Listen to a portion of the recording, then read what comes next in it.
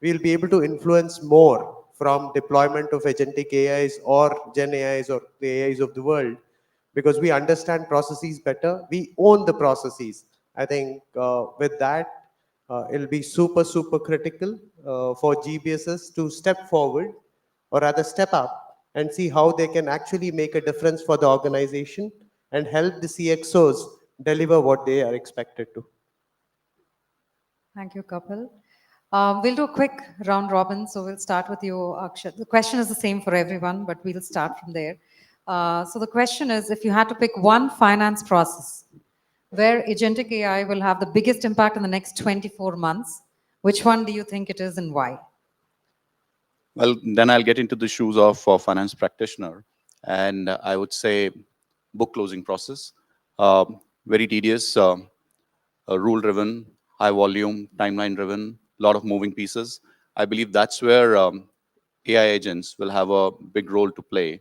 And that's my expectation as well as aspiration as a transformation person. That's one area I would like to be solved. And I hope if we solve that area, a lot of pain of finance practitioners would be taken away. It would release a lot of bandwidth for them to really support business. Yes, thank you. Pallav? He's picked the biggest one, I would say.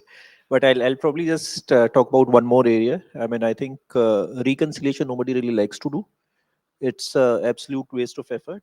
If I can really eliminate people spending time on reconciliations, and not only, I think, what we call out as reconciliations, from a finance perspective, but I think reconciliations, wherever you have two different systems, two different sources of data, you have a case for reconciliation. And that is where I would probably want to see, people not spend time at all. I think, yeah. True. Krish? See, today we are in the era of artificial narrow intelligence, and I guess we are moving upwards towards artificial general intelligence, and agentic AI will play a vital role. Now, coming to the question that you asked, on a lighter note, I would like the agents to answer my board, my boss, and my investors. Now, how does that happen? Given the past analysis with the real data, if agentic AI can give me the likely questions from the outcomes that I have in this quarter, or the forecast that I'm building, that can throw up intelligent questions that are likely to come, and then help the CFOs face those questions. Very interesting. Kapil? Just to add to what you said, we've tried doing something for our QBRs and it's showing good results.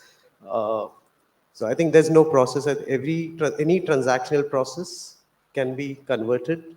And I think the three key tenets to making sure this is a success is, we spoke about data, we spoke about standardization. The other thing that I would want to add is the digital landscape. I think that is super important. If you have disparate systems, it'll always be very difficult to do it. So I think if we are able to have these in place, any process which is transactional should go into the AI world. Absolutely. Dexter? I guess I'm a little biased here, but I do like tangible benefits. So I'd have to truly say collections at the top of the list and cash out. But really, the entire order to cash cycle is ripe for AI, and it is working. Right, great. One final question. Okay, so one for the audience probably, right? So Krishnan from the CFO's office, what advice would you give finance leaders who want to adopt agentic AI but struggle where to start? Pick up simple stuff, deploy agentic AI, see the outcome. That will actually boost the confidence of the teams, and then think big, think strategic, but go slow. And get the finance team to get into the technological bent of mind. They need to start thinking from a technology perspective and from a 360 degree, and equip them, give them that confidence, that freedom. So I think that is what they should do. It can be like an O2C, P2P, whatever, but take a small area The way when I started, I did an automation on the MTM, which is mark to market, and then get the entire thing automated, including the journal entries. And that was a very good success story. Great. Thanks. With that, we conclude the first session. Thanks a lot to the panel for the insightful discussions. I hope you all were able to derive value from that. And, we are looking at a future of finance which will be more autonomous, agile, and strategic. And, it's an exciting journey, I think, for all of us together. Looking forward to that very much. Thanks again to the panel, and thank you. Thank you very much. That was an excellent ideas that have been shared over here. I would like to request each one of you to still be there. We have some special speaker mementos that we would like to give it to you.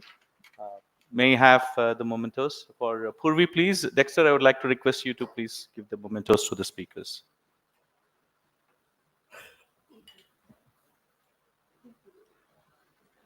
A round of applause, please.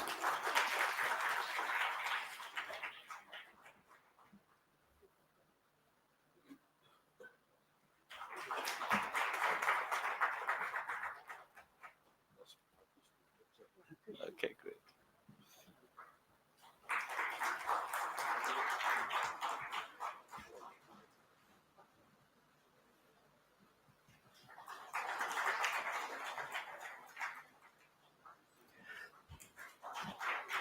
Thank you very much. Thank you, each one of you. Can we have one group photograph?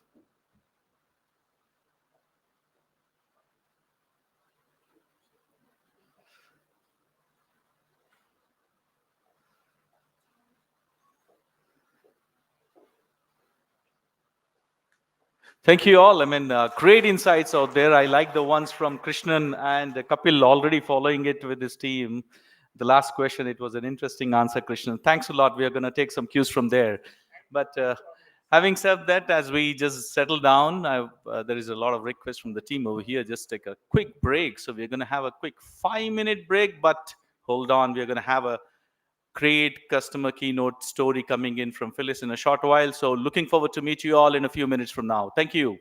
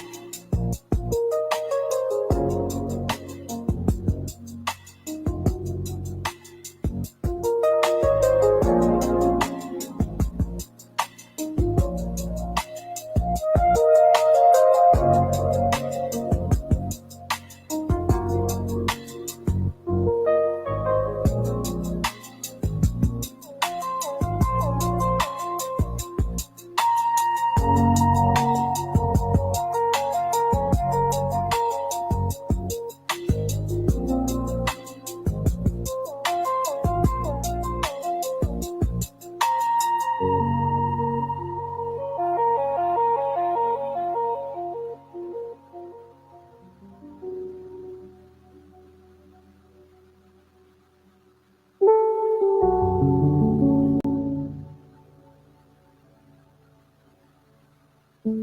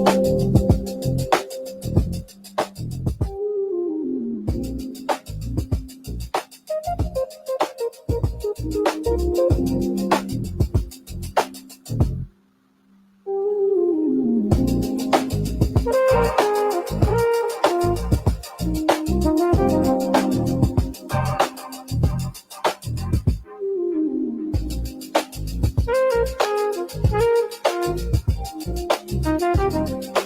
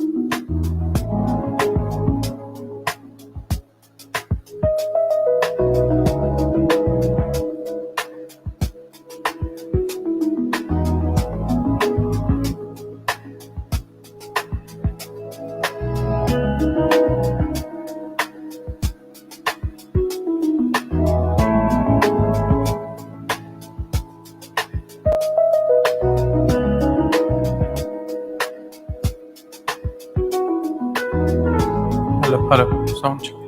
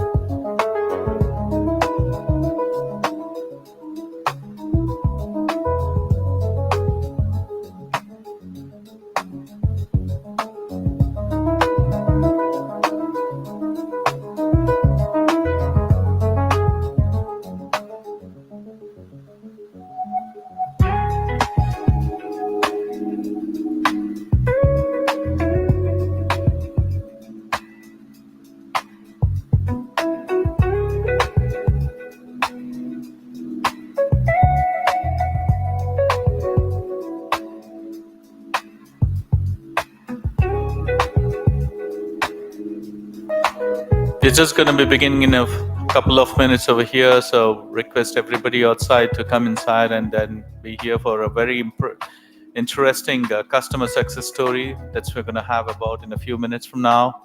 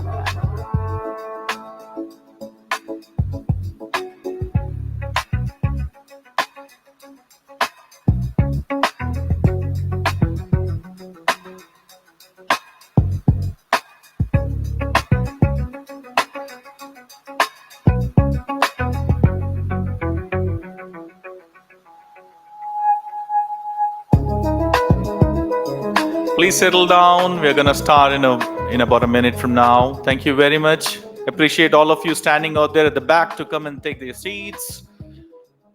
Give your spines a bit of a rest.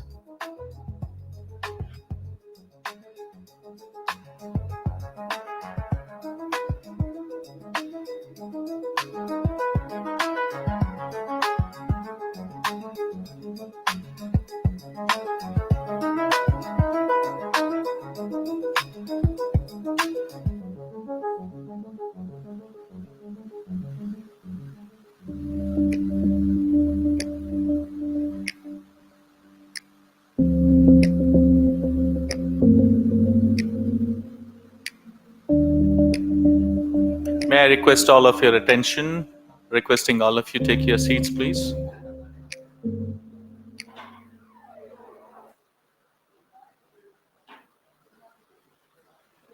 Welcome to the future of finance. Welcome to 𝗍𝗂𝗄. For 20 plus years, 𝗍𝗂𝗄 has transformed enterprise finance. AI agents handle credit, invoicing.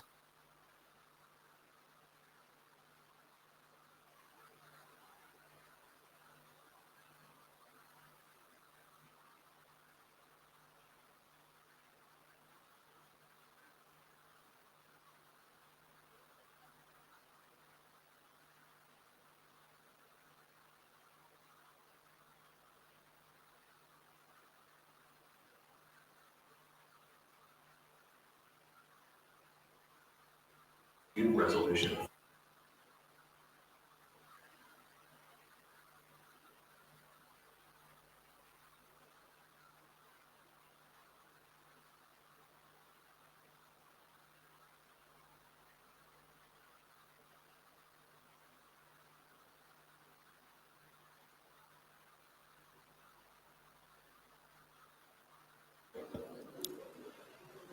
Welcome back. Thank you. That was, I guess,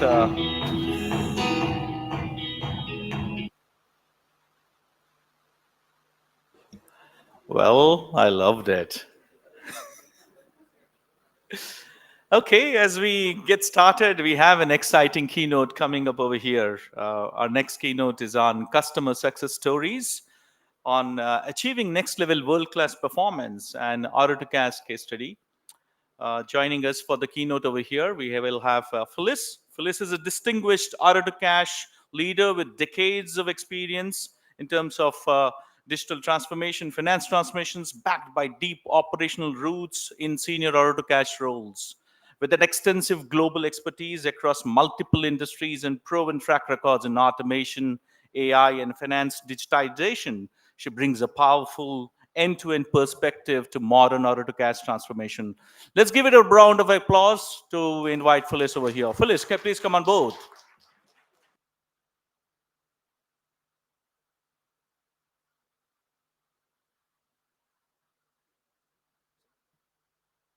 Everybody hear me? We're good? All right. Thank you. Good morning, everyone. Welcome. Thank you for joining us today. Before we transition into my panel, I'm going to spend a little time today talking about some customer success stories and the art of what is possible. We've talked a lot about where AI is going, agentic AI, things like that. I just want to take you back. I'm going to take you back like a decade, maybe 10 years, 5, 10 years in some cases. And I want you guys to think about something as simple as customers paying their bills. The invoicing that a business does, it used to be people printed an invoice off, somebody sat in a room, they folded those invoices, they stuffed those invoices into an envelope, they stamped those invoices, somebody went to the postal service, they dropped those invoices in, they waited until they got to the customer, somebody opened those invoices, then somebody decided that they had to get to the accounts payable person. The accounts payable person went into their system, and then they decided if it could be paid. Things really went south if they decided it couldn't be paid. Now, if it got paid, it still takes a while. That was less than 10 years ago. Now we talk about today, and we're moving forward. Invoices get sent out automatically. Customers have portals to pay. They have portals to dispute.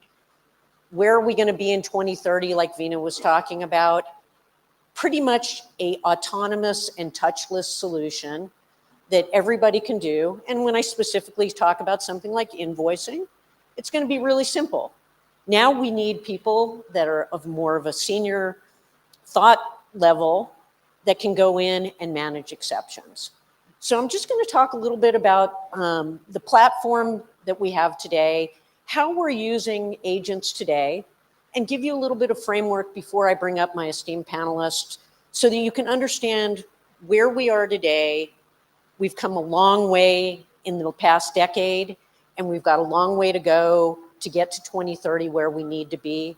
But I think you're going to be really impressed to see where we are today. All right. So what are the finance challenges that we have? They're the same finance challenges we've always had, but they're just a little bit different. Cost. We need to save costs.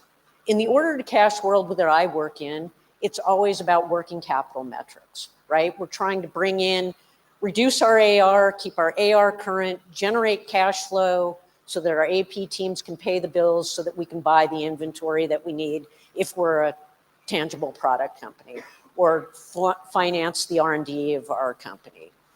It's complex. Everything is complex. You've got to, I've heard people earlier talking about the integration of roles and how we have to talk amongst our peers in the company. They happen to be talking about financial close, but the same with AR, same with order to cash. You've got to work with your sales team, with your customer service team, with your tax team, all these different teams. It's complex. Billing is complex. Your organization is complex.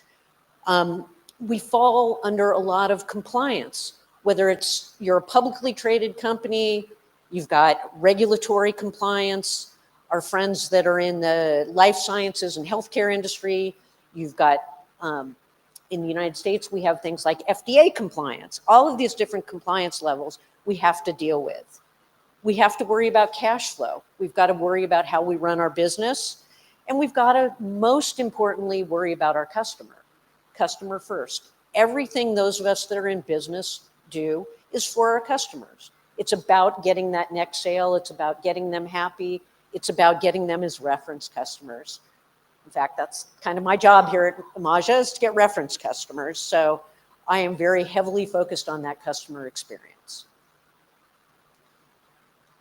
What are the analysts saying today? You know, people like Gartner and Hackett are saying things like, we need a 40% reduction in costs. We need to improve technology. We've got to do all these things. That's what everyone is looking for. Faster, smarter, leaner, a bolder finance team. At 𝗓𝗏𝗄, you know, I'm not going to go through too much of this. Veena went through a lot of what we do at 𝗓𝗏𝗄, you know, but we really focus on the order to cash world. I think order to cash is very important myself because of all the things it does to bring in cash flow. But one of the things that I encourage you to think about when you're sitting here and you're listening to the panelists and you hear me or somebody like a Dexter or Veena talk about our product is order to cash is one of those few parts of your organization that straddle both the internal and external customers. If you ever want to know what's going on with your customers, talk to your accounts receivable staff. They can tell you where there are problems in your product. They can tell you where there's problems with your sales. They can also tell you where there are problems internally in your company. So the things that we do are to make everyone's experience better, easier, faster. So how do we do it? You know, Veena explained the various layers that we've got. We've got a data exchange layer, we've got the data hub. Basically what we're doing is we're pulling data from all different sources and we're pulling it in so that we can autonomously, as much as possible, work on these various levels of order to cash. Everything from order management, onboarding of your customers through the credit and credit risk process, invoicing, your billing of customers, your bringing in the money, your application of the cash, and then of course that whole customer experience through that portal and making it so that in this 24/7 world, many of you work for BPOs or are part of a GBS group, having the customer be able to self-serve and things like that make it very important. So how do we do all this? I'm going to skip ahead. So I'm going to tell you a little bit about a few of the success stories we've had at 𝗓𝗏𝗏. And the reason I'm doing this is I'm not trying to sell you guys our product. That's not what I'm here for today. But as you hear the panelists speak and you hear those of us from our company speak, I want you to see where we're at today and how customers have benefited today, and then visualize where we can go in the next world. So, well, the logo's up there. The American Heart Association came to us, and they were looking for a touchless way to improve credit decisions. We helped them by hyper-automating their thousands of credit applications that came through the system. Our solution, and many solutions out there, will autonomously let you set up a rule-based credit approval process. Why is that important?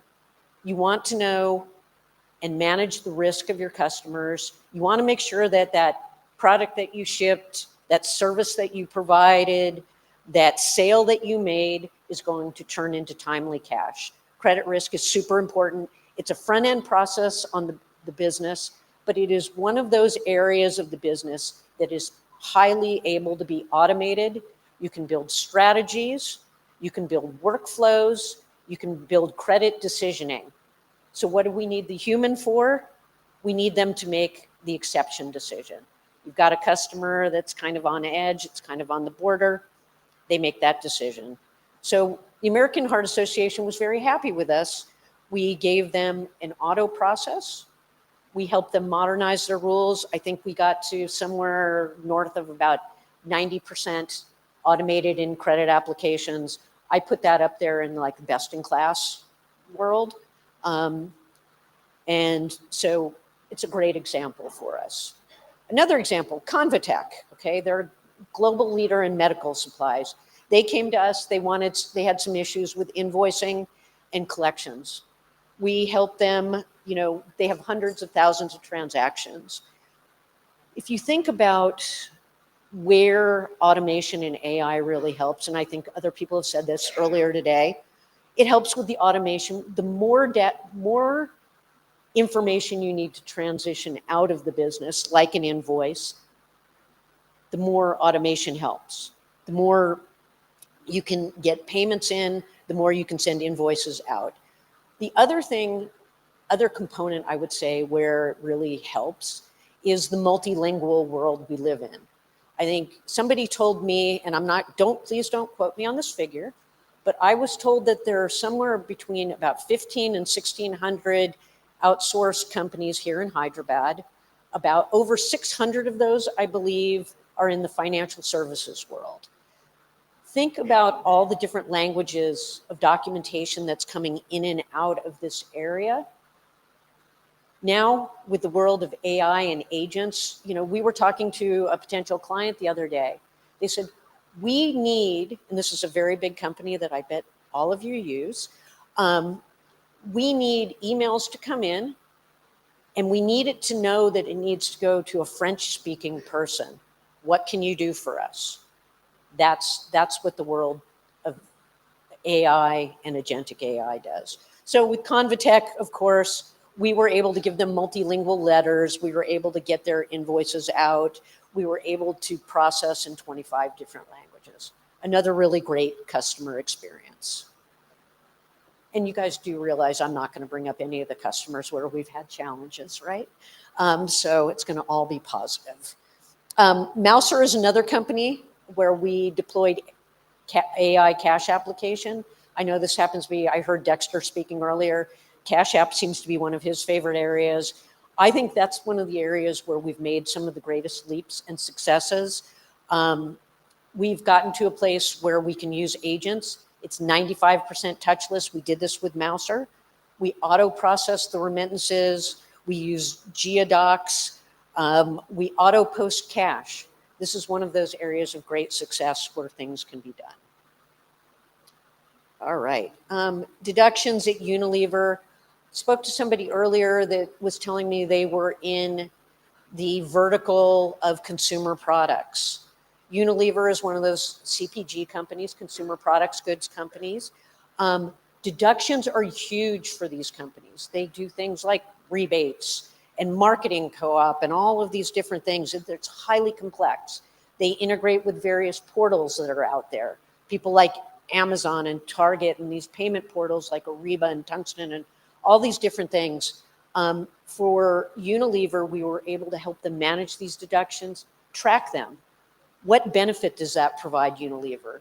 It provides them the benefit of getting cash in faster. When you have deductions, it's one of the main reasons that things don't get paid on time.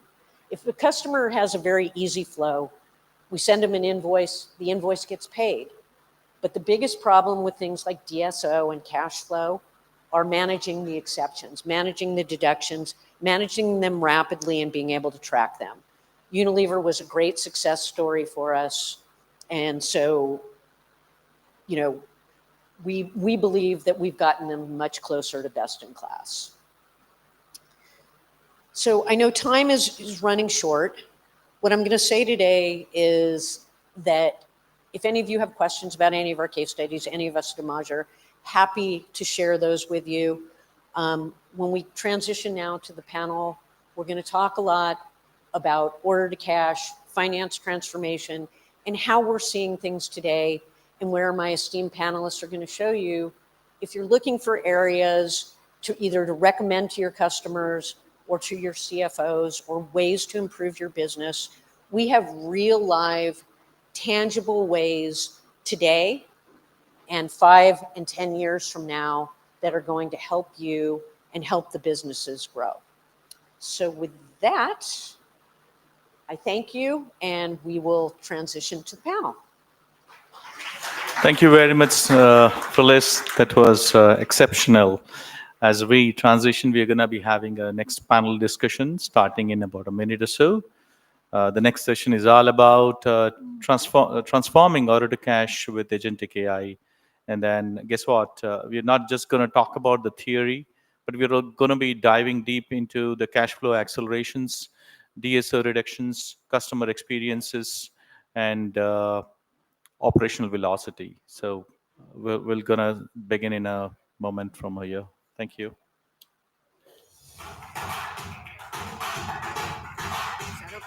That's okay. Perfect.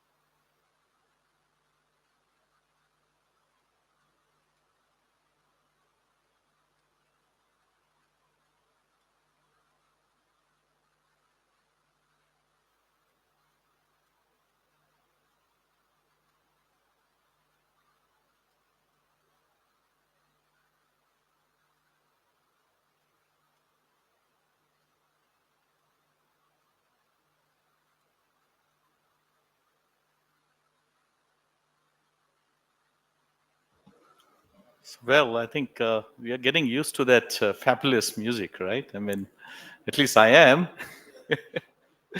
Okay, so we're not going to leave Phyllis. Phyllis, we would want you back onto the stage over here. You're going to be moderating the next session for us. Please welcome Phyllis back on the stage. Along with Phyllis, we are going to invite the rest of the panelists as well. Krishna T. He's from Avalara. He's a go-to-market expert in India. And we also would like to invite Vinay Patibandla, Finance Process and Automation Practices Accenture. We have Narendra Tiwari, is Deputy General Manager at Johnson Controls. We have Balaji Iyer, Corporate Vice President, F&A Solutions, Delivery and Partnerships. And we also have Somnath Mukherjee, Director, Order to Cash, APAC, Career Technologies. Please have a big round of applause for them. Thank you.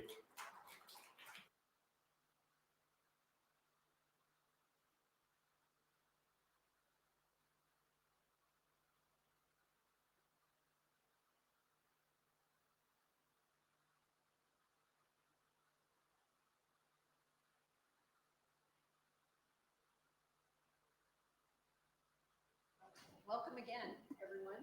This is the esteemed panel that I referred to earlier.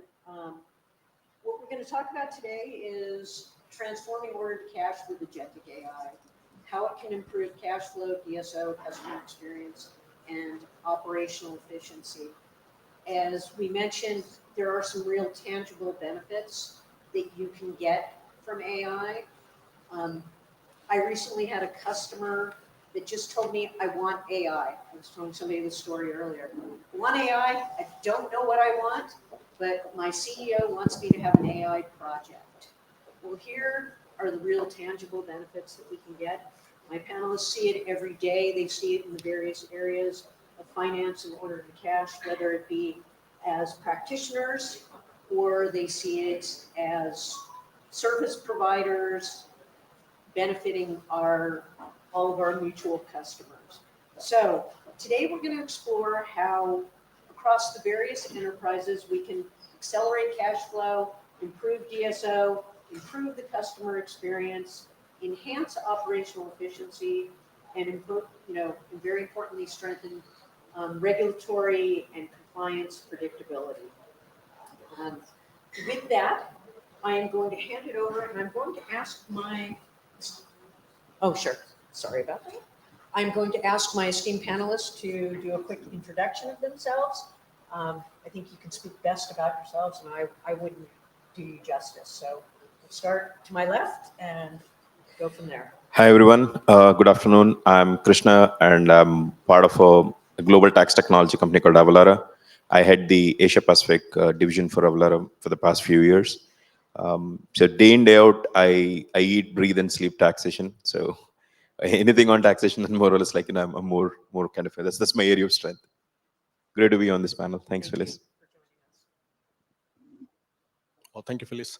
Hi, everyone. My name is Narendra Tiwari, and I'm working at Johnson Control as an DGM, taking care of operations specifically to credit domain for America and Canada region. And I come with an expertise in transformation, transitioning, and implementing the automation softwares, and simultaneously, streamlining the workflow process for O2C different verticals. So it's a pleasure to be here and looking forward for the discussion. Thank you. Hi, everyone. Hi, everyone. Good morning. I'm Balaji Iyer, part of WNS, Corporate VP in the Finance and Accounting Capability function. I lead the adoption of the new age AI, Agentic AI capability to come up with new solutions to help customers achieve more business benefits. I have over 3 decades of experience in the F&A space, driving transformation in various capacities. So nice to be here. Hi, everyone. My name is Somnath Mukherjee. I am responsible for Asia Pacific and Middle East region for order to cash process, right? Before this, I was into FP&A, controllership, and different other treasury functions of finance. But presently, I am responsible for order to cash and looking forward for a great discussion here. Thank you, gentlemen. So the first thing I want to talk about today is cash flow risk, DSO optimization. Working capital is so important. Cash flow is so important to the business. I'm going to start with my 2 practitioners first. I'm sorry. I'm going to start with my 2 practitioners first. And I'll start with Narendra first. How are you seeing the adoption of AI and it helping with your cash flow? Or are you seeing it helping with the cash flow, and how are you specifically using it in today's business model? So as an organization, even we give a real thought about it. Do we really want AI at this point in time, wherein there are a lot of discussion and a lot of concerns in regards to their data security, and will it be safe for us, to be the first one to get that implemented at a larger scale, because Johnson Control is one of the biggest organizations, right? So we gave a thought, and after seeing a lot of capabilities it was mind-blowing to see the kind of functionalities that agentic AI brings into the table. So we are about to implement the agentic AI in the credit domain, because that's a bloodline of any business. That's where you first, bring in your customers, you review their credibility scores. That's the first checkpoint. So we want to make sure that the first checkpoint should be more accurate, right? And that involves a lot of to and fro communication with sales, right? If we deny any of those projects, that requires a lot of negotiations as well. And it's really hard, right, with limited number of people, if you have to re-review a whole bunch of accounts, their credibility score, it is important that you have to be updated in market, what's going on, right? How their financial looks like. If they are filing SAC, we need to make sure that we go ahead and re-review those if they are publicly traded. If not, then we have to do a manual checks and do all the calculations manually. So that requires a lot of to and fro communications. But with agentic AI, I think most of these repetitive tasks will be handled by AI. The exceptional thing and the decision-making aspects would be more with us. So I guess that's helping us a lot now. Great, thank you. So Samath, one of my biggest frustrations is data cleanliness. And, as the saying goes, garbage in, garbage out, right?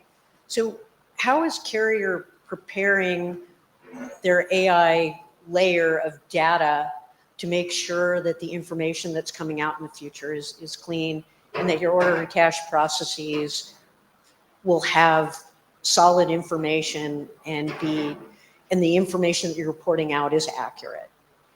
Yeah, thanks. That's a great question. So probably as in the previous conversation, we heard that how it is important to building a great foundation, right? Until unless you have a properly sanitized information data that is available, there's a risk that it will break down, right? So from our perspective, we are putting, more effort now to build the foundation, right? To have a proper sanitization in terms of master data cleansing. There are a lot of aged, I'll say, informations that is available, that customer contacts probably not updated, right email IDs. As all the panelists are emphasizing on the data cleanliness, so probably that I would like to spend a couple of lines on that one. So probably our most of effort are now putting onto the master data building, right? Not only updating all the master data, but also have a proper sanitization of that. So that is one thing that we are putting most effort right now, right? From that aspect. Does that answer your question? Of course it does. Thank you. That's wonderful. Right, I'm going to transition a little bit to one of my favorite topics after data cleansing is the customer experience, right? That's kind of my role, and making customers is very happy. Balaji, you've got, a WNS, customer experiences first and foremost, right? How are you seeing the agents in terms of AI agents in order to cash? How are you guys utilizing it? What are you seeing the requests coming from your customers, and how are you guys addressing that? Excellent question. Is the customer a human or an agent? In few years' time, the customer would also be a digital agent, I guess. So, anyway, jokes apart, thanks for bringing this up. Almost every organization has customer service, customer centricity in their vision statement, mission statement, and so on. But seldom that's a very focused area. It's probably the most neglected area when you design your process when it comes to serving the customer and keeping customer experience in the center and middle of everything. So I think AI and adoption of agentic AI gives us a great opportunity to bring a lot of focus on customer experience. We probably are today not even aware of the amount of negative touch points that happens with a customer, which is upsetting the customer with the frequent times that we go and chase them for a payment or asking for a remittance for a payment that is received or resolving a dispute. Maybe the customer is not even at fault, but because the way the organizations are designed and organized, we end up creating a lot of negative experiences for the customer. And that's a huge opportunity here with the advent of AI, agentic AI, that with the help of these technologies, we'll be able to proactively, instead of today everything being reactive, we'll be able to proactively predict what a customer needs. And we'll be able to customize a very bespoke arrangement. It could be a collection strategy. It could be understanding proactively a payment behavior of a customer and understand, do they respond better to an email follow-up or to a phone call? Or, with the use of predictive analytics, understand the challenges of a customer, and so on. I could go on and on and on. And we have the ability to now have design bespoke arrangements for a customer to significantly improve the customer experience. So we're already beginning to see, I think it's the start of the journey as the adoption increases and as data gets better and better, cleaner and cleaner, because that's going to be the foundation. AI is going to be as good as your data is. And as the agents learn in production, it is so important that you have good quality data. And once that falls in place, I think we'll be able to make a huge improvement, and that should then translate in improvement of your NPS scores, your VOCs, and so on. And that should then translate into doing better business and having a good relationship with the customer. So I think this is an area where nobody is talking about much, but it holds a huge opportunity in improving customer service, customer experience. We don't have good metrics to measure these other than the VOCs and the NPS of the world, right? And at the end of the year, we realize, why did the customer rate me low? I thought we are a good service provider, but I think all of that has a huge potential to change as we go forward with agentic. I agree 100%. And anybody that'll hear me talk will hear me constantly say that your data has to be good. Krishna and I were talking earlier this morning, and we were talking about what the expectations and misconceptions of AI are, and that people think that AI can just do anything. It can, it's magic. It can solve the world's problems. But if we don't put good data in, and I think a lot of us see this with our various customers, or we see it within our own businesses, if we don't have clean data, if we haven't taken the time to cleanse that data, the information that's going to come out is just going to be equally, as poor as what went in the first place. And so with that, Krishna, we were talking a little bit, as I mentioned this morning. So where do you see, in terms of Avalara, where do you see the maturity gaps? You're on the tax compliance side. What are you seeing with your customers? And when you're trying to talk to them about utilizing your product, where do you see the gaps between what they want, what there is, and how you address their needs? So 10 out of 10 companies today, they want to do something in agentic AI because it's become more of a cliche word. So that needs to be there as a part of your statement or of your vision and mission, etc. But little do people understand, what do you want to really accomplish by using agentic AI? And there are quite a lot of gaps like we were discussing. So in my experience of dealing with the Asia-Pacific businesses, enterprises, and everyone, since we are in the element of taxation, so probably I'll have a question to the entire audience. How many of you do business in the US? Okay, fairly a good share. Good. And how many of you think India GST is complicated? Okay. So then I think I should take you on a free visa to USA for sure, because USA is more complicated. Nonetheless, because GST is heaven as per me, because it's more organized.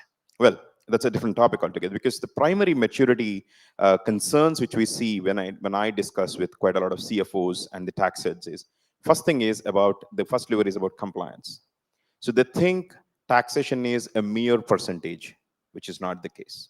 It's a combination of where you sell, what you sell, and when you sell, and to whom you sell. So this combination becomes insanely crazy when you do business in a jurisdiction-driven country like USA, because USA is not one country. It is 50 countries under one country, because they operate in 13,000 jurisdictions, and the taxation is insanely complicated. So the first hardship for us whenever we talk to customer is to make them realize that the US taxation is completely different from the VAT and the GST, the JAMS, because they don't have a concept of credit at all.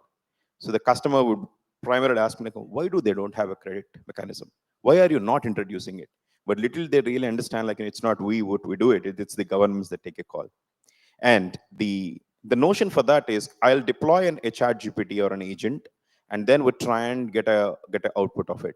But it's not that simple as we think about it, because what you are passing your data, because that's the common theme that came out in the previous panel as well, is, see, data is the new oil, but the oil has a characteristic to it. It is crude oil. You need to give refined oil so that then you get the real output.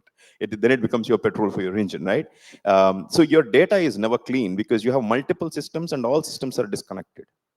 We are heavily, as a companies, in today's thing, we want to add a lot of customizations. You want to add so much to the top layers of your existing technology.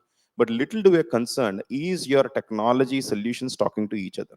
When they don't talk to each other, it is as good as, like, you have a tax function, you have a finance function, you have a collections function. Who doesn't talk to each other? That's the first maturity barrier which I really see. And the second one is from a reporting standpoint. When we talk about reporting, especially when it comes to the taxation part of it, it is insanely complicated in various countries. When you talk about VAT and the GST, the rules or regulations are different. You are a retail company, you're doing business in Europe, they would ask you to do a statistical report, which is called as an intrastat, EC sales list, along with your regular VAT reporting. When it is in US, they would want to understand your reporting frequency can vary. It is not standardized as we are talking about. One state might ask you to do it on 15th, one would give you 20th, another would call you about a quarterly return, another would be inverse quarterly. So reporting is extremely manual driven. Today, I see people think I can deploy 10 to 15 people to do the mundane tasks, or they would say, like, let me try and bring in an agentic AI solution which can do it. But again, this is a link to your previous thing. Do you really have the right data that can process your transaction, that can translate into your returns? Because these both are interdependent. And the third and the most important thing is the audit readiness. So I was talking to Phyllis in the morning today. There is one of my customer, I don't want to name them obviously. So they received notice from one of the states for about like $30,000. It's a mere rate change from a taxation standpoint.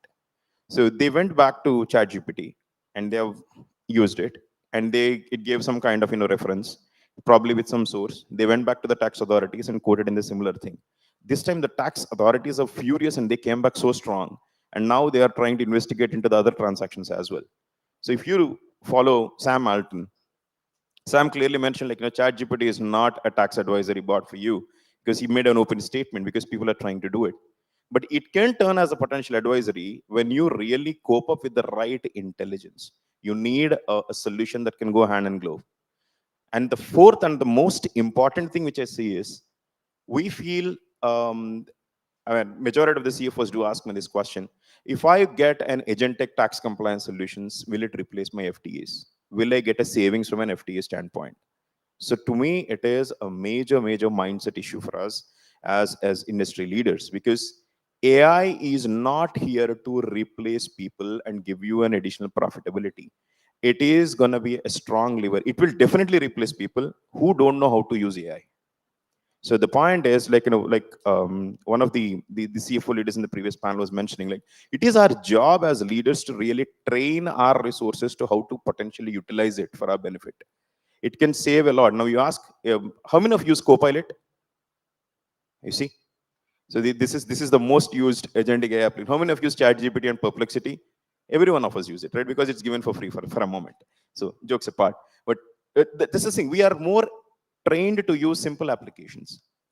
But we should really expand the horizon. Think the larger blueprint from an organizational standpoint. How can you use agentic AI as a lever to bring cohesiveness amongst your finance functions? I think that's where the real holy grail lies. Excellent. I think that's a wonderful transition to my next question. I think, you know, as Krishna said, one of the biggest misconceptions is AI is replacing employees. I get very angry when I see the news and companies blame AI for job losses, for example. We all know that right now we need this component of human in the loop. So I'm going to go through each of my panelists because I think each of you has a very different perspective. Where do you see AI in your business? And how do you still see the human being involved? And then even further, how do you train those people for the next level that Veena was talking about first thing this morning as these more thought provocative, differently trained roles? So Sanmit, I'll start with you first and let's hear what you've got to say. So first and foremost, for any finance process, I would say compliance is the pillar, right, backbone. And nowadays, the other important thing is the speed of decision making. So we need to make a balance of this one. And just to start, where should we start? And as I was touching upon during your last question, that we need to build the foundation first, right? Then we have to identify the areas. As of now, is it working? It is working in compartments, right? So cash application, credit worthiness assessment, and stuff like that. But if we need to implement it to an end-to-end process, then probably we need to start thinking that, okay, probably we need to start with a strategy of like we call that crawl, walk, and run kind of thing. Probably take a pilot project, right, and run it if it is successful, and what are the areas it is not working properly, what are the areas which probably needs to be identified, that okay, these are the areas which and this differs from business to business, right? It will be different for a manufacturing organization, different for a service industry, different for the customers you are catering to, right? It can differ. So probably we need to identify that how we can implement this to the ground. That is one thing. Touch upon the point that he was touching upon, how we can serve better to our customers, right? That is the at the end of the day, that's the goal for any corporate. So probably these are the areas that basics we need to touch upon, and the requirements, like what are the limiting factors that we need to identify at the very outset. And the thing is that building upon that, probably we need to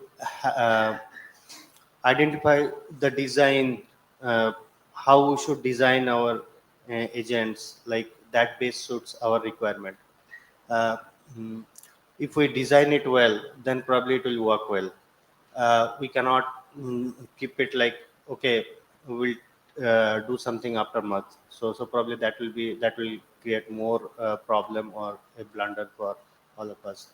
That's one thing. The other thing is that from touching upon the point that you just mentioned, human in the loop. So probably compliance, auditability, traceability, these are few factors that I would like to touch upon, that these are very important.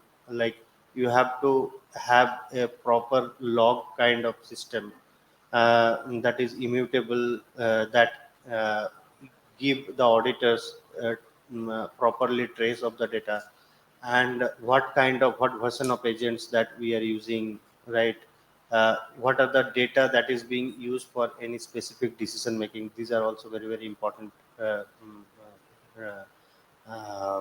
things, right? Uh, Apart from traceability and auditability, the other stuff like that, governance. So probably how these are being validated. So probably human in the loop, as Veena was touching upon during her keynote session, that okay, the super example I like, that the driverless car.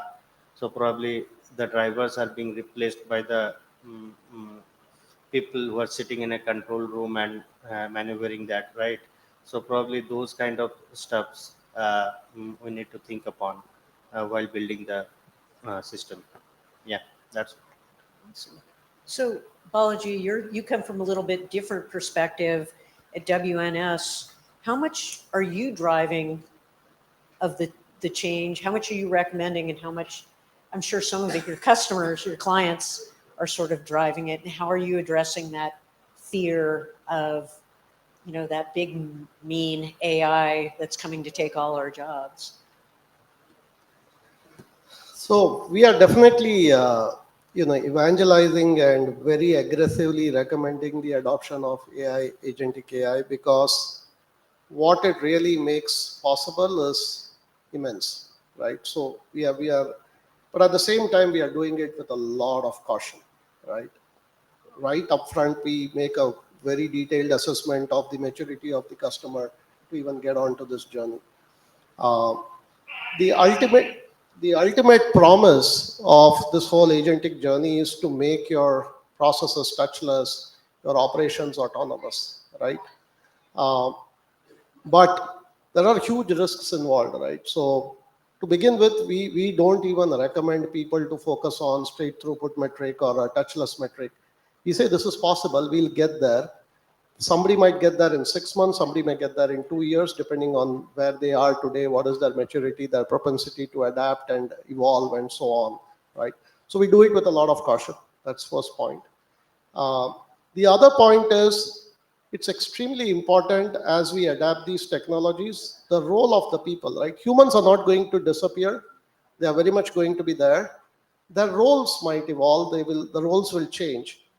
I keep saying, right, there might be a day where nobody knows what the agents are doing, how they are doing, because as people churn and new people come in and they are just used to the automated way of working, nobody knows what the monster is doing behind the scenes. So it's extremely important for people to plan and then let the agent perform and then go back and audit what the agents are doing. Are they doing right? Tweak it, fine tune it to further optimize for better results. Again, go, let it run. So this is a perennial cycle which I think will continue, and people have to do that. And that's what we recommend to our customers, that while there is a huge opportunity to get to 80%, 90% kind of autonomous operations, it's extremely important to stay grounded, not get carried away, and aim for the sky right on day one. Because productivity is one of the benefits, but there is a hidden danger lurking below the radar, which we have to be very conscious about. So caution is the key word. And let's understand, right? Agentic AI has been there for a while. Agentic is probably mushroomed into this big thing in a very short cycle of time. It was not a very commonly used terminology, maybe 6 months, 1 year back. But suddenly it's everywhere. If you don't speak agentic AI, you are not worth even talking to, right? So it's very early stages of adoption. We all need to take it with a pinch of salt, but it promises huge opportunities. So we are all excited about it. So we carry that excitement to our customers. We definitely recommend them for the upsides that it brings, but we have to tread very carefully, because we are in this for the long haul. It's not something you do and get out and and cash the benefit. It's a continuous operation. So yeah, we'll have to be patient. And we've spoken about the importance of data, importance of process. We always design a process with a lot of effort. And we think that once a process is designed, our job is over, right? We expect the happy path to be followed 100% of the time. But that's seldom the case, right? We always have deviations. That's the real world. And that's what people are here doing today, resolving the deviations, resolving the exceptions. The advent of agentic AI is going to help significantly in managing those exceptions, but there will always be scenarios where agentic will not be able to solve for it. So you'll still need people in the loop to do that. So to summarize, I say that we are pushing very aggressively. We are very excited to adopt it, but at the same time, we are very cautious in our aggression. We are very cautious and very grounded, so to speak, in how we deploy it with our customers. Thank you. Narendra, so when I think about your role at Johnson, you've probably got people that are afraid of losing their jobs and roles. And so, aside from talking about where you see the balance between AI, agentic AI, and where you need the human in the loop, how are you addressing that human factor of fear of AI? So to me, I mean, AI will definitely take some of the stuff. I would not say it as a job, but some of the responsibilities will be set aside, specifically which are repetitive activities, or there are activities which have set or aligned rules which needs to be followed as per the SOPs or strict guidelines. Those responsibilities will be definitely set aside, so the team members will get an additional opportunity to look at the exceptional cases and make some decisions which required a manual intervention. We gave a thought about it. We have introduced AI. We are using it in our organization for making decisions specifically related to credit. But still, there are a lot of exception to it, which we have to review manually, because AI can check the data points, can validate what's happening with the company in across the verticals, across different portals, but that cannot do tactical negotiation with sales, right? That's a key factor. That's a place where manual intervention is required. So I guess this will help us and elevate our roles. Rather, it will not degrade or will remove the people from their jobs. Rather, it will support and elevate the role more into leadership and decision making on tactical aspects with sales negotiations, right? And specifically from credit perspective, if I have to talk about from credit prospect, right? AI definitely can do a lot, but that definitely requires for our customers, it is important that we constantly touch base with them, right?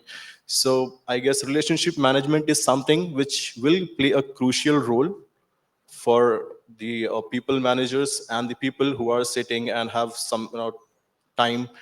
So I guess that's the area wherein they can invest those time and facilitate customer with much more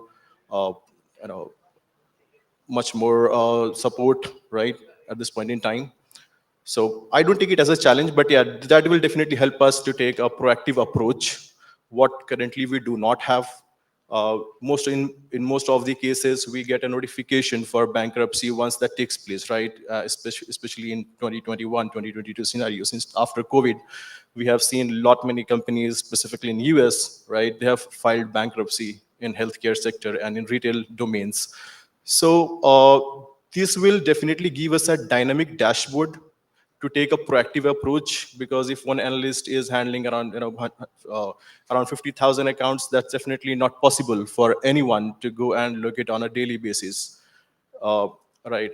So we do have a dashboard. Every organization does have a dashboard to look at it, but agentic AI plays a crucial role here because it actually collates all the updated news from the market, right? And it creates a set of database wherein it will dynamically give you the table which clearly shows these are the accounts which are in risk based upon certain given parameters, inputs, which definitely we can customize as per our convenience, right, based upon industry to industry.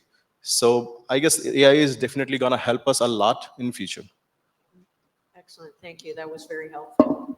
Krishna, from a compliance and tax standpoint, how are you addressing your customers? And I know as you try and sell a product, as you try and share the benefits of what you can do for them, I'm sure there's a lot of fear out there. So how do you talk to them about it? So being a tax compliance solution company, and we use Agentic as a part of it. So we are an Agentic compliance company as of now, wherein we go out to various kinds of customers who are doing business across. Like we talked about earlier, like I touched upon earlier as well. So enterprises being someone who we are serving around 45,000 plus customers day in, day out. And processing about close to 55 billion transactions on average in a year. What we see is like enterprises are getting their significant lift when it comes to the tax determination and also from a reporting standpoint, because tax is all about determining the right tax at the right moment and reporting. But what we see is people would want to understand, do you have a solution that doesn't react to the changes, but it is something which can anticipate to the changes? Because the world is going under a tremendous transformation. Especially we have seen e-invoicing as a journey picking up in APAC, Europe, and LATAM markets. And US has a significantly complicated structure. We talked about it, close to 30,000 jurisdictions. So probably I'll just ask one question. I'll take one number. How many tax changes you think sales and use tax in the United States experienced in 1 year? Give me a very random number. One number. I'll not take more in the interest of time. Probably I'll give you a clue. It is 50 states. So it doesn't hurt. Taking one number shouldn't really hurt. You're a finance guys. You can take that risk. 25. Oh man, you are the most optimistic person in the room. It's 197,000 changes. So the first thing, which whenever we tell this to the customer, is the first moment where they are unable to get in terms with this number. So you need a solution which is anticipating to the changes, the invoicing and the regulations that are changing. And there is also a resistance in quite a lot of companies from moving from process-driven to policy-driven. So it is not about the core process of A to B, B to C, but there is an element of process where you should really use agentic AI. What is an element where you need to drive an exception from an AI perspective? At times, AI will also go outsmart humans and will try and take a decision on it. But what is the stand? What is the viewpoint from an AI decision standpoint, especially from taxation? You cannot really bring in AI like I've told you earlier. So there should be a combination of it. So people think it is either I take the side of AI totally and I ignore the humans, or I take the total human side and ignore the AI, but there is a hybrid approach which we need to find a balance. You need AI, you also need your humans. So probably focus on skilling. That's what we every time push across to our customers. Excellent, thank you. I know my friends out there are telling me we're running short of time.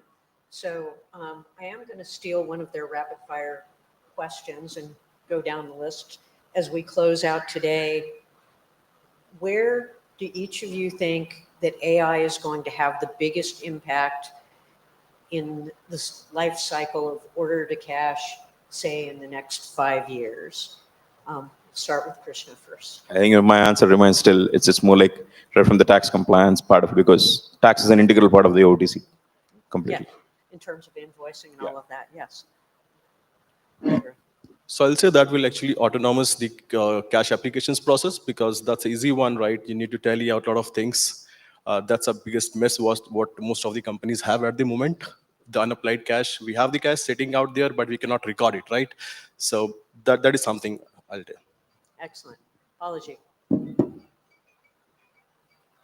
I think across the board, I would say there is huge opportunity right from order management in terms of capturing discrepancies between a customer PO and your order, to your invoicing defects, to your collections. For example, collections is not strictly a transactional process, right? So if you have asked me for one, I would probably choose collections, because a lot depends on the collector, how he or she is going to go about starting their day, what are the actions they're going to do.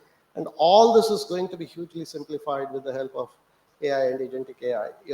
It really sorts out, acts as a smart AI manager or assistant to tell you, these are the 5 broken promises today. These are the 20 customers getting past due today.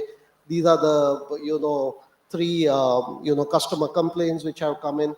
So I don't have to, as a collector, even waste my time figuring out what am I going to do today. The tool is going to help me, like your GI assistant is going to do the job and tell me that, hey, these are the 20 priority things, attend to that on priority. And I can go on and on across every process, but since you asked for one, I'll probably choose collections. I appreciate that. Thank you. Samrat. Yeah, I agree with him. I don't say it is only one process. Probably I see it in the coming days from end to end, right? Right from starting credit worthiness assessment to invoicing, order management, right? Invoicing, payment follow-ups, and cash application. So it will be a end-to-end kind of autonomous, I'll say, thing that is coming in the upcoming days. That's what I see as a, and over and above that, I would see this as he was mentioning, that probably it will also give me a predictive kind of thing rather than just data recording stuff.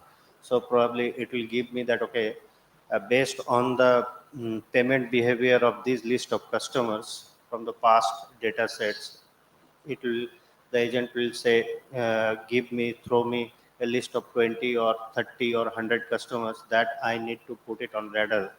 That, okay, these are the customers usually delays the payment. Okay, so probably I need to put a special focus that, okay, how we can address this as a special case. Apart from that, the other thing that I look forward, that how it can partner with the, not only within limit within the order to cash, but it will partner with the other sub functions of finance like FP&A in terms of forecasting the cash flow, right? That's one thing that I'd look forward to. You know what I find fascinating, if any of you notice, they all said different areas of order to cash. So I think it's really important that we know that it comes from a different perspective, but that all of the areas are very important. And with that, I would like to thank my panelists today. Any of you that know, I could talk about order to cash all day long, but unfortunately we're going to have to wrap it up for today. So thank you so much for all your insightful answers. I personally really enjoyed it. So thank you all. Thank you very much, Phyllis. And that was kind of please give them a huge round of applause. Okay, we've covered a lot of ground this morning from Vision 2030 and then coming on to hands-on order to cash transformation. So request Phyllis to please give the speaker mementos to our speakers.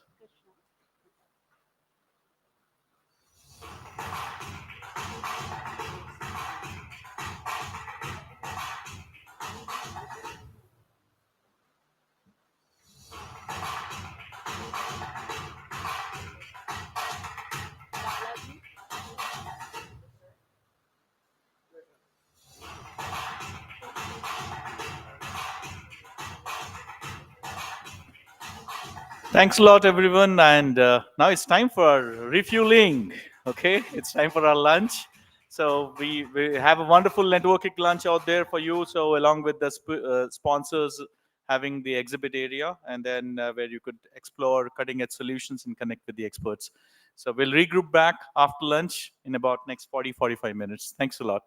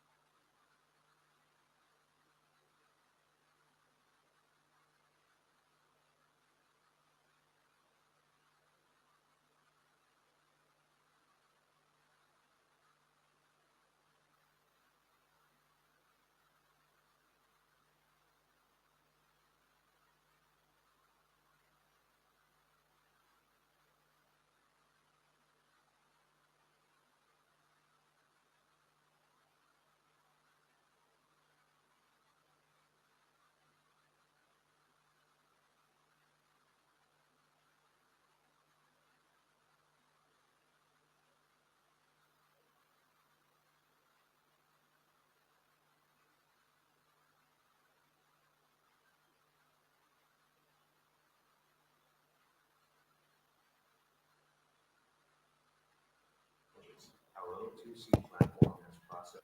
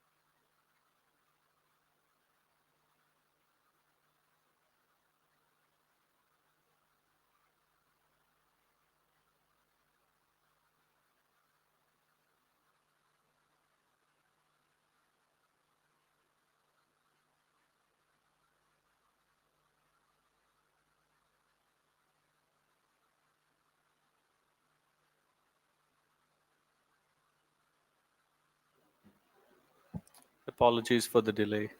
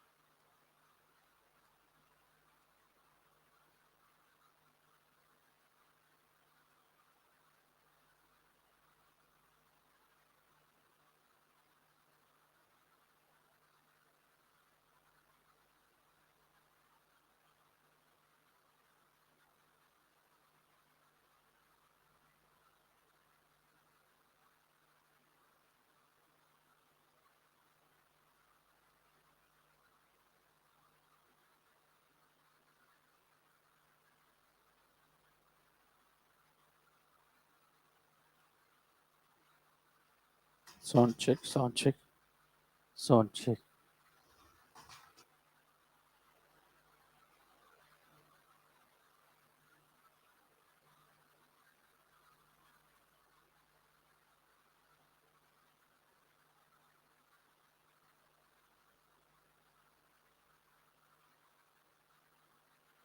Sound check, sound check, sound check, sound check, sound check.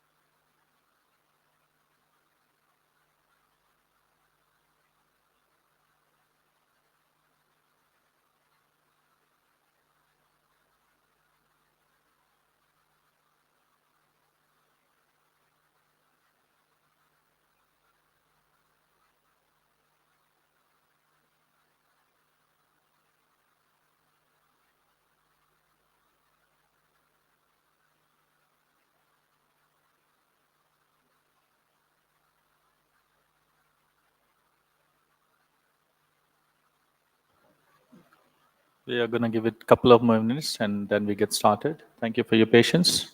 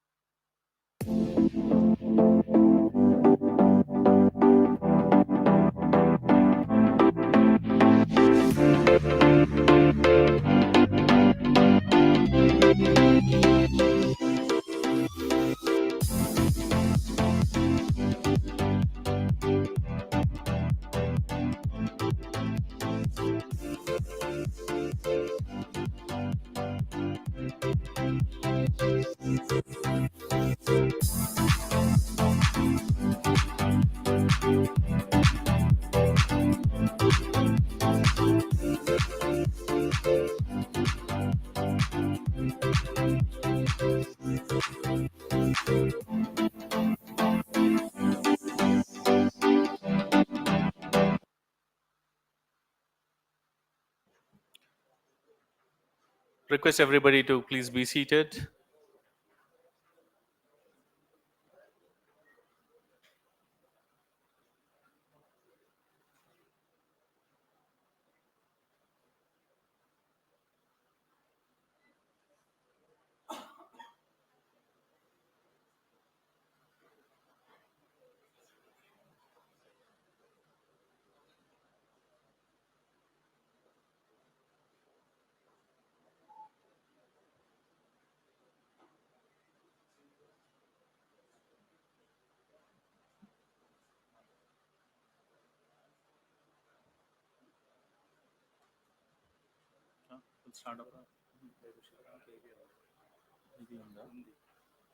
So you have the Shivurama.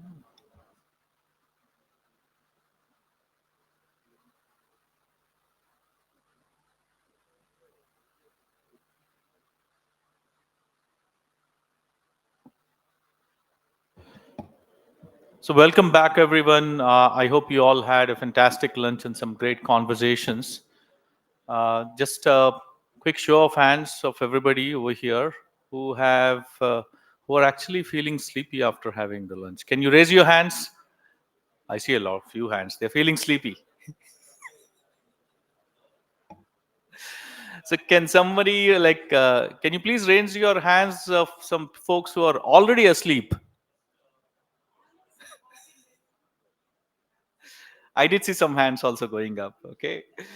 So, well, excellent. That's what the whole summit is all about, right? And we kind of learn, connect, and grow together and laugh together. Let's not forget laughter as well, because we need to be jovial and we need to be very lively to stay healthy and fit and fine, right? And now, as we move into the afternoon, we are shifting the gates slightly to talk about the global capability centers and shared services, and especially how we are evolving from cost centers to strategic growth engines. We have the next keynote. The title of the keynote is GCC 3.0, Elevating Shared Services with AI from Cost Centers to Global Command Centers for Growth.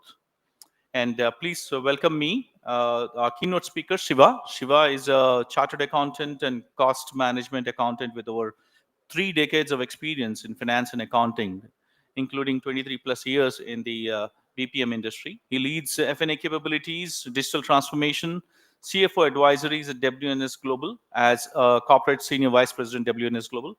And he's been closely working with global CXOs to drive AI-led transformations, advanced analytics, and future-ready digital solutions.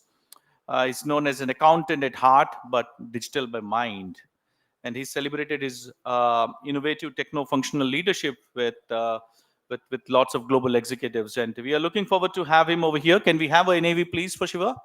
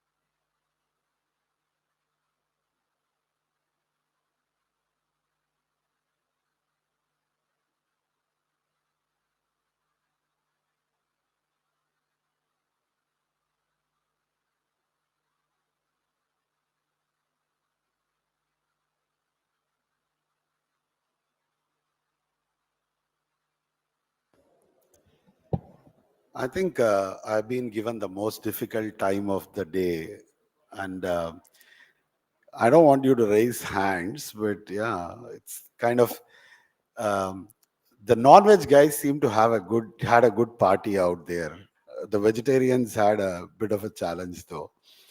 So I think the vegetarians probably would be much more, not drowsy as much as the non-vegetarians, I guess. Well, let me start by saying that there has been a lot of discussions around AI, Agentic, the applications of those in the space today. A couple of things which is more important and very fundamental to what we do today, right? While you have all this AI coming in play, these are unprecedented times, right? So you have tremendous amount of geopolitical tensions. You have tariffs. We had a pandemic, and then there is a tectonic shift in the technology, right? So with AI leading in the forefront. Second one, if you look at it, the chips war, right, with NVIDIA and Google fighting it out, and then you have the infrastructure in terms of how are all these going to be supported, right? So that's going to be another challenge. And then you have the last one, which is where you have this Gemini, ChatGPT, Anthropic, all creating large language models, creating their own models around how do we advance these capabilities. And we all here are all dependent on that, right? So at the end of the day, how this is going to transpire, right? We are going to use all of those to our real life applications, right? So how do we make that as finance professionals? So I call myself an accountant by heart and digital by mind. I was just wondering, where do I add the AI now? Right? So I have to make that small change in that. I'm going to think about it, wear my thinking hats and bring an AI blend into it, right? So that's on works, right?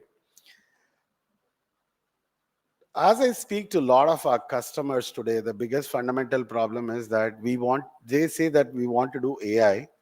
They do not know where they want to do AI, right? Because there is a huge amount of confusion and, and the hype created it's the AI and Gen AI and agentic are at the highest hype cycle ever, right? Today, as of today, right? And there is a significant amount of pressure which the CFOs have, saying that, oh, I too have, right? The FOMO factor, which you call it the fear of missing out, is tremendously there in the minds of people today. That am I missing the bus today, right? And whether you are in the GCCs today or service providers like us, we are all in the same boat in terms of how do we make this possible, right? There are some very basic fundamental things which we need to do before we chart our AI journey, right? One is, and particularly this is very important from a GCC perspective or any of the service providers like us, which says that there was a transformation roadmap. There was, right? We created a target operating model or an operating model a few years back, or probably 2 years back. That operating model is probably not the best model today, right? So there is a need to reinvent the operating model itself. So when I say the operating model, the process transformation itself. So we've seen I've been in this industry for the last 22 years, and I still see the same statement. Our process are not harmonized, right? We operate in different different ways in different geographies, different operating units, and then this complexity of that I grew inorganically or I grew organically so fast that my process are not complementing what I've been doing, right? There is a imminent need to look at your process models, your existing operating model, which is on your process, in your technology, in the way your the location and the people strategy. These are 4 things which you need to re-look at to actually reinvent and create a new transformation strategy. So when we are doing this, reinventing this transformation strategy, it is also important that we bring the AI strategy into place, because some of the large set of people think that I need to have an AI strategy. You cannot have an AI strategy individually. It has to be a collective thing which goes around your operating model itself. So it has to be a combined thing. When you go into the deep down, there are 3 things when you design your target operating model. One is your data. We all talked about, a lot of people talked about data. Again, basically organically or inorganically, disparate systems, etc., etc. We are in this situation. We see when we talk about technology, the rise of we call this enabling technology companies was because ERP was a necessary condition but not a sufficient condition, right? ERP is required because it's your systems of record, but you needed enabling companies like Imagia, Blackline, or so on and so forth to actually augment the intelligence over what the ERPs would provide it to make it more efficient, right? transformation is going to be a moving goalpost. And of course, we talked about process, which is going to be another elephant in the room, which we need to tackle. So with this, the transformation strategy is going to change, and it is going to change every 2 years, if not much, if not much more faster, because the technology is changing at a far more better place. The rise of low-code, no-code platforms, where you can write your own application, you can write your own software, etc., is taking a lot of turns. So we do not know what is going to happen in the next 2 years, which will change our landscape on transformation itself. The next thing is about talent, right? I call myself an accountant by heart and digital by mind, is the fact that I had to really learn. I'm a chartered accountant, so I'm a finance guy by all means, but I had to learn technology, right? To understand and create transformation for the organizations. Now, is that enough? The answer is not enough. The answer is not. Answer is that I need to bring AI skills as well. For everyone in this room, it is far more important that if you are saying that I'm a technology guy, for example, on Imagia, you might say that I can write codes, I can do this. But if you're only going to write codes, if you're only going to be a technical person, you might not know the end impact. You will only be doing a part of it, right? So understanding what it impacts on a daily basis to the customers you serve, and also how is AI going to make a big play in this, is going to be significant. So we need to reinvent. And for most of the GBS organizations, this is going to be imminent, or organizations such as us continue looking at how do we train our people in the AI thinking. The expectation is not that we are going to write AI codes, right? The expectation is we are not going to do prompt engineering. That is not the objective what I'm stating here. What I'm saying is that you need to understand how do you have to have a good understanding of AI so that you know where to apply AI when you have both technical and functional knowledge. So that's going to be the future profile requirement. And then with that around, you will also have competencies. If you are able to do consulting, if you're able to speak well, draw good, even drawing good PowerPoint presentations is not required today, because you have, there are a lot of GenAI apps which actually, translate your, your thoughts into PPTs, right? So the combination of the talent, the future talent, is going to be upskilling ourselves with AI, consulting skills as well, apart from technical and functional. Now comes the bigger question, particularly for the GCCs. Should I build my own AI, right? The question is whether I have to build, acquire, or partner. Acquire, you don't need to do, because you're not going to grow it up to scale to that level. But the question is going to be whether you want to build or partner. I think there was a study by Gartner which said that the cost of setting up an AI capability was much more higher, and there was no ROI, and practically they bled, right? Most of the organizations actually bled, right? So the question is again whether we should build or partner. In my view, service providers like us, or an Imagia, or those companies continuously would be doing, because we do it for multiple clients, we are able to generate a lot of use cases in terms of what is applicable, where can we quickly, faster do this. I'll just give you a small example, what we were doing recently when we were discussing about how do we apply AI, because this is full of accounts receivable, and I'm not going to touch R2R, which is my favorite subject, and P2P is everybody's subject.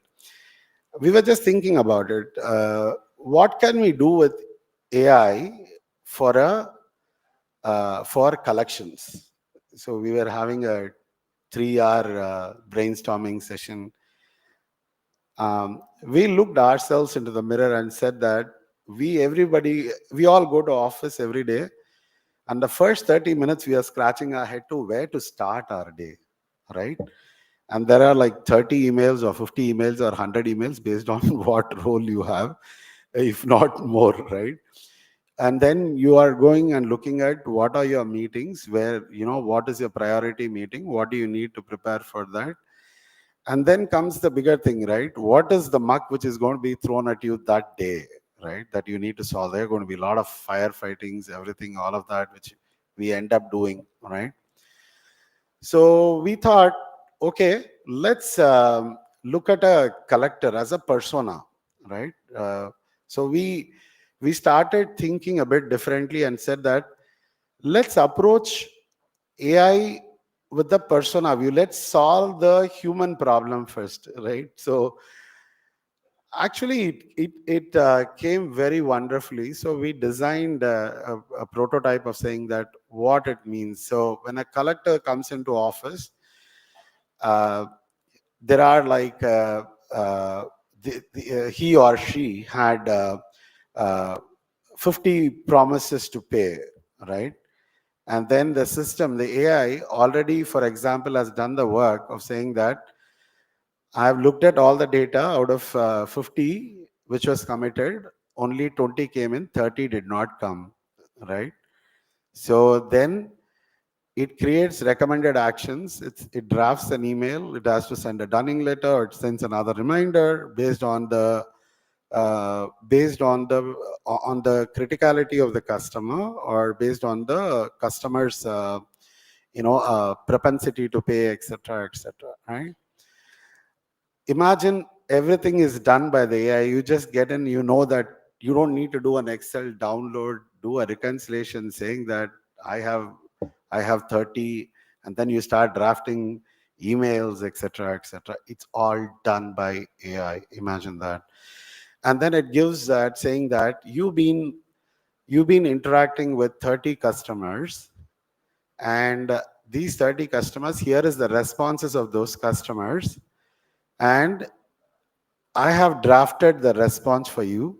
So just go through that before you send it. I mean, in an ideal world, we would think that the AI would do it, but that's over a period of time we'll do that. But imagine that it has already created the draft email with empathy, with all that business, keeping in mind the business requirement, the empathy, all of that put together. It creates a substantial impact. It tells me that, it also gives me an alarm saying that here are my 10 customers who are probably not going to pay, right? And it also tells me this month you were supposed to collect 100 million. You've done only 10 million, and probably you'd be doing 30 million. So don't expect your incentives this month, something encouraging like that. Yeah. So I'm just saying, the dimension of our thinking should change in a way which makes it different, right? So this idea which we stuck saying that we will go all over the place, we will do an extraction engine, our cash applications will work much more better, all of that. Rather than technology, we took a different view and we tried to solve it at a persona level.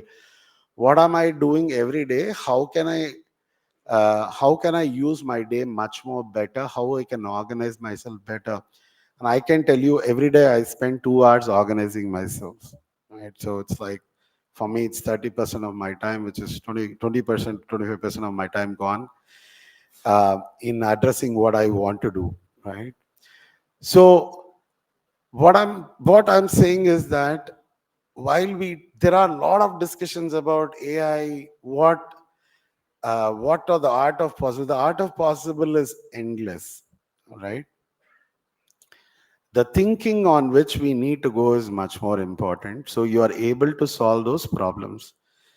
The second thing is, I actually told my daughter is doing her BCom ACCA UK program. I told her that there are two things which are very important for you to do. Three things actually. One is, I told her that you have to learn statistics, right?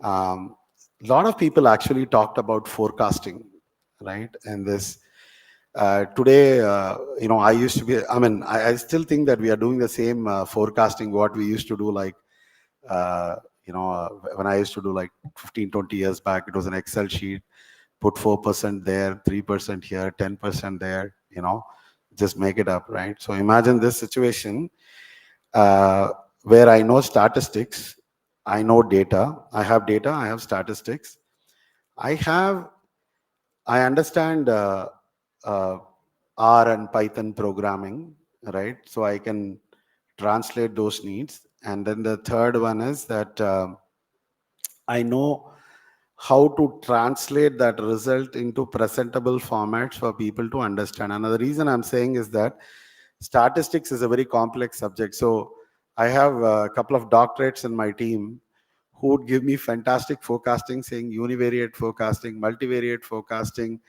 You can change one variable, Siva. In an airline, fuel is 40%. You just change that variable to say, the price of fuel by 5%, it will tell you what is the cost per seat, right?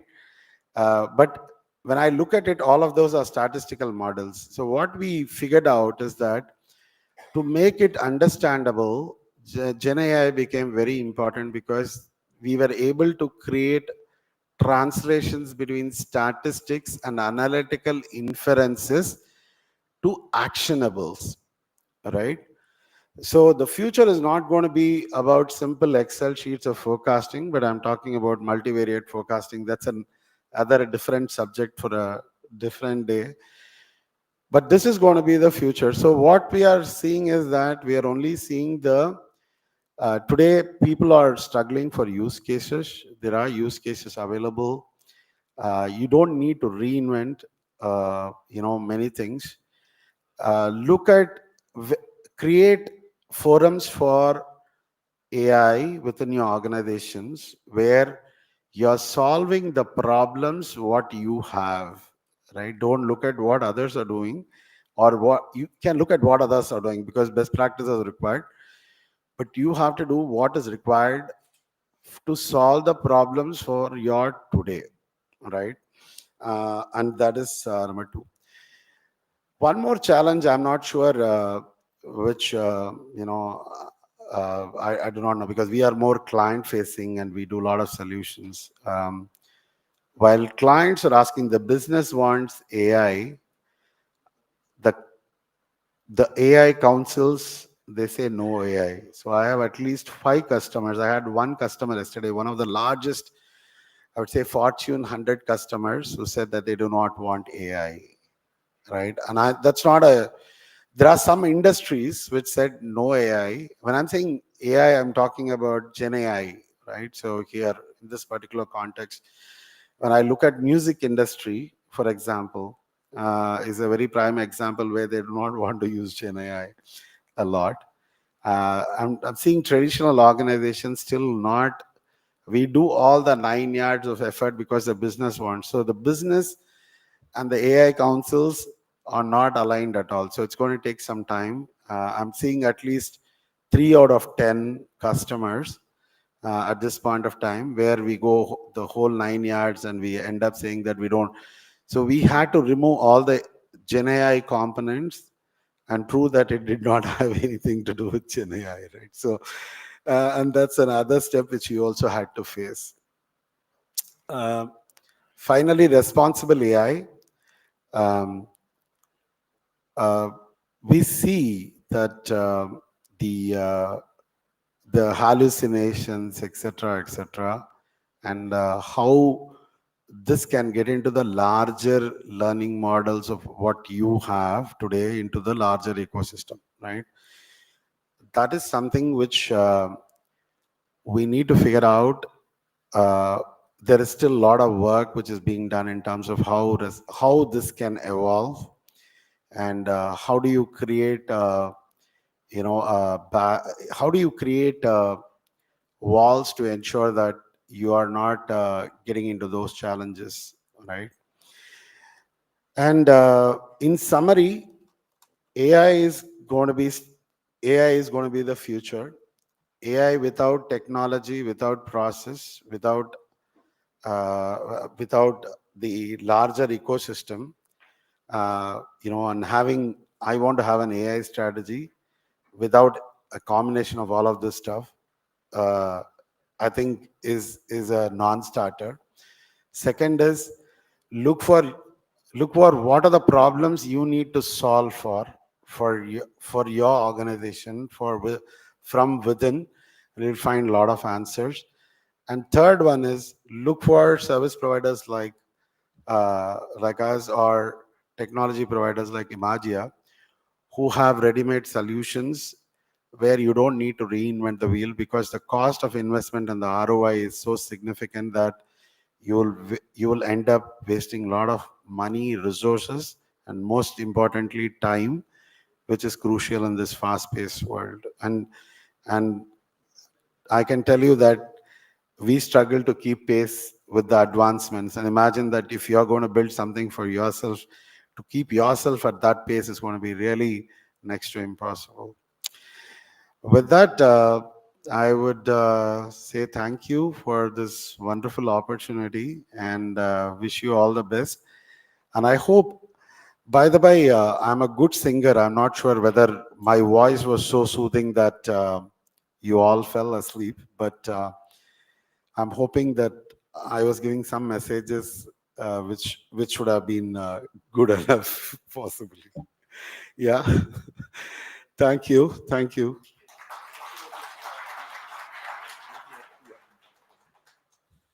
Thanks a lot, Shiva, over here. Let me invite Veena to give a speaker moment over to you. Thanks a lot. It's just kind of a token of appreciation from our end. I was just wondering how you asked people who were sleeping to raise.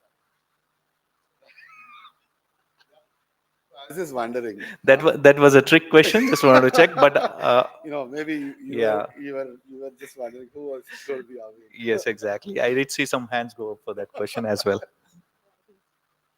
Wonderful session, Shiva, and I would definitely like to hear your song one of these days. But for right now, I think looking forward to more and more sessions from you like this. So thank you for sharing the insights. Yeah, excellent.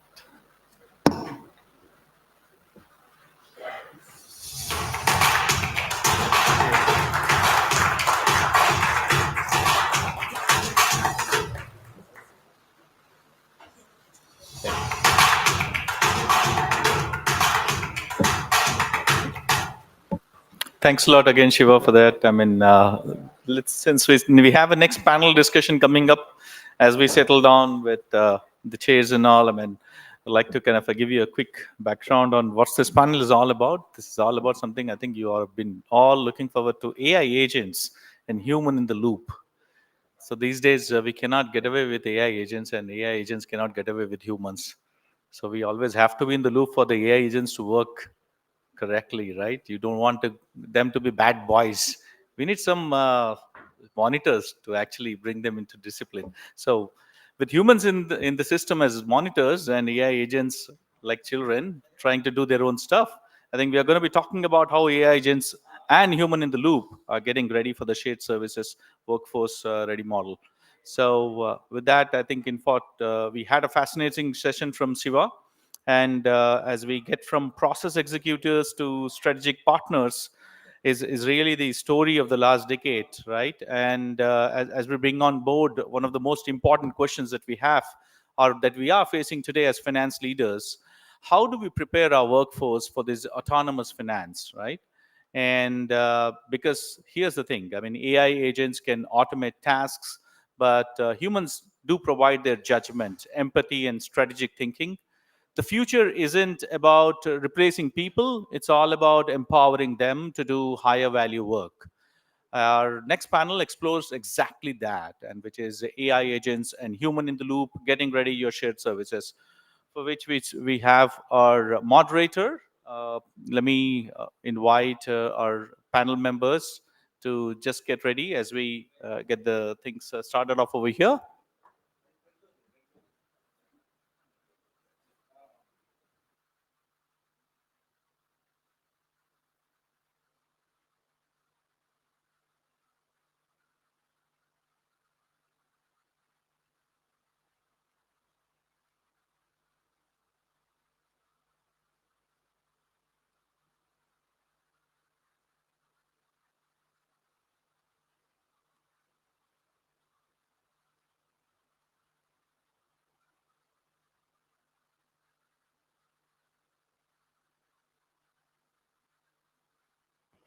Thank you. Let me now invite a moderator for today's session, Nischal Ram. He is Director of Strategic Alliances and Partnership at Wipro. With over 2 decades of extensive experience and currently serving as a Director of Alliances at Wipro, with over managing the partnerships at BPS, and as an alumni of IIM Ahmedabad, he brings in a wealth of knowledge and insight into our discussions today. We're happy to have him here, guide us through this conversation. Along with Nischal, we have our esteemed panel speakers, 𝗂𝗏𝗃𝗃, Srikanth Kudavati, Sunil Papala, and Mohan Venkatachalam joining him. Thanks a lot.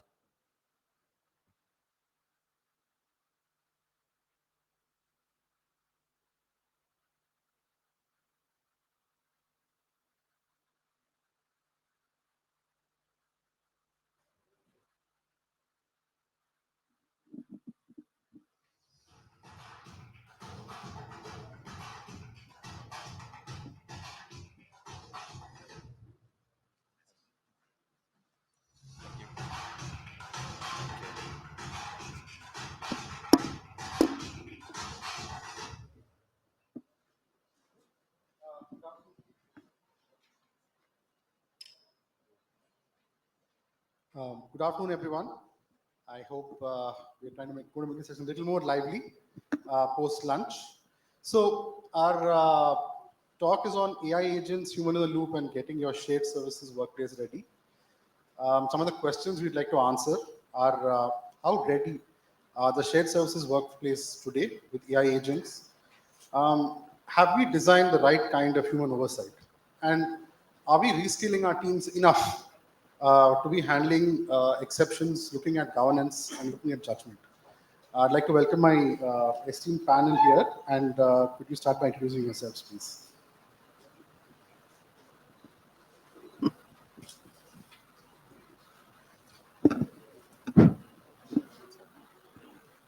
Good afternoon, everyone. This is Srikanth. I head that information technology. I can't. Oh, great. Is it better now? Yeah. Okay.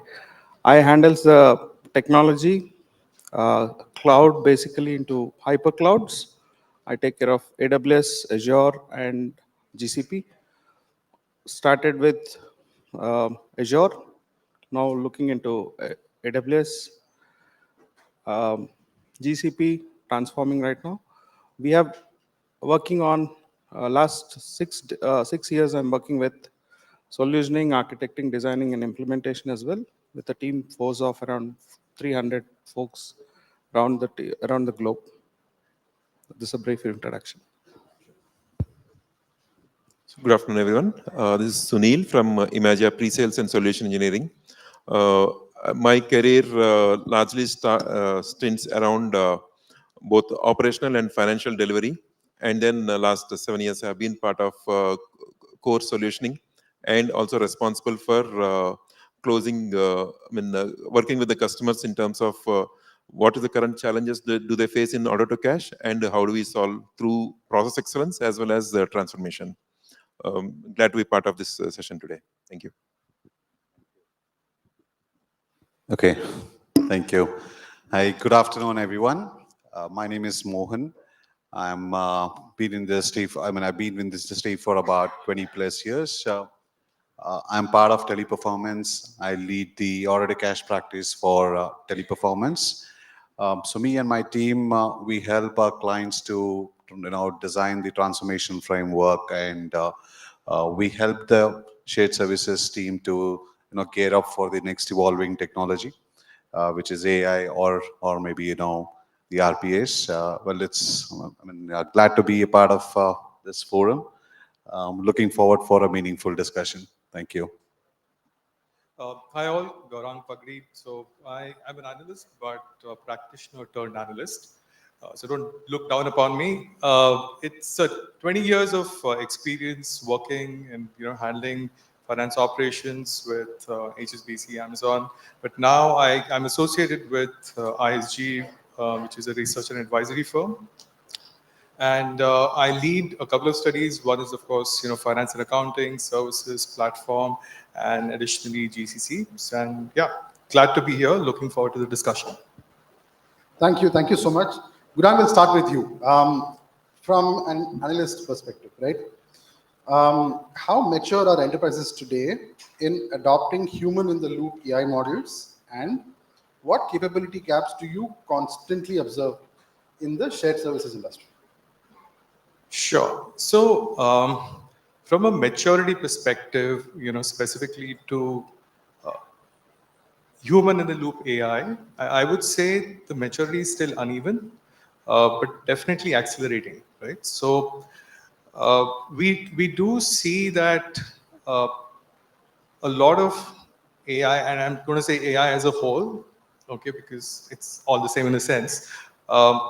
But specifically talking about, say, agentic AI, we still see that it's kind of implemented in silos, not necessarily a full-blown agentic automation is in place, and definitely not with an aspect of human overview, right? So it's still in the nascent stages.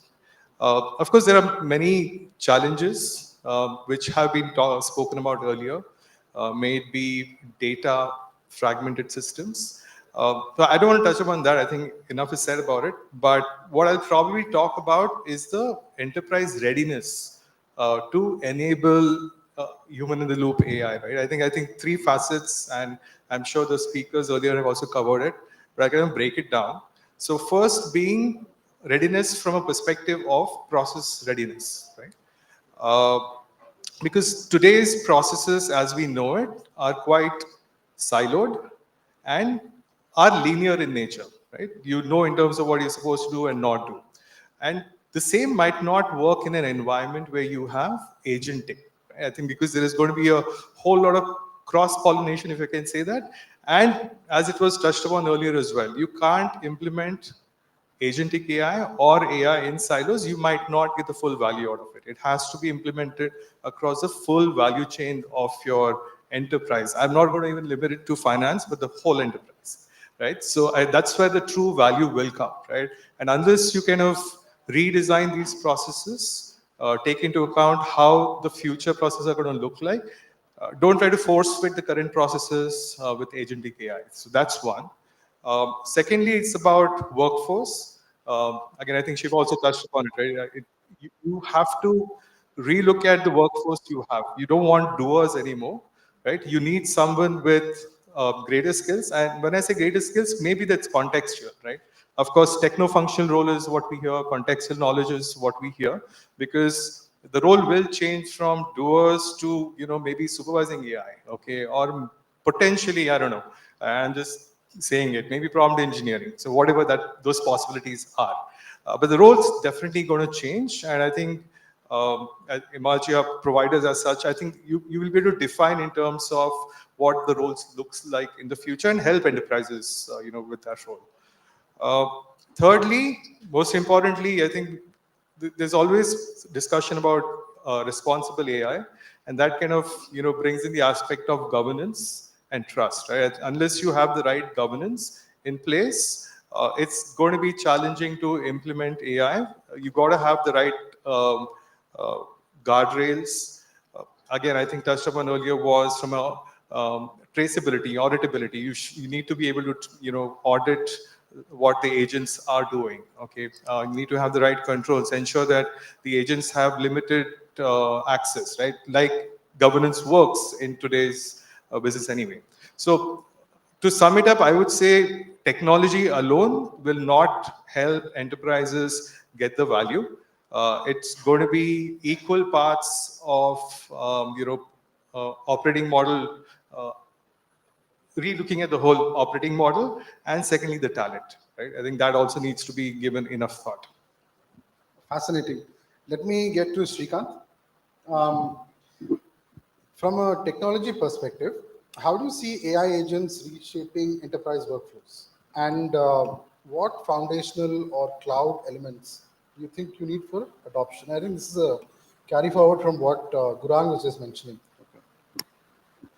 So I would like to say that current enterprises are looking at adopting the new AI technologies. I'm working with around 30 to 40 enterprises on the customer base right now.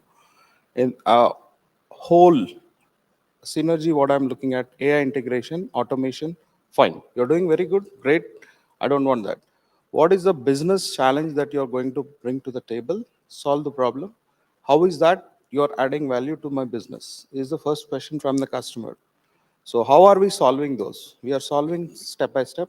First is, as Nishal was mentioning, process, governance. Yes, I do accept all those. But at the end, we are trying to adopt what is that adoption to the processes that we are incorporating in terms of automation, in terms of cloud, in terms of finance, and all these things we have to integrate. Like what Shiva was mentioning, entire ERP systems, ecosystem. Yes, we do have to automate all those. How are we automating scaling? And scaling is the second top priority in this ecosystem. How do we scale the ecosystems, right? So the ecosystems today, we have all the dots to be connected. How are we connecting those dots? The challenges what we face from the customers are not we are on the toes on day to day. Sorry, first of all, I'm not feeling well today. I just came from my lunch and I'm not well actually from last 1 week. We're so Sorry. glad you're here talking to us. Yeah, I'm so glad. So there are three challenges which I would like to bring. One is skill metrics, that what we are adopting in the technology front right now on the AI. Most of the teams need to be upskilled. The gaps are still at the very bottom layer. We are trying to fill the gaps. After filling the gaps, how are we solving the business challenges? Business challenges going to be on the toe moving forward. I see a lot of challenges and still I'm learning. I'm not telling that I have solved most of them. I'm still learning a lot from the business challenges. Example, one of all your mobiles in your hands, I'm heading that operations. I'm solving the AI challenges. I don't want to call the customer name, but your Airtel or whatever you call I'm solving all those problems. Very soon you'll be seeing some of those challenges getting fixed through AI. All the operational challenges. We have fixed 60% of the challenges on the mobile devices right now. So I just keep on adding, so I can't. I would like. Thank you, Srikanth. Thanks. Mohan, if I may ask you, in any global shared service operations, right? Okay. What functions do you think are most ready for AI agents, and where do you think human judgment is still very essential? So most of the times when we meet our clients, right, when we look at our processes or their processes, I feel the agentic AI is ready in most of the areas, but not fully. As Gurung said, in each and every area, there are parts of activities which can completely taken over by agentic AI, right? So in that sense, I would not say there is one single process which can be fully overtaken by agentic AI. But everywhere there are certain critical human decisions are required. Now, if I say the cash applications in order to cash, maybe about 70% can be overrun by the agents, right? Similarly, in the billing, about 30 to 40%. In collections, you have about 50 to 60%. Primarily, you can let the agents to do your sending automated statements, dunning activities, and all of those collection activities for your low value customers who are low risk customers. But any area which has this repeatable patterns and which has your repeated tasks and which comes out of the clear decisions is something which agents can take over. But what we still see where human dependency is, say in taking a heavy credit decisions where the customer is on a borderline of a credit and some decision has to be made and some strategies has to be built around your premium customers and your pricing validations to be done. So those are still the areas which we still see as the challenges for agentic AI to be taken over. They are still judgmental and some decision has to be made by human. So overall, it's not anything which is executable and clearly decision outcome can be taken over by agents, but rest the negotiations and all of those things should be still done by humans is what we believe. That's fantastic. I'll come to Sunil. When implementing AI agents in shared services, right? Just take away from what Mohan has said. What level of human oversight do you think is needed? And when you design touch points, how much human intervention do you think is needed? It's an interesting question on that, right? So I will see it as a layered approach instead of going all in one basket. So layered in sense of what are those tasks which does not require any human intervention, where there has to be a handshake between human and machine, and then anything only we should leave it to the humans, right? So first level, if I were to put it as like anything like Mohan mentioned, and then Gaurang also started with it. So anything that is related to monotonous tasks, transactional level, like sending emails, dunning emails or so, or just take the remittance details and then applying the cash. So these are the where there is a low risk and high volume is where I will put it as in machine only. And then when we get into mid, where there is a decision making required, so that's where it's a handshake between human and machine. So example in credit decision. So where the system should not be taking a decision whether to give a credit limit of certain amount or put any payment term on the customer. The system still could go ahead and extract the data required to take a decision for the human, and then the human can take it over from there. And then where there is an critical and complex decisions like be it taking a price decision, or be it a payment term, or negotiating on a certain transaction. That's where the system should leave it to the humans to take a decision. So, well, it should be a coordinated approach instead of AI versus human also. It should be the human should take AI as a co-pilot and then work together is what I would restructure it as. Fantastic. So, decision making will be part of either skill, knowledge, or policy. Mohan, I'll just come back to you once on this. What just coming from Sunil's question, right? What gaps do you see in today's shared services workforce, and how do you think organizations should think about reskilling to handle these exceptions? And we also know how big teleperformance is in the market in this space, right? Yeah. So that's why for you. I mean, so when it comes to those gaps in shared services, right, especially when it comes to a skill, so we see a lot of functional expertise in the shared services environment. People there for quite some time, and they know exactly how their process works, what are the exceptions that they could come across, and how to handle them. So they are very strong in the functional skills. But with this evolving technology, right? I mean, somewhere how to work in an AI augmented operating model, right? I mean, that's some skills which we're missing. When I talk about key skill gaps, now, someone knows how to manage the exceptions, but they would not be able to investigate why this exception is coming back to me, right? And they might not have a knowledge on, they might lack a knowledge on how to manage the AIs, right? How to supervise them, right? How to read the insights which is coming from AI. How do I take that data and how do I interpret to my process? So these are some areas which I feel in a shared service environment which should be equipped. So some of the reskilling what we need to do for the existing employees is, or an existing shared service skill set is moving from an analyst to we need to probably move them as an exception management, because most of the analysts, the routine task will be taken over by agents, and they should be learning the exceptions from AI, and they should start handling the exceptions. And also we need to move from team leaders to an AI supervisors.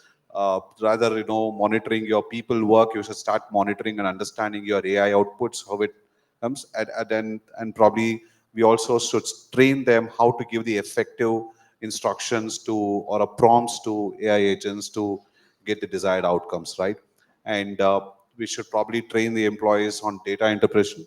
So it's not about looking your AR report, or it's not about looking your unapplied report. It's more of you looking at the output of AI in a data form and how we could leverage that. So those are some skills which probably should be reorganized in the shared services environment. That's very insightful. Thanks. Srikanth, I'm going to come to you. I mean, like you said, you're solving problems for our mobile operators. I hope it's going to make life easier. But that said, that's not that easy. That's not that easy. In an AI augmented workforce, right? What is the ideal mix that you're looking at today? How do humans and AI agents divide work intelligently? What are your thoughts on that? Okay, let me give a clear small example which I faced last week that might answer most of your question. So we started working with challenges, and we faced that, okay, there are 10 challenges, out of which 10 challenges are 10 different verticals, I call it. Those 10 verticals are maybe finance, accounts, other stuff, and operational challenges in terms of governance, which is the key pillar which we missed out, and we learned lessons from that. And the governance, policies, adherence to the policies, which we learned from the business and tried to understand that, okay, these are without these policies, we could not able to implement. The AI agentic cannot talk to me, or a human can't talk to the problems, what statements or whatnot. So there, out of 10, we divided all the 10 into different sectors, and it's called that, okay, let's divide, make a policy. What are the policies? What are the enforcements that I'm trying to do? And then we started digging into that and solve step by step. It is not going to be an easy challenge. After the 10, we landed up ending up solving problems for another 20, right? These are operational challenges. So other 20 also, we again go ahead and went forward and changed the policies. So the policy is a key pillar which we have to make sure, and entire organization level policies has to be very cleanly called out in the forums.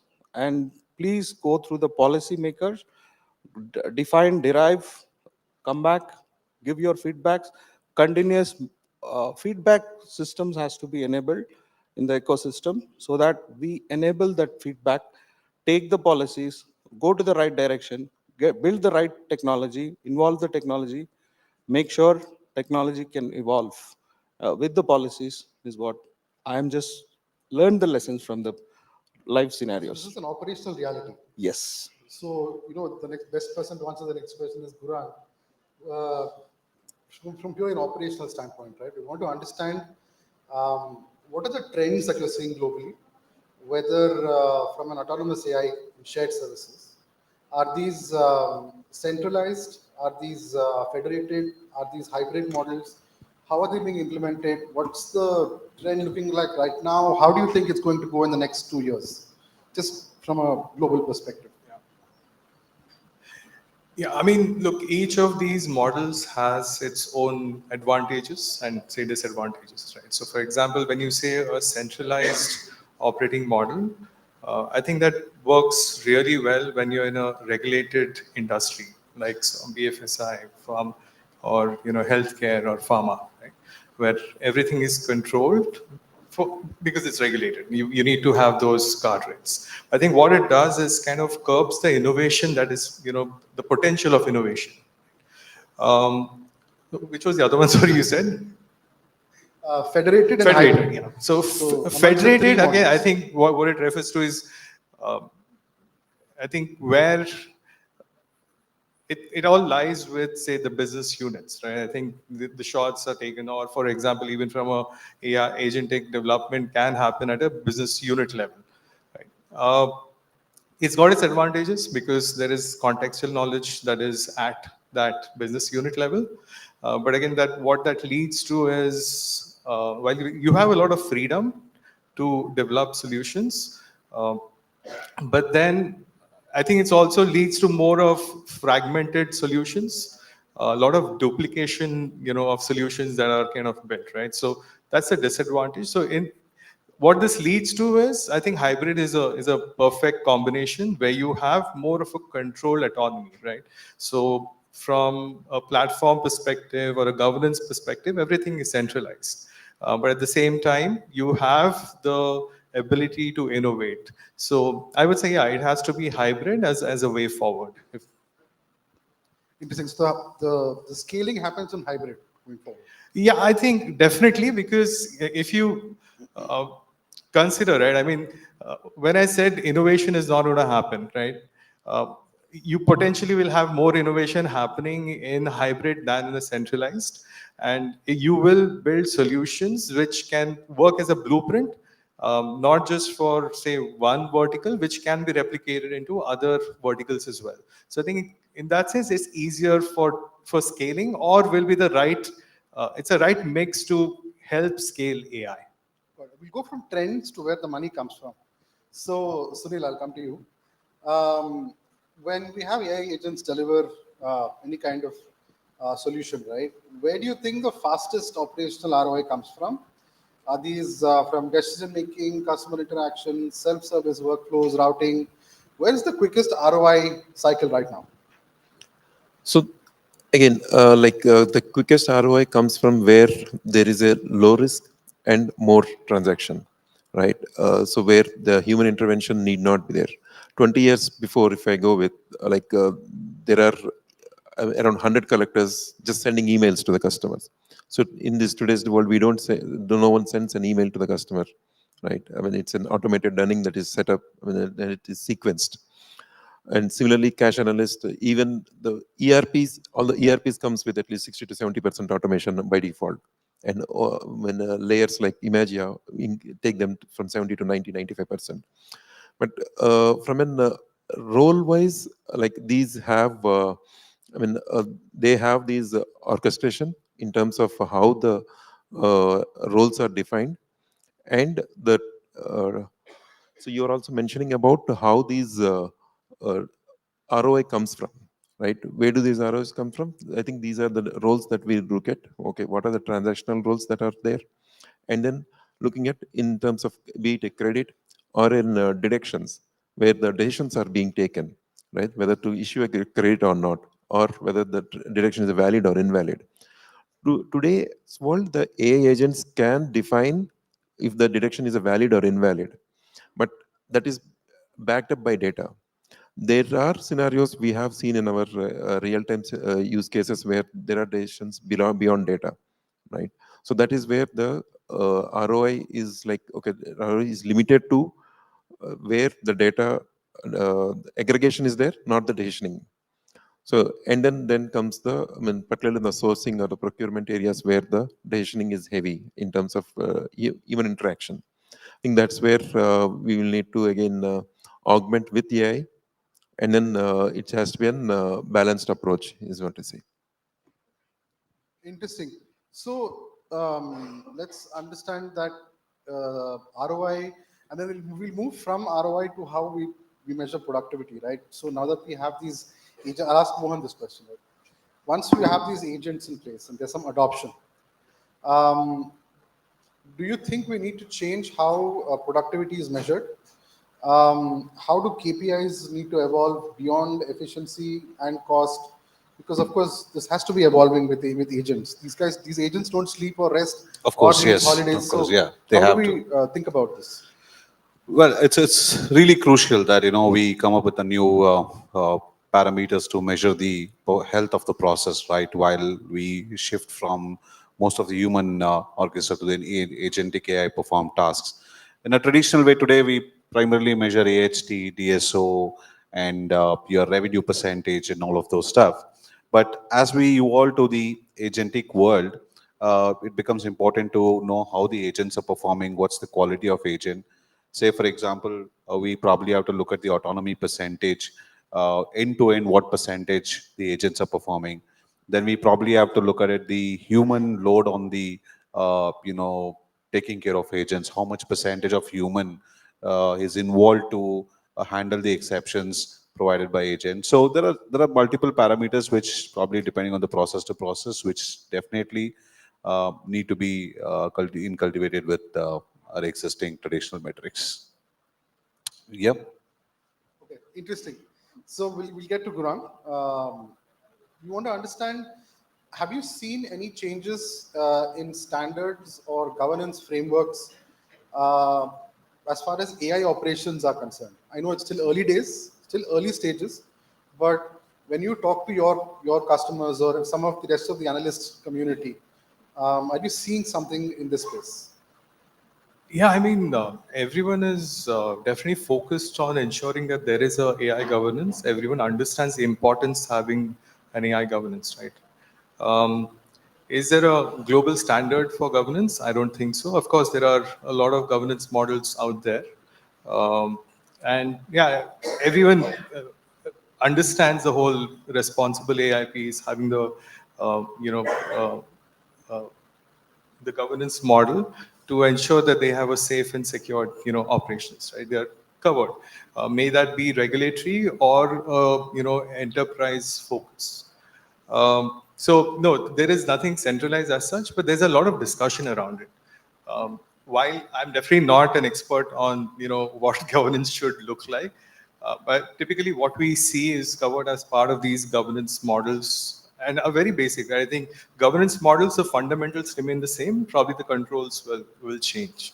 You got to have, you need to know, what kind of controls you want to give the agent, right? So the access control is going to be one of those areas. Okay, AI, what would change is, and I think someone touched upon that earlier as well, you have to kind of keep looking at your models so that they don't drift or there are no errors, right? It's like you retrain your employees, right? I think somewhere you have to ensure that the agents are also getting retrained and probably recertified as well, right? The other aspects you can think of is ensuring that you have a clear segregation of duties. What is the AI going to do? Okay, what's a human going to do? I think who's going to approve? What's that whole process going to look like? Then of course there's this ethics part, compliance. So I think these are elements that we typically hear are discussed from a governance perspective. Too early right now, but I think it definitely go the route of maybe a cloud, ready or a SOX ready kind of a organization. Maybe we'll have a AI ready organization. Early days. Early days, yeah. I think I agree. possible. I agree. We'll go from policy to execution. Sunil, how do you ensure that there is responsible AI behavior from avoiding, model drift, bias, or making sure you have maximum autonomy, right? From an execution standpoint. Absolutely. Because we have seen in the keynote presentation from Veena as well how the roles have been transforming from an cache processor to cache orchestrator also. So I think it's first thing is understanding the AI and then continuous training on that. So I mean, it has to start from the analyst level, and then there are no more team leaders as such today. There are more of product owners. So who train the systems and the humans parallelly on how these sync together to work upon. And other is putting those guardrails is important. Like one of our speakers also spoke about how do those guardrails work upon. So and then putting those controls in, and also leveraging on where AI can automate and where human needs to intervene. These guardrails will help us in moving forward with AI, and also on how do we leverage the most out of it. And it also depends on which area of execution we want to focus on for AI. So guardrails are important. I know that seems to be a very, very important topic these days. Mohan, let me ask you this. A lot of times we get this thing saying that jobs are going to disappear, roles are going to disappear. That seems to be a very scary thought in a lot of our minds and the next generation. But from someone like you, what new roles do you think will emerge in the next 2 years or 3 years with the advent of AI and Agentic AI? Well, some of the new roles I could think about is obviously you're training your employees to work with agents. So your agentic AI trainers will be one of the roles which could emerge. And I could think about probably your how are you going to supervise your AI agents? So those AI supervisors are going to emerge, and maybe an end-to-end AI operating someone who could design a techno function roles, who has an awareness of process and also the awareness of technology, who could design the end-to-end AI operating model. So these are some roles which probably will emerge. And some of the roles which could shrink, I would say, is it's not going to eliminate, but which could shrink is your manual cash posting activities, your billing validation activities, your handling low value customer activities. So these are some roles which might shrink because this is something which is which we see that agentic AI has potential to take over. Okay, so if any of the kids are here, you should know what roles to look out for. Srikanth, let me ask you, into the future, right? How do you think what technological innovations will shape the future of shared services? With obviously AI and agentic AI out there, but from a technology overall perspective.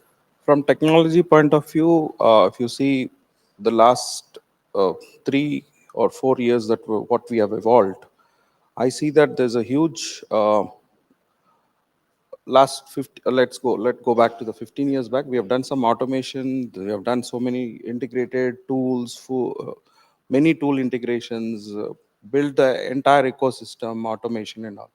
But today, the agentic, what we are talking about in the cloud, let me talk where I'm working on the cloud, right? So we have built some massive data processing in the cloud, where you end up paying most of the customers, what we see, right? They're paying huge amount of dollars in terms of dollars in the cloud adoption models, which they have done 5-6 years back. So now they're asking, why this I have to pay so much? Why can't we get down the cost optimization, adoption? So there are many tools which have evolved in all the clouds. I'm not talking about one specific cloud. I talk about AWS, if I talk about Azure, if I talk about GCP, there are many tools which have come up, giving the architecture till the cost optimization, where we can evolve and integrate it to our AI systems. That is where we are trying to build a solutions moving for the next generation.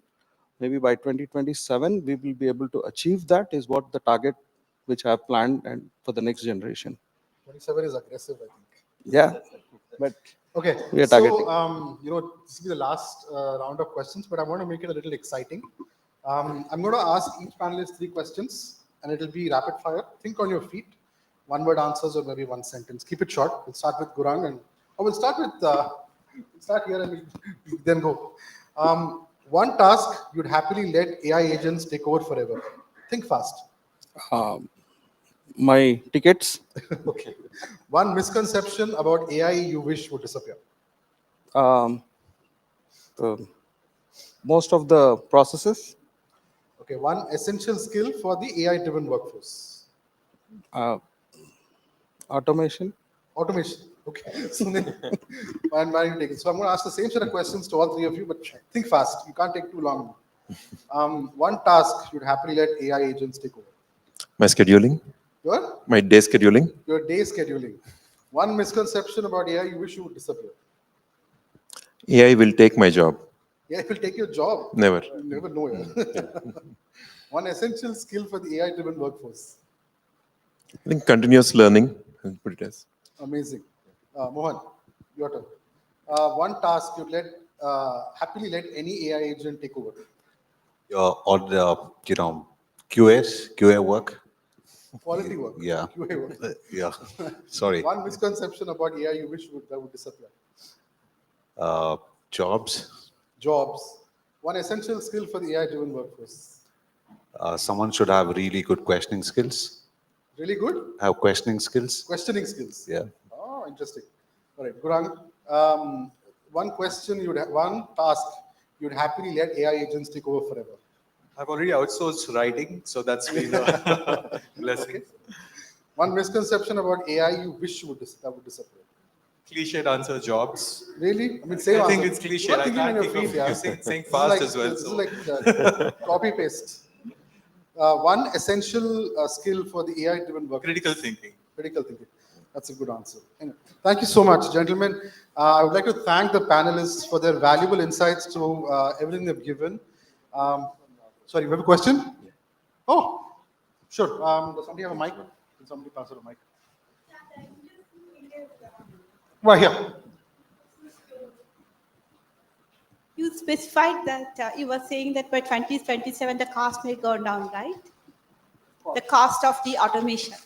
Automation, yes. Yeah, my name is Anupama. I'm in the industry for the past 30 years.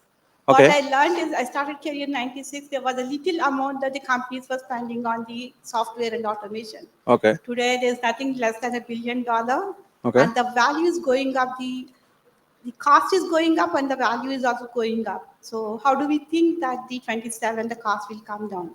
What I mean to say is when there were on-premises servers kind, Okay. people had done a little business, they were having challenges to globally expand. Today with all the cloud and hyper ledgers, we do have expanded. With AI, especially on the LLMs, GPUs, we are burning too much of money. I don't see the curve coming down. But probably the business value proportion is going up. There are small businesses also getting and earning more expansion. But how do we see the cost of automation coming down while the business value proportion going up? Okay. Because I kind of got very interested with your question. Yeah. My experience doesn't tell me that the money is coming down anywhere. Good. The value services are increasing. People are getting benefited. The inclusion is happening more with the technology that I see more with Gen AI. So I would like to know more. Thank you. Good. There are 3 pointers in your question. Okay.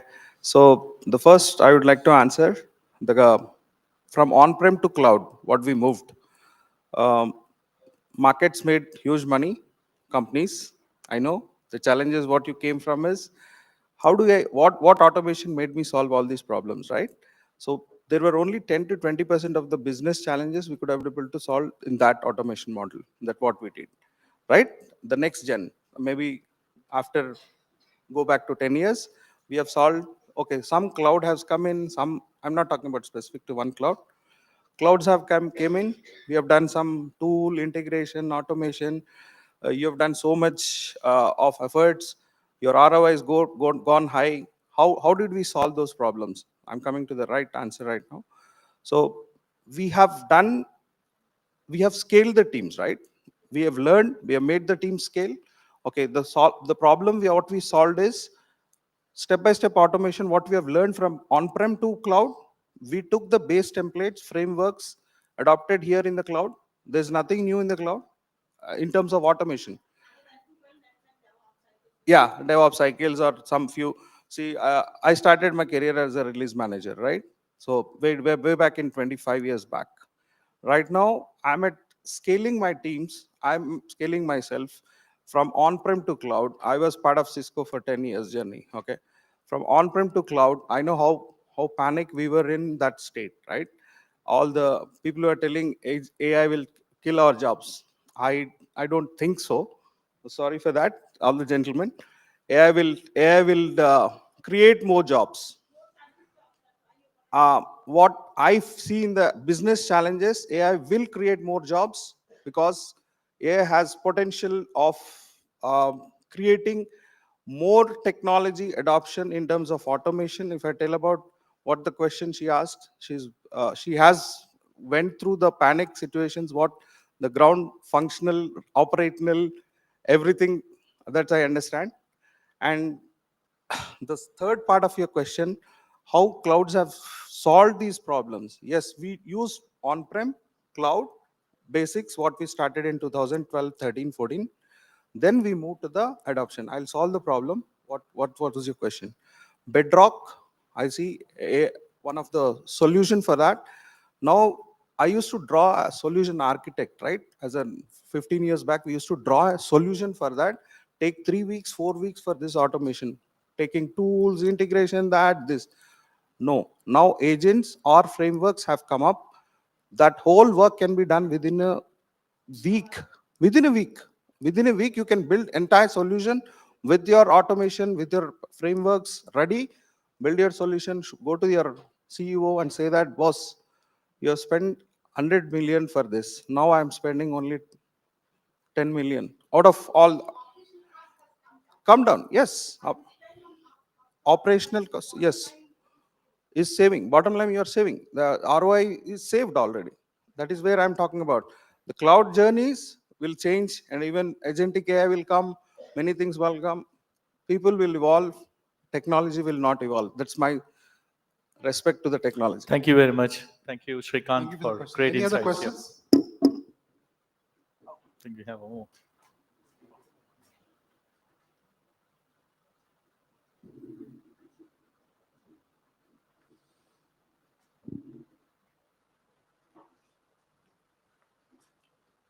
Hello everyone, my name is Umesh.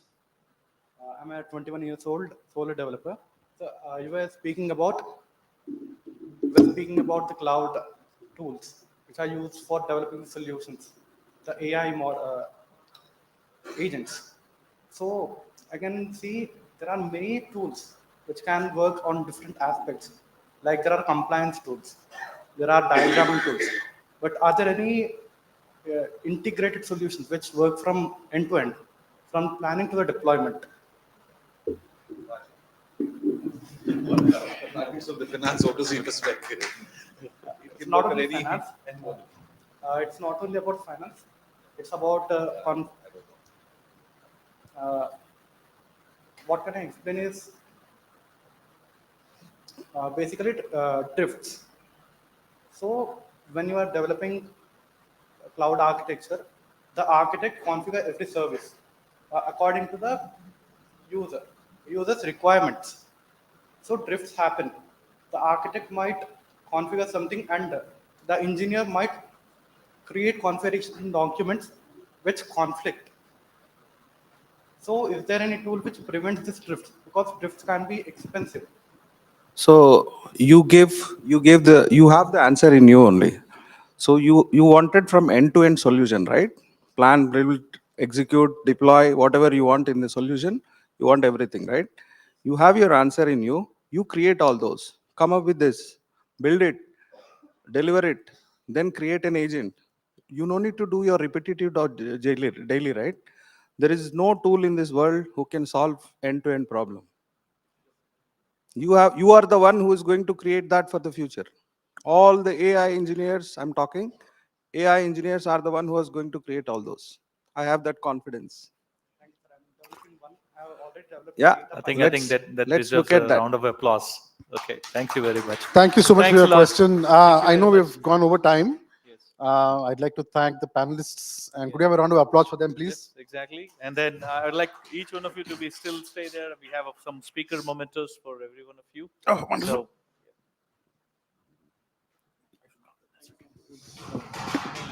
Sunil, can you please?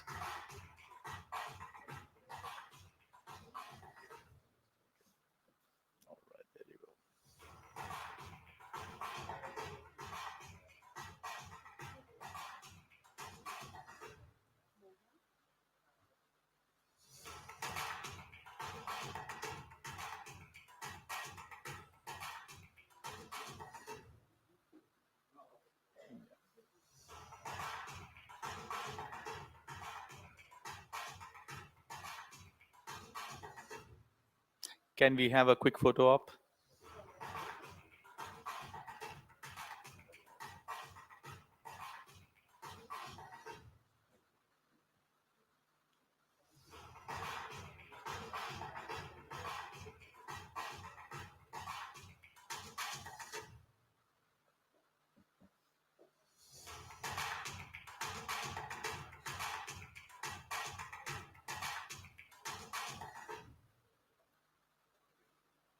Thank you very much. An incredible panel out there. So we now want to get to our next keynote address as we settle down with the chairs and all. In the meanwhile, as we get to the next keynote, that's a very interesting keynote that we have coming over here. This is for the rise of new generation enterprise data platforms for AI. and 𝗬-𝗛𝗂𝗏. He's going to be presenting the keynote session.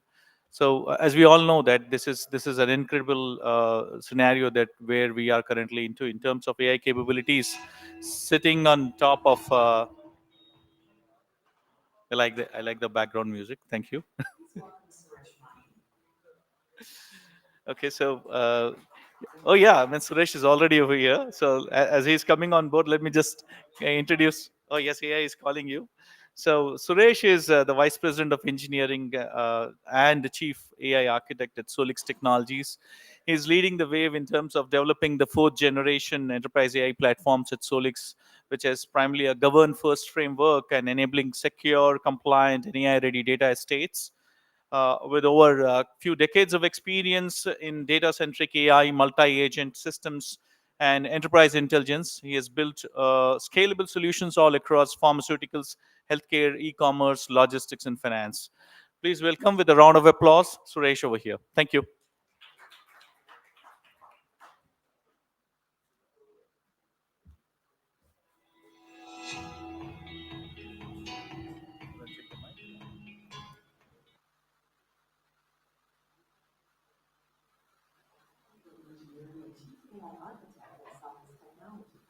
A data architect, a builder of next generation platforms, a leader transforming raw data into intelligence at scale.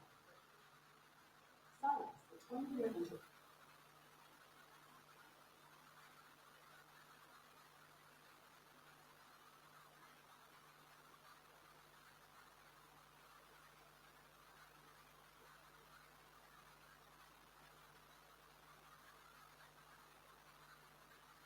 Sound check. Insight, automation, and innovation.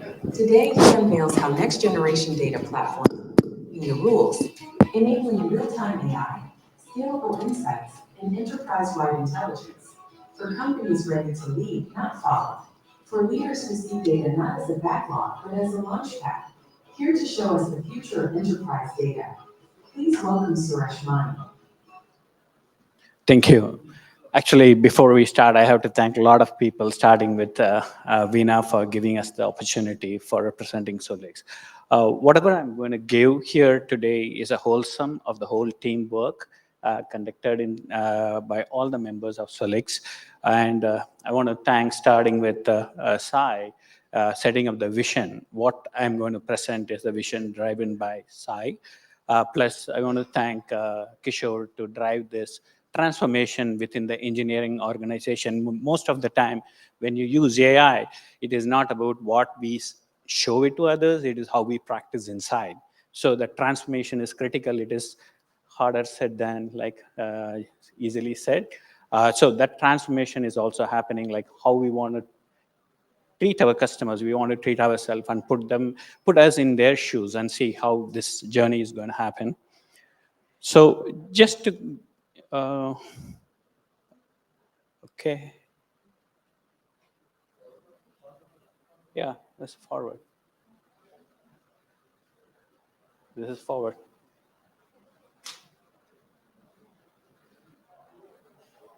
Okay, this is good. Okay, can we go one slide back? This is the one slide back? No. So something got missed. Never mind. So before the content of what we are presenting here is coming from a 13-page, very detailed study that is done back with top professors and industry leaders back in US. That paper is there in our Solix website. You can go and download that. It is about 4th generation enterprise AI platform. And what it's going to talk about is, today we talked about a lot of data, and we also talked about the agents. But what happens in between? There are so much things that happens under the hood of the system that everybody should be aware of. And I will walk you through some. Given the time, I might need to rush through certain things. I might leave some questions open-ended, but that's not by mistake, that's by intentionally. Okay, so now if you think about, there is an MIT paper come few months ago, this MIT Boston, US, and they boldly said 95% of the AI pilot projects failed to reach production.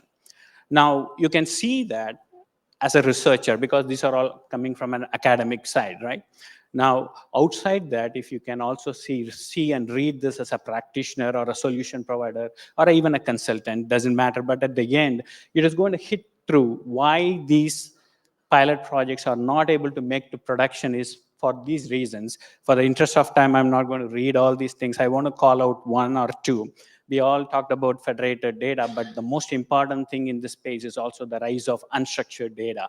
Unlike before, the fourth generation system should be able to handle the unstructured data. Either it is pharma, healthcare, wherever Solix is deeply involved in, you will see that. MCP's Agentic, we talked a lot, and the governance space is a little tricky, right? Now, when you talk about governance, you want to do governance, but how are you going to do that is the implementation aspect is what I'm going to talk. Cost versus ROI, we all talked, but the point I want to make quickly around the ROI is I'm going to pick again Vena's smart term. You cannot always prove an ROI, but you can always ask the executive question. This is another one. Okay. So the idea for ROI is the cost of inaction. Say, for example, instead of always, you can't prove ROI in a very practical sense when you're doing a pilot project or production, and a lot of these things has probably no ROI in real terms, especially on the earlier stage of the project. So now the idea of that is executives can ask the other way around, right? What is the cost of inaction? What that means is if you don't do this transformation today, how are you going to be in the market tomorrow? How, when your competitor moves on, what is your position at that point in time? So you can put the ROI in a different perspective and ask the same question, you will get a different answers, right? Which is more positive to us. Now, this stack of AI, Agentic AI, MCP servers, algorithms, everything is continuously bringing more and more knowledge. When you want to implement this, your organizational readiness is highly critical, because doing a pilot with 3 members, proving a point to an executive, I did an awesome job, great, this is working, that's one part of it.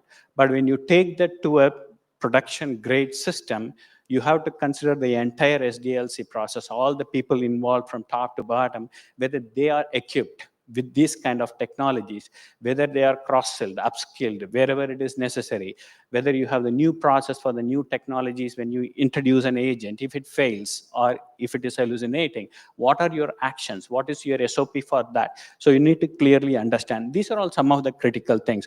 So okay, again, can you guys trick? So if you take all these issues, you can put them into 3 different compliance buckets. One is around the data lineage, the model being trained, because all of them you need to capture to explain if there is an audit, if something goes wrong, if there is an audit, you need to have an explainability of all this content, all the results, all the predictions you are doing. So there is a lot of things around the raising data compliance. I will show you a lot more on that. One is on the data, but at the same time, there is a tool. You are going to use all the developers. If you go and ask, they are going to use every open source available. But who controls that? Where is that open source created? What is that source? Is it coming from a restricted country? You never know. You need to go to that level of depth when you talk about compliance, not on the data, not on your business functions, but also all the tools you use in between. That's the second core part. Now, the third core part is about the data monetization.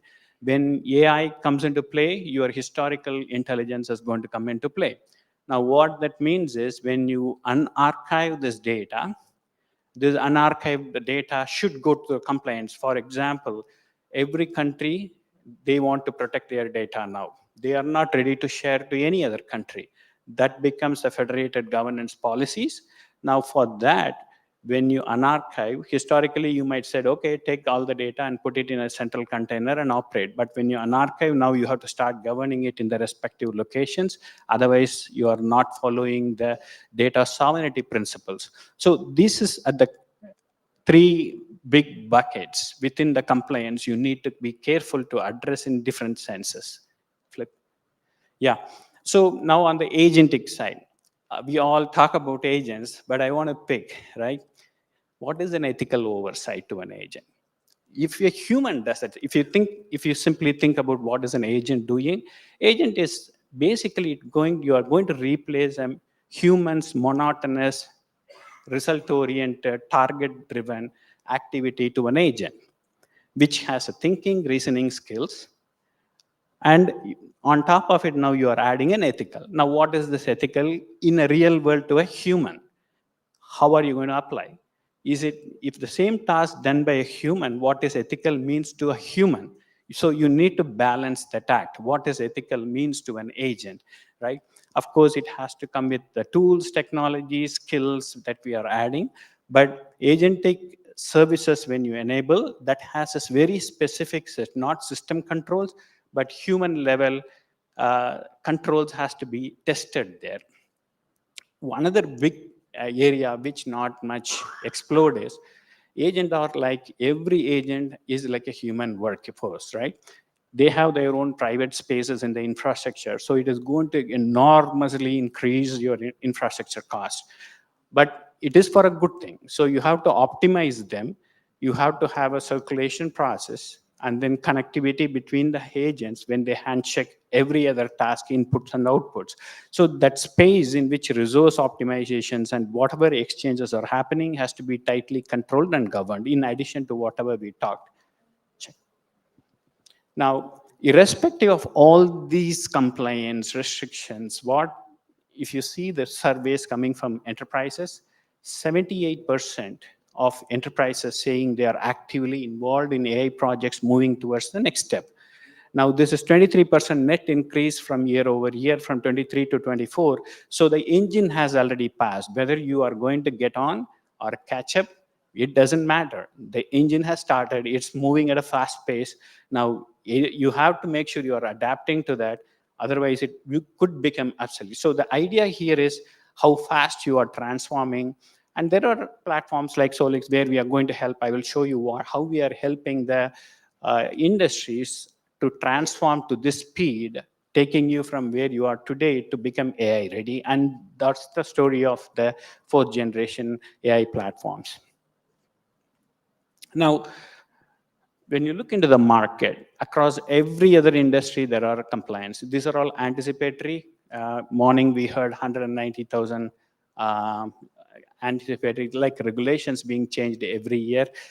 These are all like specifically to all the different industries. It could be finance, it could be healthcare, it could be pharma, the retail, and manufacturing, which is have predictive maintenance and everything. But the idea behind all these things is you need to have solid metadata lineage, because you need to track all the changes that is happening to your data. You should have that tracing and tracking capability, data sovereignty principles we talked about, and also the consumer privacy, which is basically the PII, PHI, and the anti-discrimination.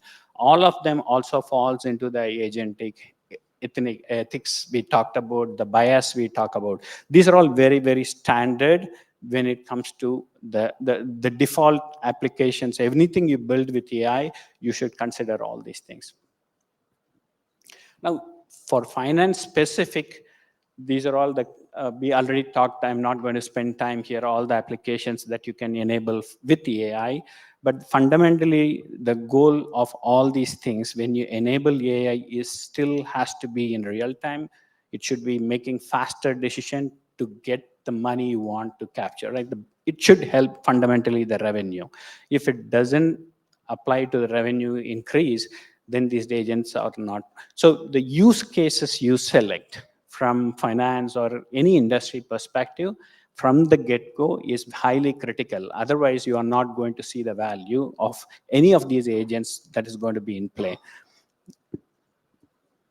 Now, the question, if you look into whatever I talked so far, is all about problems, the challenges, the compliance issues, everything.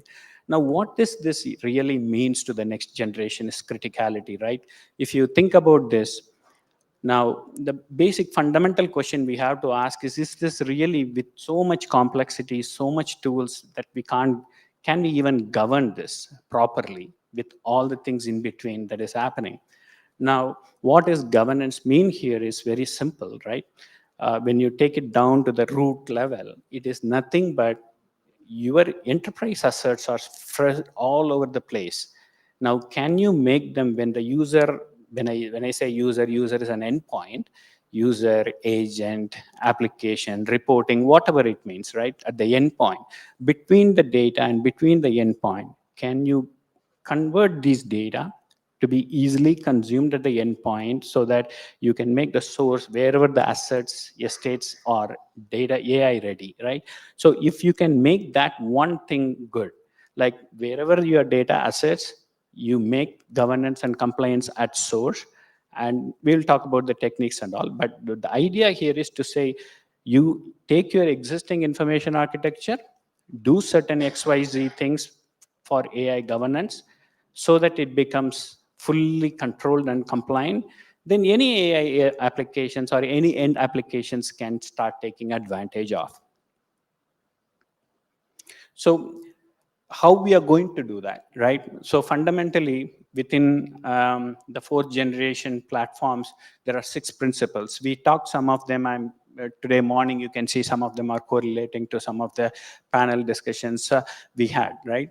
You have to start from top to bottom, governance first mindset. What it means is you have to go through the enterprise, get all the assets you have, inventory them, how it is used, what are all the information architectures that are sitting behind them, what are the systems and the integration points. So you need to first take a full landscape of all the informations you have from your information architecture ecosystem. Now, once you do that, you will have some guidelines, right? Because of the data sovereignty rules, you will know what data you can unify, what data you cannot unify, because that is highly critical, because otherwise you will fall into a compliance trap. So that leads to the third principle. Your system should be able to cope up the zero data copy. What that means is certain times I should be able to integrate in the unified layer. Certain times I should not by compliance, right? You should leave them. Now, when you do this as that, how are you going to get the intelligence, especially with zero data copy? We all know the trouble when this happens across with connecting to multiple sources when you operate on that. So the idea here is you need to have a unified metadata repository. We will talk more on the metadata repository because that is going to be your crux for this whole holy grail of this is going to be 2 things. One is metadata repository and the semantic layer.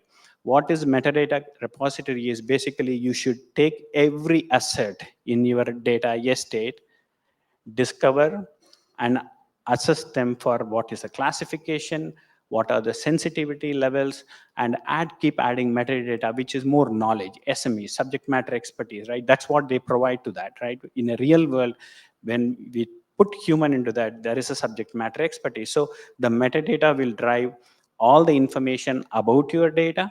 That includes classifications, sensitivity levels, responsible values, and also the explainability. If I define certain things XYZ, why I am defining that as XYZ, so that you have a reasoning capability there. So all of them has to be centralized. Now, if you want to get a unified knowledge you have in a central place, even though the data is spread across, you have the unified knowledge store centrally managed and governed.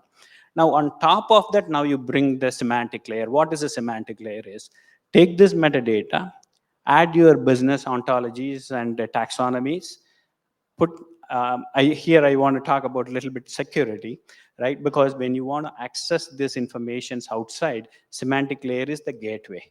Now, that semantic gateway should also have all the integration points across your systems that came through the metadata, and then the access control mechanisms. Now, access control mechanism in a traditional sense, it's RBAC. Typically, if you ask an engineer or anybody, say, okay, we have apply a role-based access. But I can say here, rollback is going to fail. Very soon you will see it. And that reason is of the unstructured data and the complex data structure you want, because AI is not about what data you have. AI is also about what data it is creating. If you use a GenAI applications on top of your data, it is you can guardrail it with what data you have, but you don't know what data it is going to come out, because GenAI is going to create data. Now you don't have a way to control. So 𝗟𝗏𝗃 alone is not going to be enough. So in semantic layer, you will have policy-based controls. When you add the policy-based controls, then you will know it is going to be very generic. So the output of any Gen AI application, when you tighten that with policy-based, then you will have a restriction. So you will see that. Now, all these things are for at the end point is your chatbots or AI application. So you have to tighten these 6 principles in any platform to become AI ready. Once you apply this principle, because it is not just a process, it is a fully, each layer has a technology behind it to assess, to integrate, to monitor, and semantic layer, we will talk one more step. So this 6 principles, if you carry on that itself for this particular keynote, that 6 principle is good enough, actually. So as long as you remember these 6 principles, that's all the 4th generation systems are going to build it for. Now, I just want to know, okay, we have the 6 principles, but how are you going to implement? How are you going to deploy this, right? Deployment is very different. Now you know the metadata, what it does, you know what semantic layer, but you need a framework. Now this framework itself is a 3-layered approach, because if you don't, there is a foundationally, there is an infrastructure. We all know that has hyperscalers, that has data, storage, compute, GPU, CPUs, everything is there as a foundational layer. Now on top of it, you are adding operational intelligence about what you don't know. Because if you take any enterprise asset, if I give you 100 table schema or 100 files, possibility of you knowing everything will not be greater than 25%. So what is this 75%? You should know that, because without knowing that, if you operate AI, it is going to do all sort of things and you don't know what is happening. So that is an operational tier which will manage it. And the semantic layer is connected to your experience, where it will control what users want and translate accordingly. Next slide.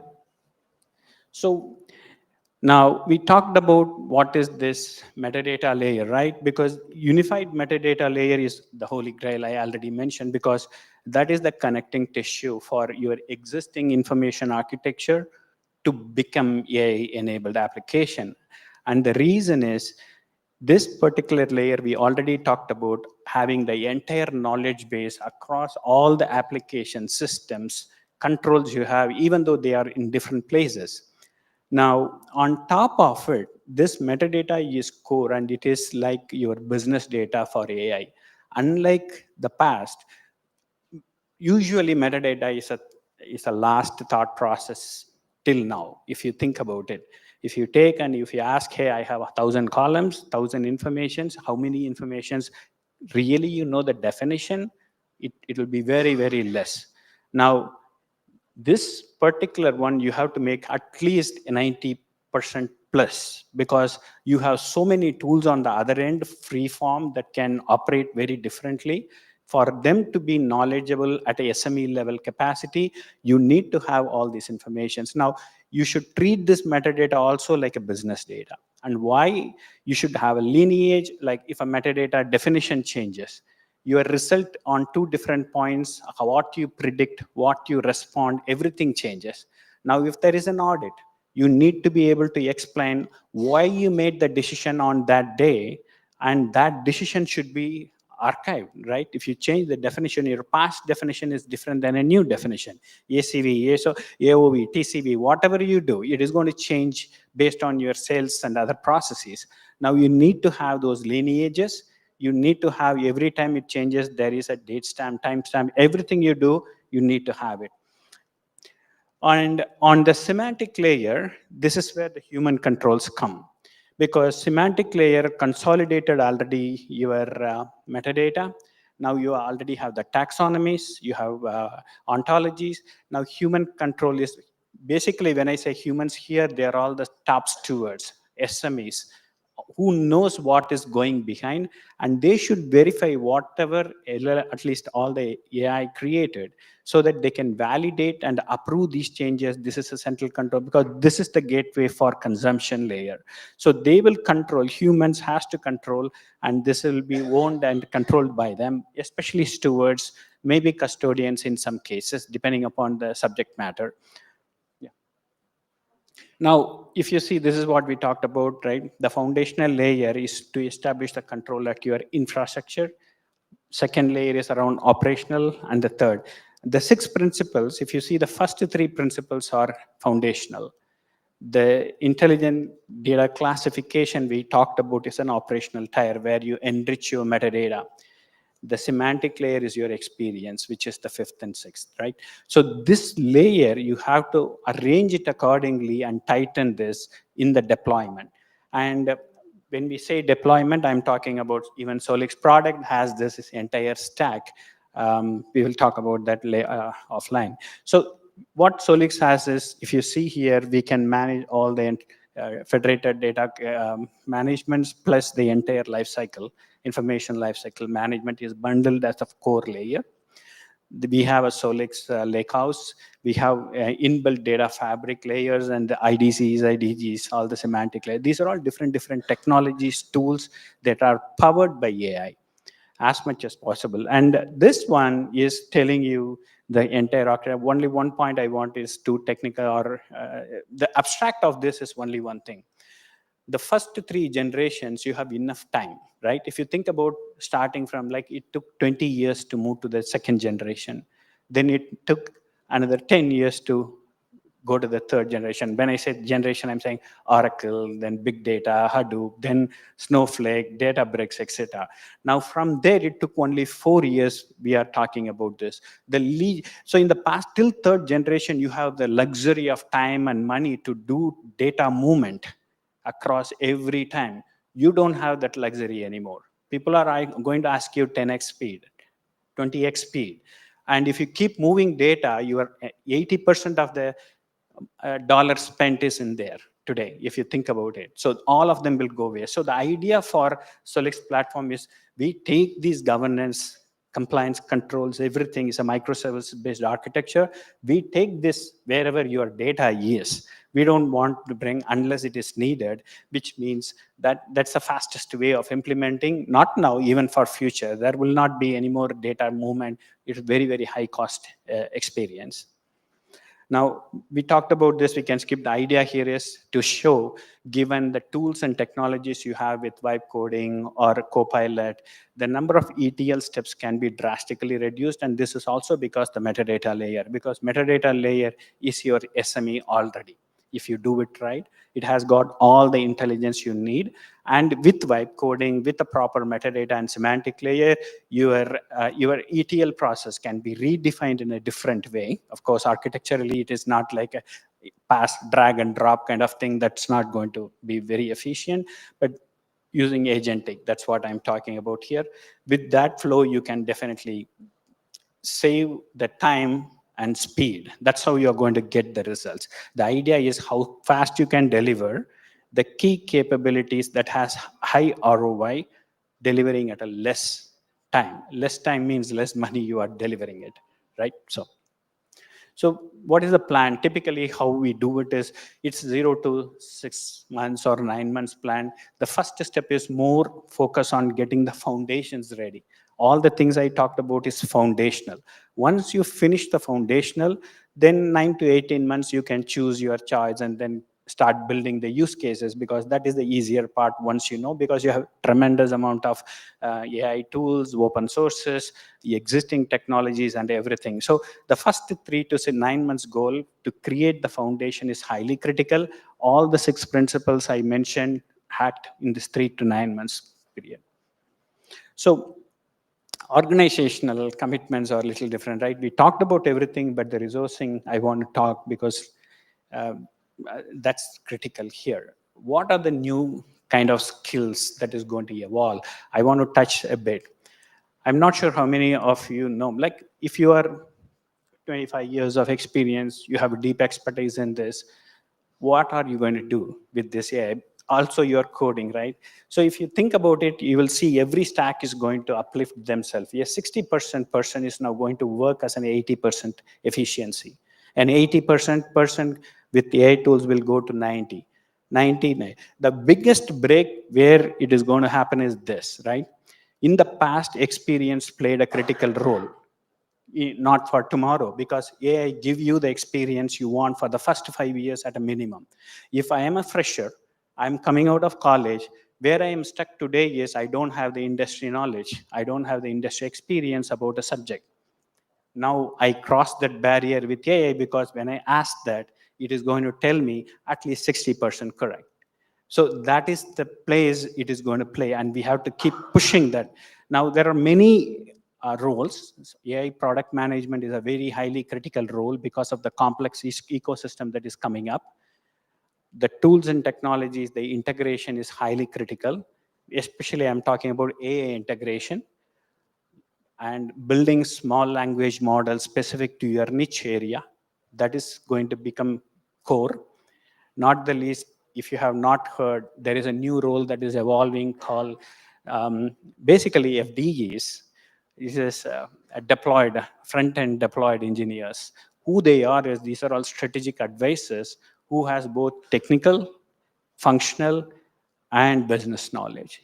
So they will act as your FDEs to face your customers. And typically that is the place little more experienced people can really put some effort and move into this direction of FDE, which will give a tremendous value. Now at the end, this is my last slide. So at the end said, this starts from the top. It cannot go bottom up, because there are so many moving parts, so many commitments, everything is involved in this. So to make a successful AI transition, it should be a top-down approach. You can do many things at the lowest level, but that's not going to cut it. At some point, it has to be the deployment should start from, like the governance first mindset should start from the get-go at the CXO's level, and then trickle down till the end point, whoever is doing it every day, day in and day out. So with that, I will thank you. Thank you. This is the last slide. And this is the website, solix.com, and the enterprise AI. You can download much more richer details around whatever I talked about if you are interested. Thank you. Thank you. Thanks a lot, Suresh. Thank you very much. So as we're now settling down, we have next panel discussion coming up over here. The panel is all about data, trust, ethics, governance frameworks in AI-driven finance. And as we get into talking about ethics and trust factors, like we all know that data is power, but with great power comes great responsibility. And as we deploy AI at scale across different finance operations, there are a lot of questions that would come in around trust, ethics, governance, and compliance, because those are absolutely critical. And how do we ensure that AI is making a fair decision? How do we maintain the audit trails? How do we actually balance innovation with regulatory requirements? That's exactly what we are going to be talking about as part of the next panel. So let's invite our next set of speakers, beginning with Kishore Gadiraju, who is a moderator. And Kishore brings in a lot of experience as a Chief Technology Officer at Solix Technology, where he's driving innovation, data governance, strategy, and development of cutting-edge AI and data management platforms. With deep expertise in enterprise architecture, big data, cloud technologies, and responsible AI, he has been instrumental in shaping scalable, secure, and compliant solutions for global enterprises. As we also welcome the other panel speakers joining in along with Kishore, Praveen Soni, enterprise architect and practice at head data and AI at Tech Mahindra, Kiran Chelapalli, AI ecosystem sales specialist for APAC region at Red Hat. We have Vikram, CEO at Multiplier AI, and CA Saran Kumar, Managing Committee Member, Hyderabad Branch ICAI. Please welcome on board. Thank you.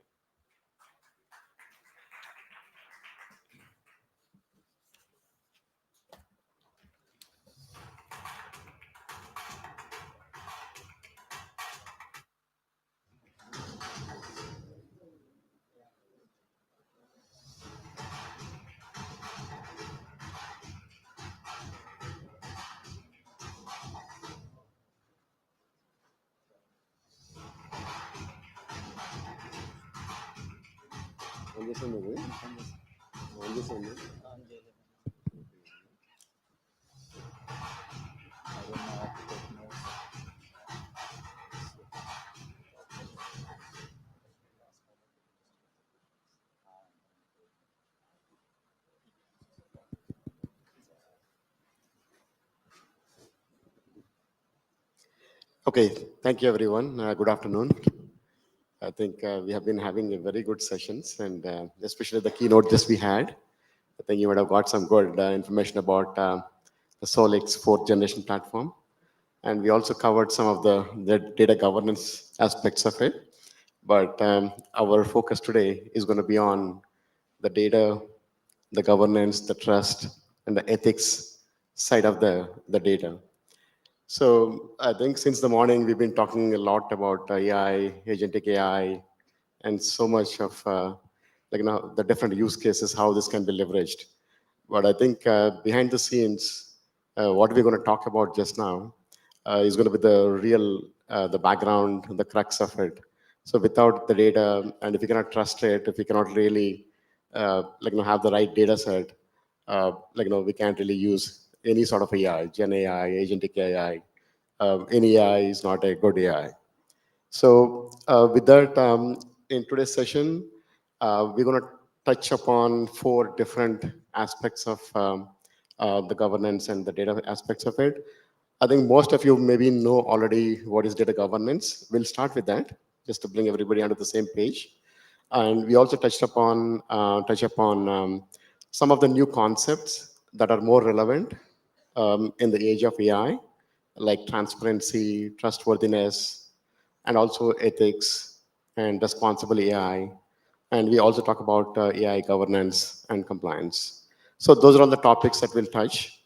I think with that, first of all, thank you for the panelists.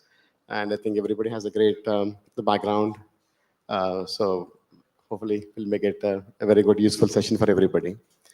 So let me start with the starter question kind of a thing, data governance. I think it's most common, most of you know. So my first question or the topic for discussion is, given the data governance, how enterprises, specifically the finance departments, are having challenges adopting AI, and what are their challenges adopting data governance for AI use cases?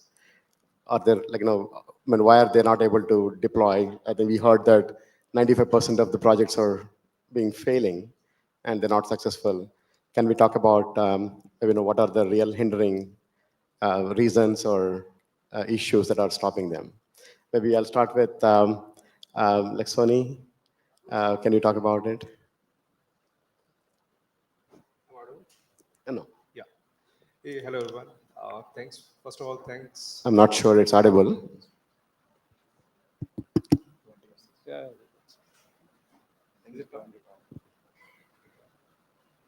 Is it audible now? Yeah. Okay. Yeah. Okay. So thanks everyone. First of all, I would really appreciate the way in which this event is being structured, and I really appreciate and I really feel enlightened with the different session which has been done prior to this panel discussion at this point of time. Okay.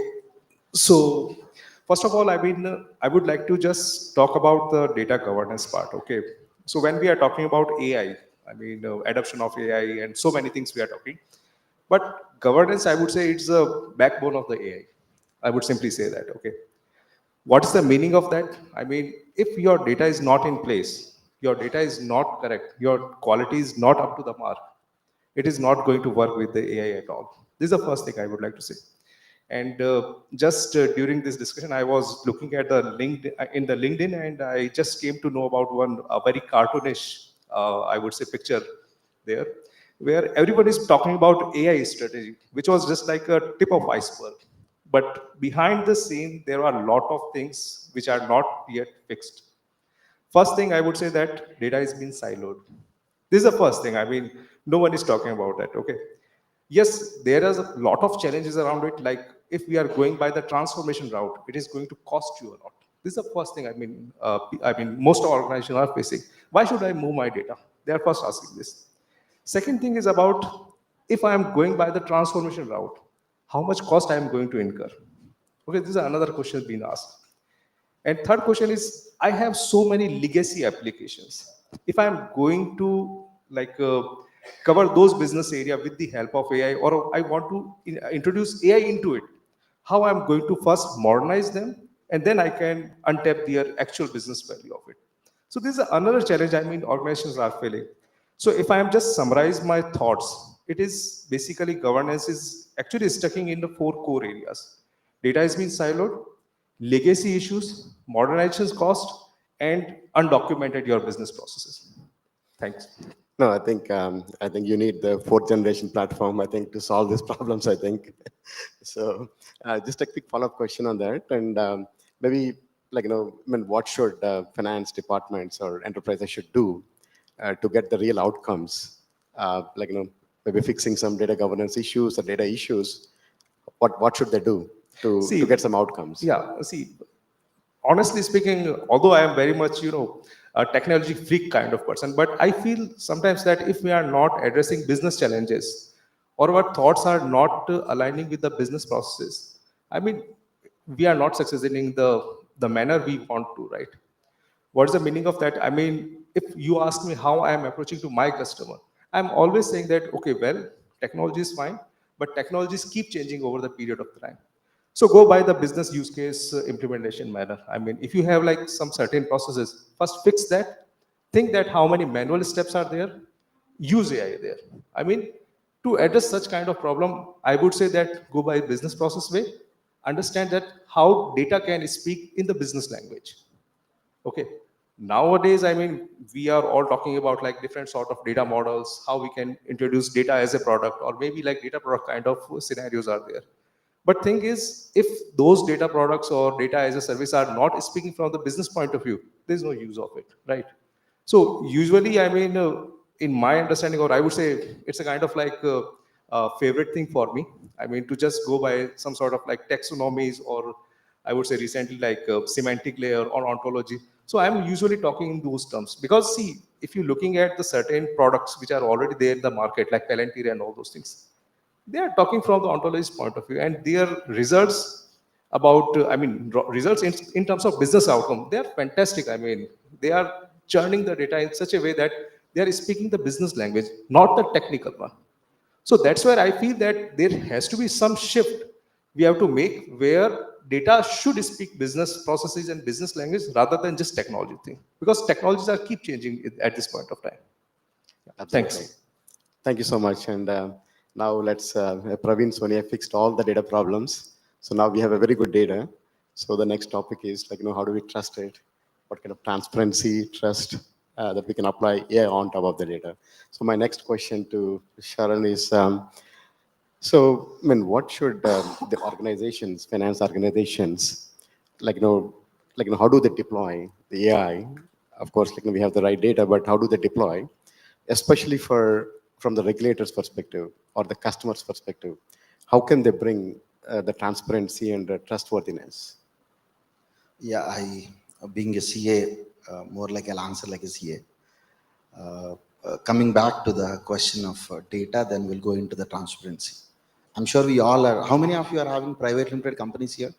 I'm sure more than 50-60%. Auditors do come every day to our office, every year rather.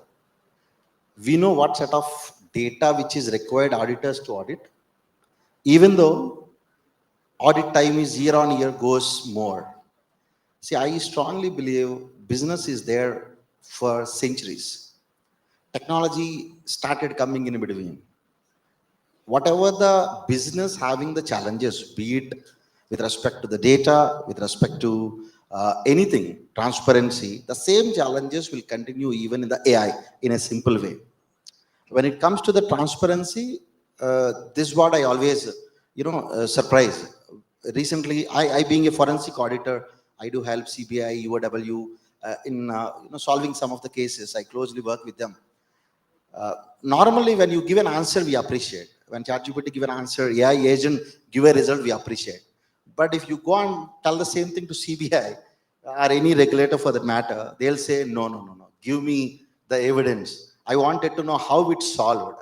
So that is, I feel, the fundamental factor which will be differentiating the applications what we build tomorrow. If that transparency is not there, because we don't want a magician which can give me an answer.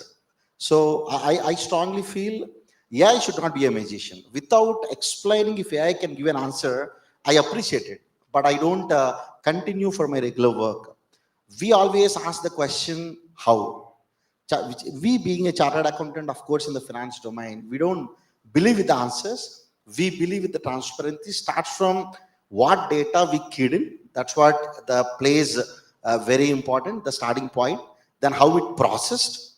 Then after the process, how we can eliminate the bias. And after that, what is the final result? I can even put up one case of IIT Hyderabad, the GST. In fact, it's in the public domain. FIR has been filed, so I'm just mentioning it. There's no issue.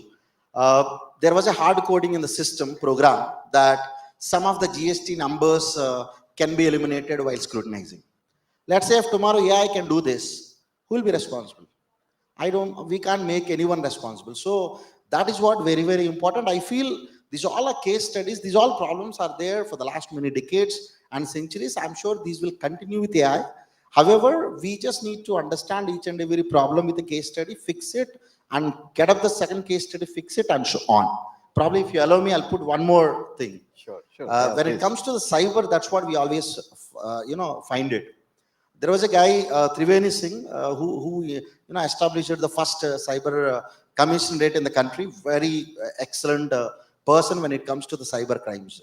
One day, in a lighter tone, when we were sharing the dais in one of the course, I asked him, how do you crack all these courses? Then he said, this is the conversation almost like 7-8 years back. Who said we are cracking? First one fraud happened in the cyber. We'll try to understand what is a modus operandi. We'll put into our register that this is the way a fraud can happen. The next fraud will be entirely different. We'll spend some time, we'll update our register. Then third fraud can happen. We'll look into our register, nothing will match, we'll make it. I feel the challenges will keep on coming. It's about how we address by making sure that the transparency, leveraging into that. Thank you. I think he brought up very important points. Like, one of them I can pick up is the explainability. I think anybody is practicing AI, building solutions. If you cannot explain how this is really working, I think it's not really usable. You cannot sell it anywhere, or you cannot really adopt anywhere. So very important point. Thank you. And he also brought up another important, the point is the responsibility or accountability.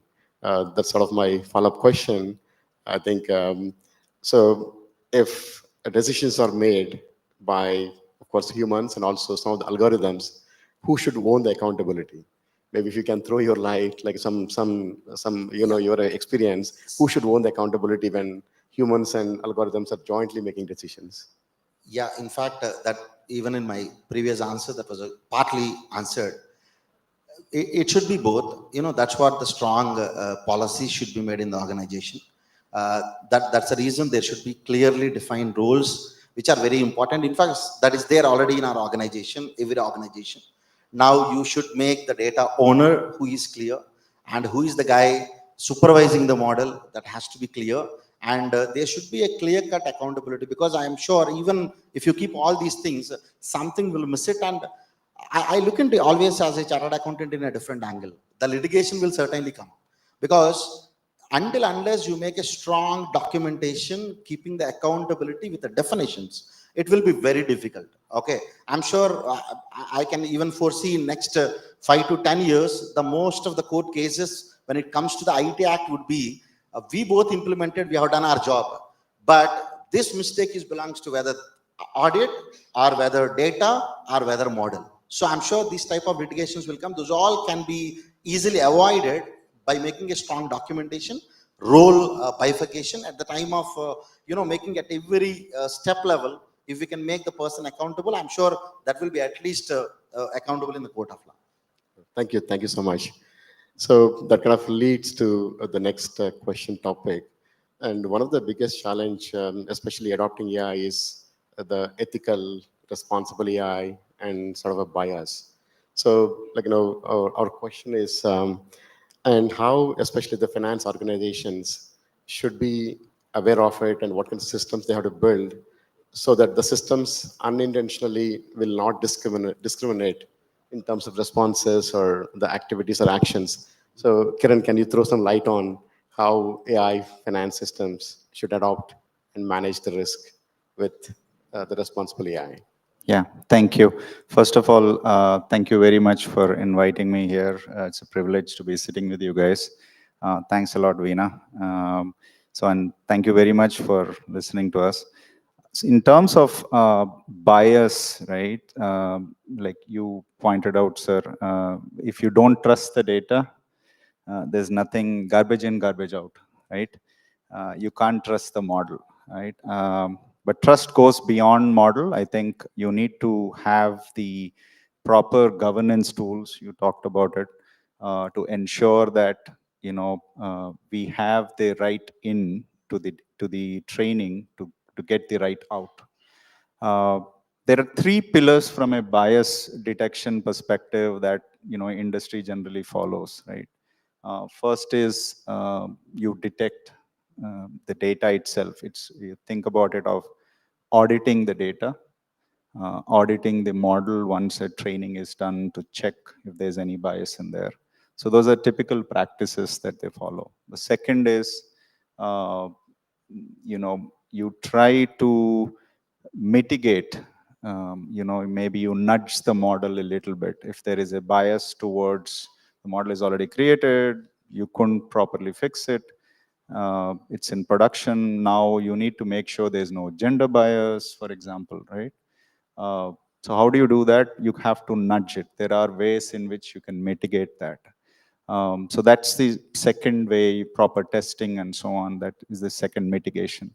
The third is monitoring, right? You got to have the tools, the governance in place to, you know, keep checking what is happening, who is, you know, inputting the data and so on.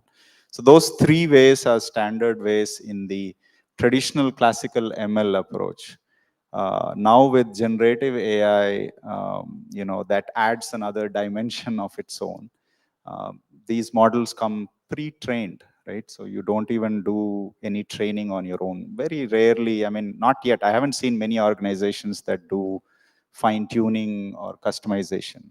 Or even, you know, if somebody wants to build a model from scratch, it's so expensive, it's difficult. So there you need to have, you know, typically you must have heard about this term guardrails, right? So you need to build the guardrails for the model. There's no other way. That's the nudging part that I talked about. So that's the way in which the industry is going in terms of, is it working, you know, as, you know, Sharan Kumar said, we'll have to see. And we go day by day, you know, we fix one problem, when another problem comes, we fix that and move on. So yeah, no, absolutely. Like, you know, as we are learning a lot. So, and just maybe follow-up question, right? See, one of the, like, you know, biggest challenge, at least I've seen, is that how do you train, like, you know, employees, like, you know, the people who are going to use this, the data or AI in and out, day in, day out.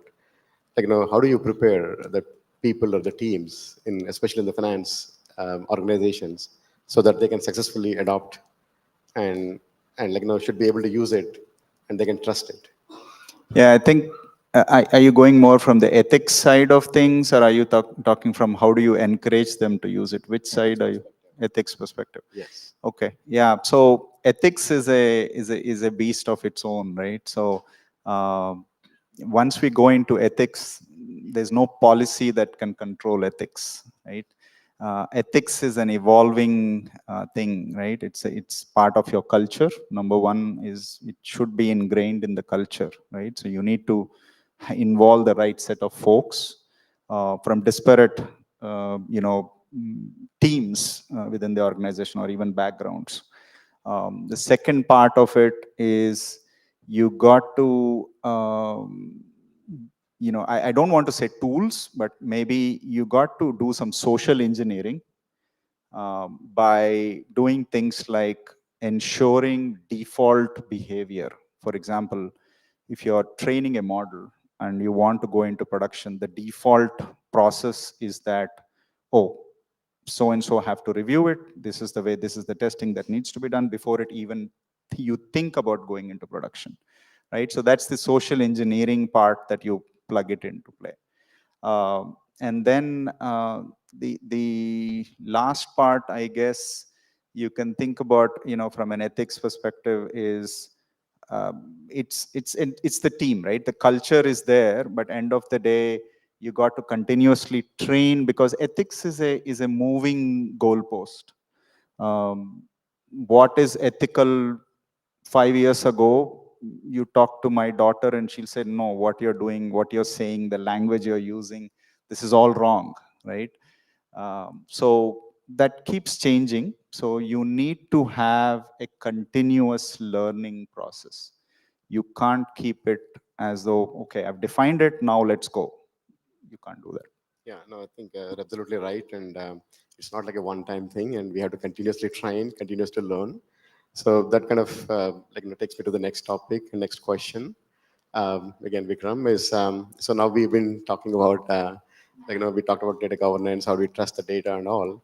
So now everybody, like every country, every government is coming up with the new regulations on AI governance. A good example can be EU released AI governance for enterprise, European Union, and should organizations go and adopt them, and should we implement them? Because it's evolving, right? Every country is coming up with their own regulations now. So what should finance organizations do given the current situation?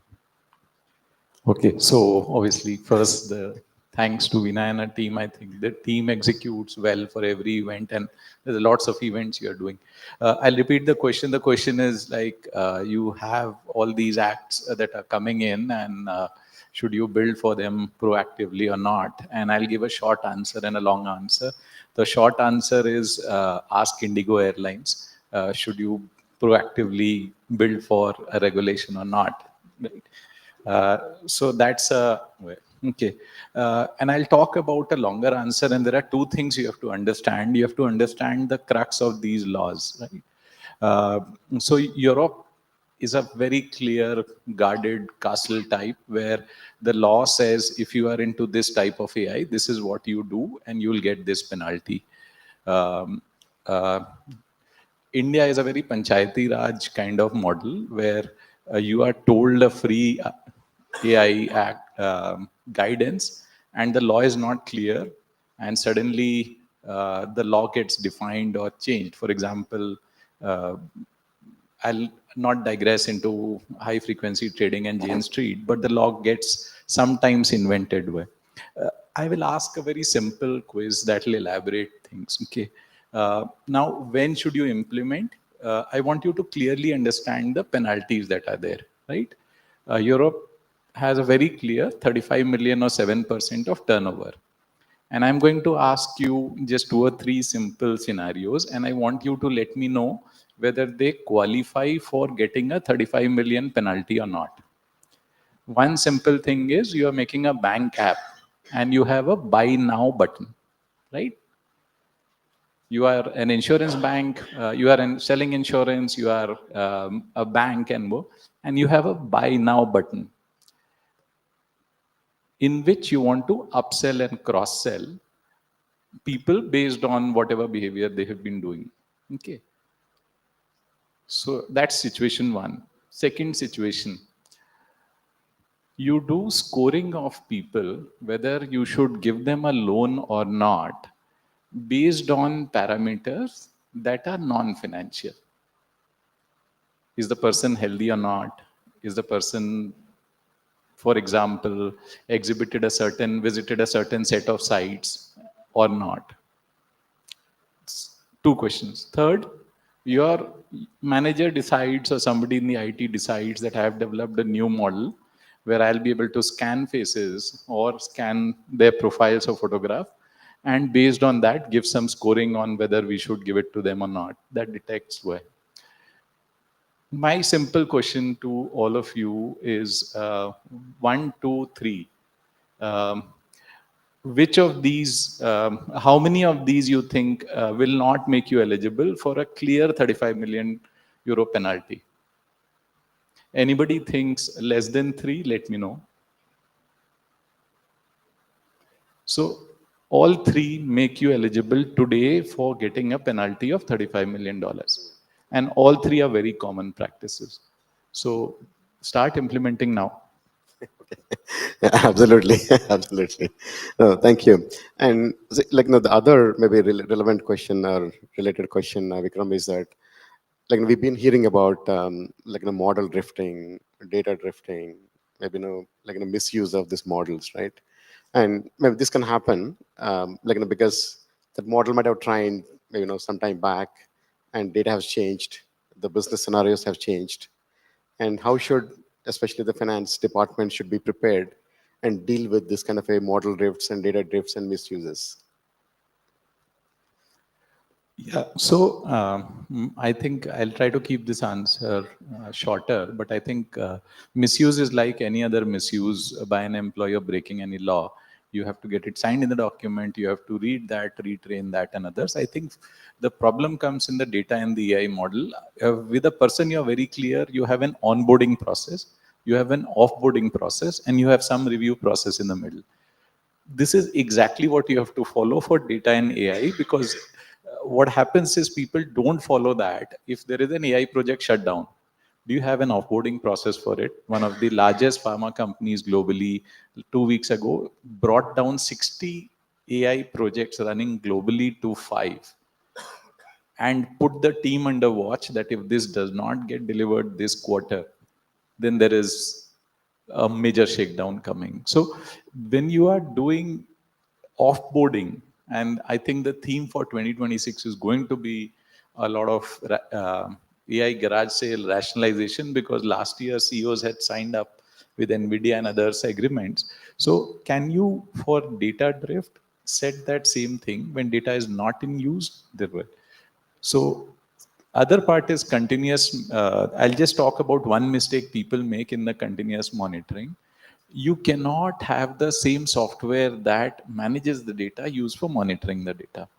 So it's a common sense that maker and checker will be different. So whether it is data monitoring, whether it is AI monitoring, you have to have a different designation handling it. So a lot of software companies evolved to having a head of software testing. In India, the chief data officer still doesn't exist by and large. So the chief data testing officer or AI model testing officer has to be a separate role. So that's short. No, thank you so much, because see, just all these organizations just started adopting these models, but over the period of time, so they see these kind of problems. So I think that will be good, feedback. So again, thank you for throwing some light and shedding some details around the transparency, trustworthiness, the bias and ethics, and AI governance. So my next question or the topic is for everybody. So if you have to implement very important AI projects, especially on the governance side, maybe what are one or two of the top priorities, that the top things that you would like to implement first, so that your AI projects can be successful? So maybe I'll start with Praveen again. So what are the one or two top AI governance related you will do to start an AI project? Yeah, see, although I will be try to answer in two folds. Yeah, first is AI. So of course, right at this point of time, everybody is working on different sort of projects, but still we are lacking somewhere about some orchestration thing, right? So we are developing agents, we are deploying them, trying to get some value out of it. But thing is, where is the orchestration? So this is something still we feel missing. And if you ask me, what first thing I would do in the year 26, I think I should start working, or I should, whatever thought process I'm having, I will start maturing it in terms of like orchestration process. This is from the AI perspective. Second thing is about the data governance. Because it is one of the most important aspect I'm thinking. So there are two aspects I would really love to take care. First one is data quality. See, in our Tech Mahindra, we are usually doing a framework called data quality as a service, where we are like embedded AI, where whenever we have some data quality issues and all those things, so AI itself detecting those issues and fixing it. So data quality is another aspect which I really want to take care of that. And not the last, but I would say that if you think AI is a storm, then I would say there is one more hurricane is brewing. that is post-quantum cryptography. Okay, so I would say that, I mean, with the rise of the quantum computing, I mean, people will start thinking about how data security is going to, take care with regard to that. Because at this point of time, whenever we are talking about from the data governance, of course, security is part of that only. So this new type of compliance will actually, disturb the whole process, because it is going to disturb in multiple folds, like how we are going to store the data, how much storage basically we have to increase. Because see, with the help of post-quantum cryptography, size is going to increase, your KMS keys size are going to increase. So all these things are actually going to impact your entire data ecosystem.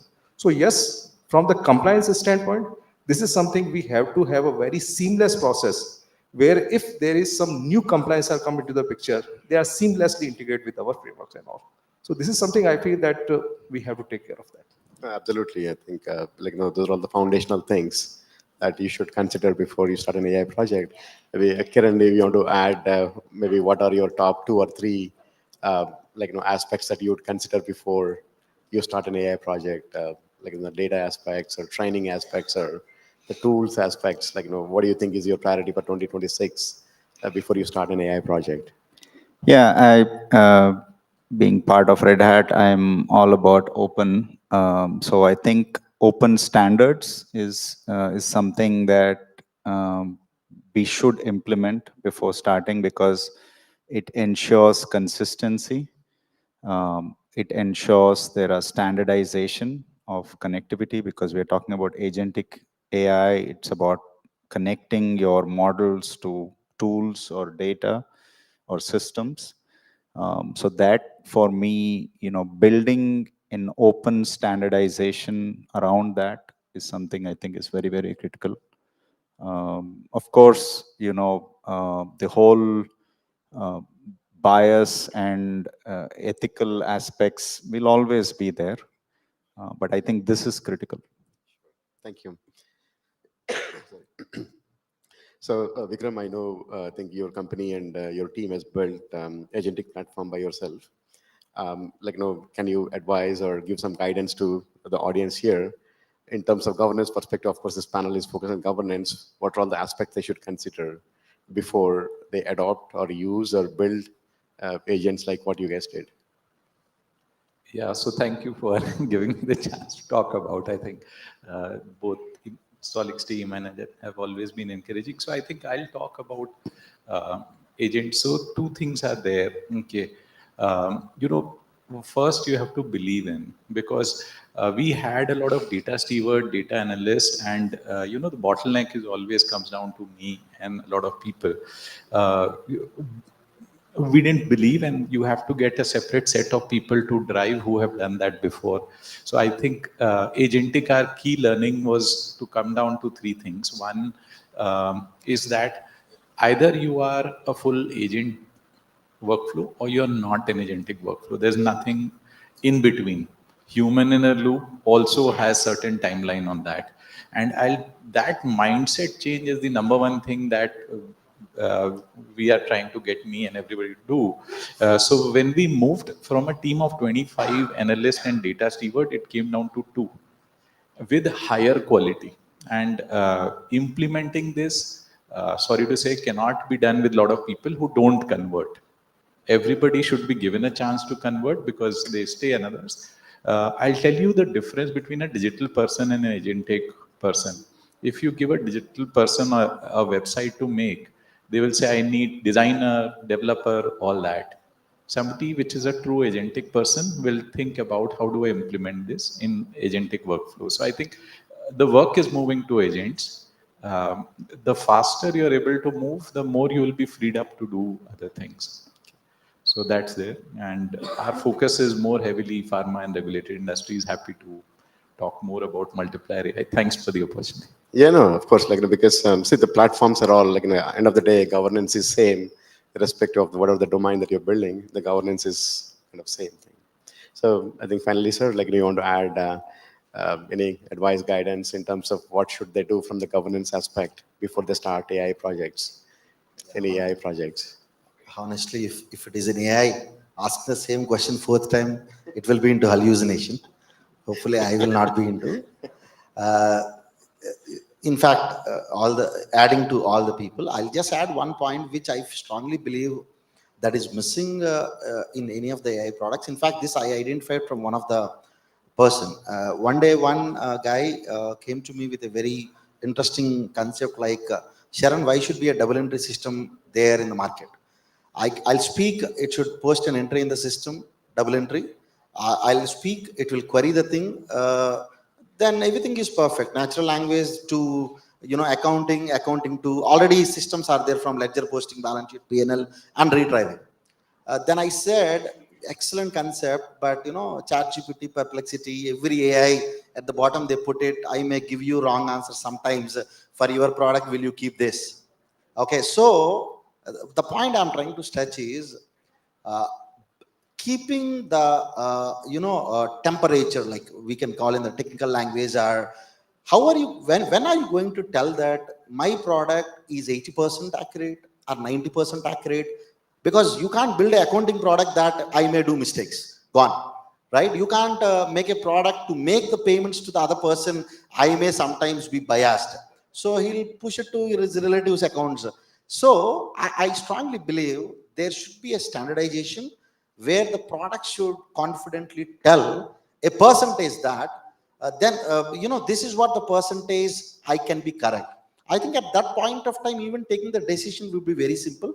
I feel that point everyone has to work on. In fact, at the government's level, I am also in the board of C&AG and South Central Railway appointed by government. I mentioned this point. So how can you confidently tell that this is what the AI you are using? At the end of the day, it is clearly mentioning that I may do the mistake. That mistake, maybe this is the one. Okay, I feel that standardization may be required.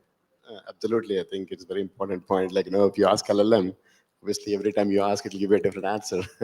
So hopefully, some of the MCP kind of concepts and maybe agentic concepts should solve that problem.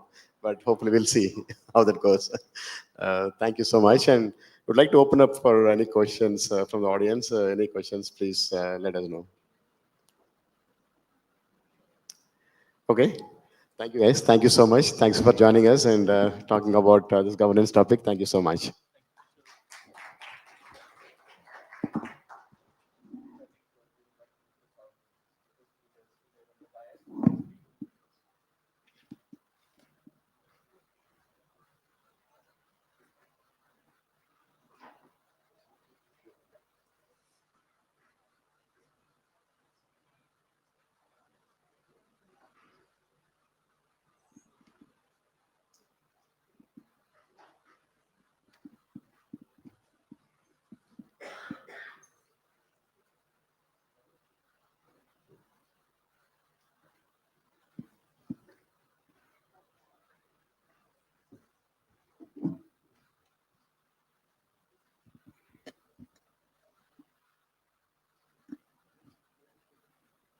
Thank you very much.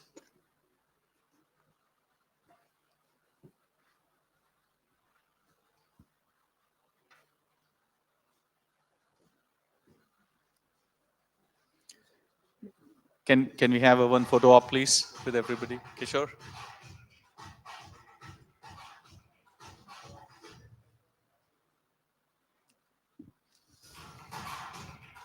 So as we are settling down with the rearrangements and all, we're going to have an exciting keynote.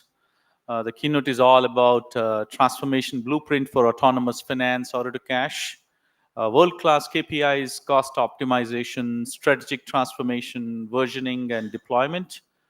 We have with us presenting the keynote, Venkat Sivakumar is Vice President, Enterprise Consultant, GCC and Operations Activation at Accenture. Venkat has been leading cost optimization for a few decades now and had been involved and is a distinguished transformation leader. He brings in a deep expertise in agentic AI use case creation, GCC setups, and operating model design, and serves as a vice president at GCC, services in Accenture. With his experience that has carved out order-to-cash transformations, he has been leading the ML-based forecasting, automation, center of excellence strategies, and large-scale finance transformation programs. He's also a Lean Sigma Master Black Belt and Certified AI and Automation Specialist. Please give me a round of applause to Venkat for his keynote. Thank you.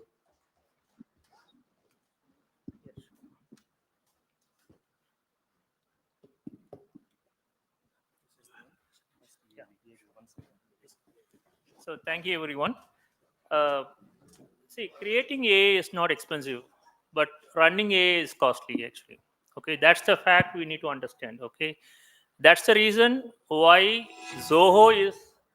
That's the reason why Zoho is competing with Salesforce, right? As we all know, Salesforce was catering to a value-based premium category. It's a CRM. Again,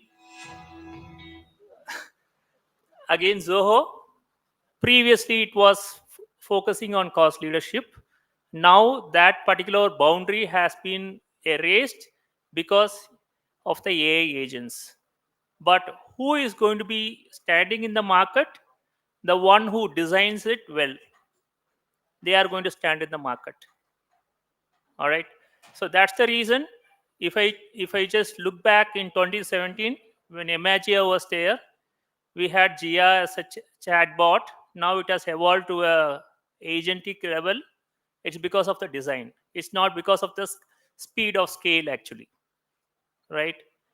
So instead of focusing on speed of scale, it's very important that we bring in the design part into our agentic aspects. That's most important, actually. And in order to do that, we need to have a proper service pitching. So I'm taking the thought process from the aspect of a service provider. For example, sometime back, I created a SOD analysis wherein I need to give a kind of output, a kind of GBS redesign to the client saying that, okay, within P2P, I have so many FTEs. Which are the tasks will be performed by whom? Same way in O2C as well as in R2R. So I have to do a kind of segregation of duty analysis, and I need to make sure that the right person is leading that particular each of those segment. The thing is, I took a lot of inputs from ChatGPT. It gave me a lot of SOD aspects. The thing is, end of the day, I chose what would be important for that particular area. In that context, what is most important? What is most trustable, right? Instead of taking everything. So that means the ownership lies on me, not on the ChatGPT. So that's the reason we are talking about human in loop, actually. So when it comes to autonomous, right? When it comes to autonomous agent, I really don't buy into that yet, because as a finance person, I would not leave the agent to take the accountability, because it's not going to take the accountability, actually, right? So it was told before itself. Autonomous means automating with human intelligence. So somebody should be there for the oversight. Somebody should be the guiding light for that, actually. So that's most important. So in this scale, so giving this thought, so now I'm getting into this transformation blueprint. So this transformation blueprint is, I'm going to talk from the perspective of a service provider, actually. So when you take up a service provider, right? For example, Accenture is there. Likewise, similar companies are there. How they have been doing, providing the services so far, and now with the advent of agentic AI, how things are changing, actually, how they are going to evolve in the future, right? So how to move from the current state to the future state. So that's what I'm going to talk. I'm going to make it very fast, okay?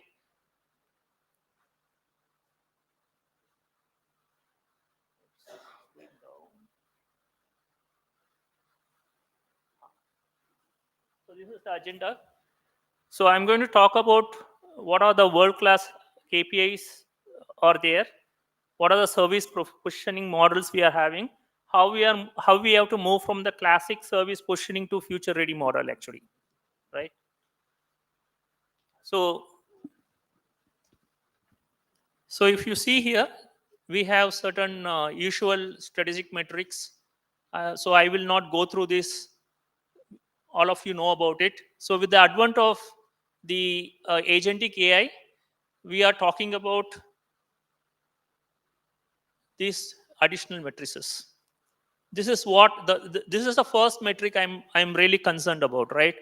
Because whenever I pitch my services to my client, I'm going to pitch using a standard taxonomy. I'm going to say, out of these O2C tasks, so much of tasks, maybe 50% I can do the service for you. Remaining can be retained, right? But my biggest worry is, as agentic AI has brought in lot of knowledge work possible. So the most important thing is the percentage of tasks intake into SSE from overall O2C taxonomy, not from the retention perspective, right? Some of the things can be outsourced, some of them can be retained. That's how the industry was working before. Now the industry is moving towards, okay, I have 150 tasks in O2C. Out of that, irrespective of whether it was retained before or not, in the future, how many of those tasks I'm going to bring it to the SSE or to the GPS, right? So that's the first metric is all about. And the next metric is about the percentage of agent to human in loop, actually. So that's very important thing, actually, because somebody has to take accountability. That's how finance is built, right? So that's how IFRS has built finance. So unless IFRS is going to redesign their principles of accounting, I'm not going to say that I'm not going to prioritize, first of all, the percentage of end-to-end autonomous flow. Rather, I'm going to say end-to-end flow wherein agentic AI is going to be a knowledge worker, it's going to be a knowledge guide to me, and I am going to take the decision.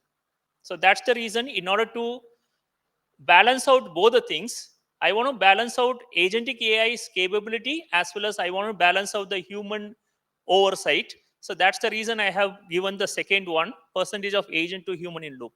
That's the most important metric for any SSE which is trying to bring in agentic AI transformation, actually. Right? So let me move on. So previously, this was the model, right? So it was a factory model. Everyone knows about what factory model is about, right? So it's basically transaction churning factory. Irrespective of how many clients are going to come in, how many countries are going to come in, continuously that factory will run on 24/7 without much of linkages between each of those segments within O2C itself. The problem with this model is, then whatever outputs are coming in, they will go to the country specific local finance, and the local finance will make some policy decisions, and based on that the finalization will happen, actually, like finalization in terms of whether to honor this dispute, whether to give this write-off, whether to apply the cash, right? So all of those decisions are going to happen. But the problem is, these policy decisions are taken because using certain kind of policies which are not really updated, actually, right? Which is not up to the needs of the business. So that means whatever wastes that are there in the bottom layer, again they will come back to the front layer system, leading to a lot of delays in the system, actually, right? So this is the problem with factory model, actually, right?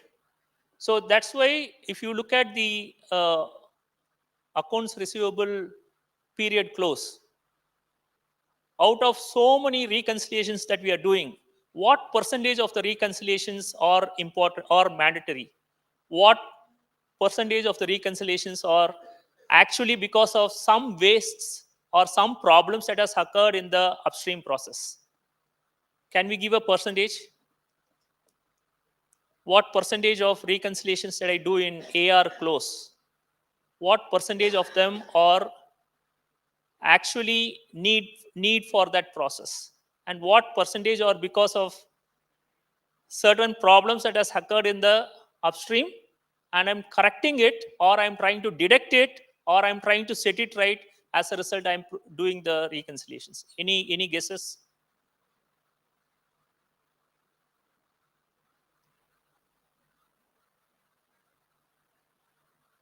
So, okay. So the statistics says nearly 50 to 60% of the reconciliations are the important ones, the ones that the business needs, and remaining 40% at least are basically due to the problem that is happening in the upstream and that are getting created again and again.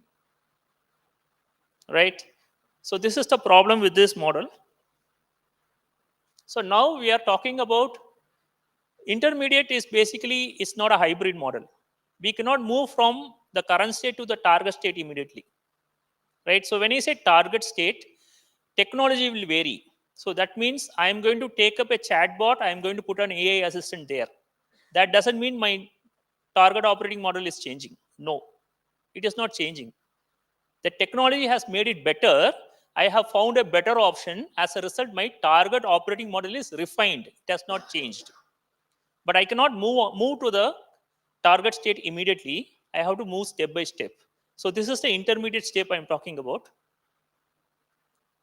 So the intermediate step is, what I'm trying to say is, when you are pitching your product, right, service, immediately the customer is saying, okay, take up my O2C, you do the service for me. So these are the layers they are bringing in. Now, we have not integrated them. We have just lifted and shifted the process. After lifting and shifting the process, I am bringing in AI agents into it. So that means I am automating the wastes. I'm not addressing the wastes. I'm automating the waste. That's the biggest problem. So that means the efficiency that you're gaining is not a value to the business. Rather, you are only doing a cost optimization exercise. There is a difference between cost optimization versus transformation. Transformation is not cost optimization. The byproduct of transformation is cost optimization. Right? So this is the future-ready service positioning we are talking about, wherein we are actually trying to build an end-to-end work or layer, wherein the CMD engine, when I say engine, it is having so much of agents with the guidance of human control, actually. So we have a CMD engine, we have an order management engine, which flows into the billing, which again flows into the collections, cash, applications, all that. But I didn't bring in the legal, all that. They are somewhere within these 4 boxes. That's what I'm trying to say. Okay. So this is the future model. They are seamless in nature. They are seamlessly flowing through. Okay. And definitely there will be certain spillover. Definitely there will be some spillover, because not everything can be integrated. There will be certain exceptions, right, which cannot be addressed. So we are taking that also. Right. So I don't know why it's not working. Okay. So how to move, how to go to the future? I mean, first of all, how to create this future ready model, actually. So definitely we need to create a current state and target operating model. That's very important. So good old thing is go for a value stream mapping.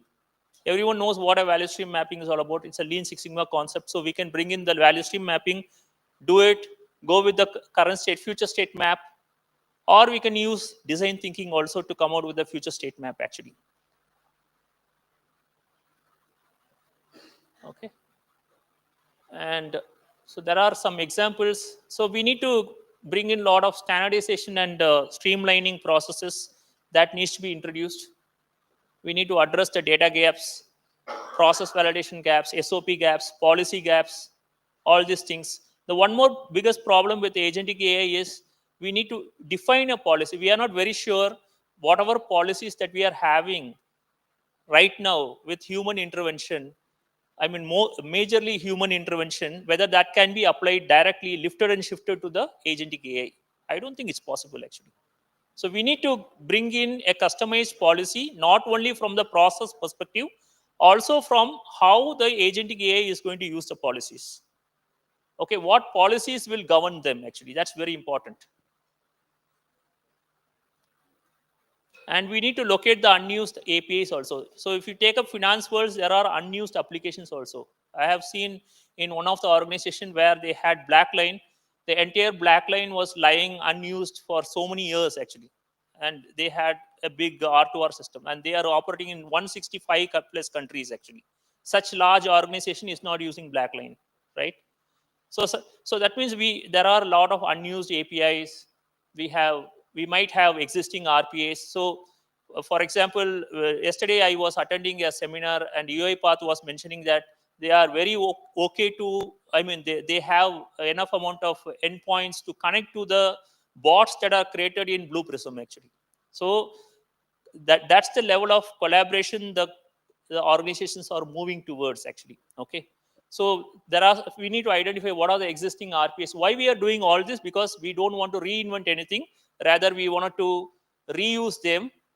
Okay. So that's the reason we are looking for unused APIs and existing RPAs actually.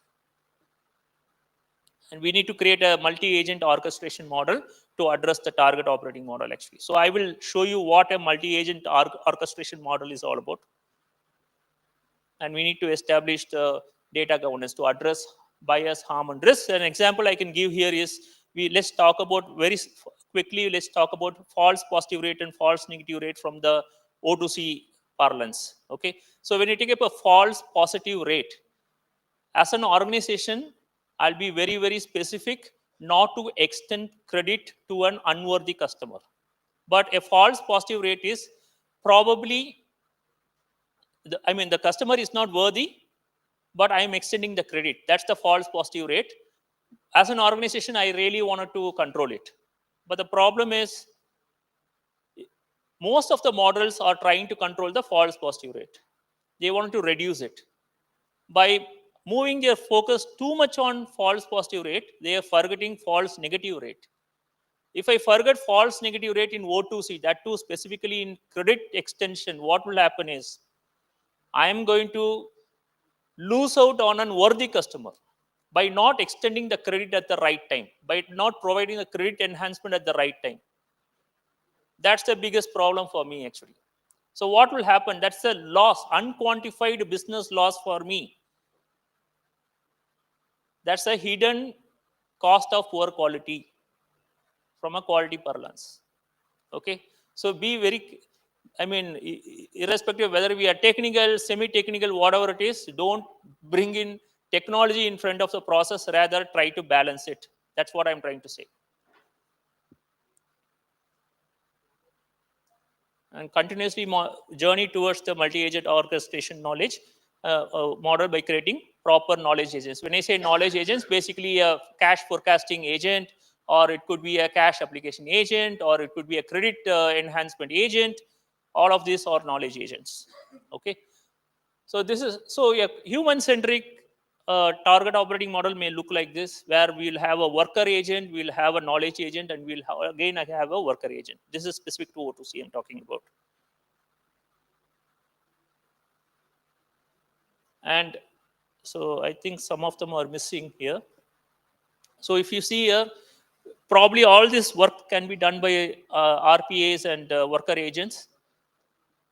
And this will be done by the knowledge agents, like predictive models, machine learning models. All these things will be coming under the knowledge agents, right? And it will be guided by the human. I will not leave the knowledge agents alone because of the lack of accountability there. So somebody has to take accountability. Definitely a human has to take accountability actually. So I will not have a credit agent, a credit extension agent to do the end-to-end aspect autonomously.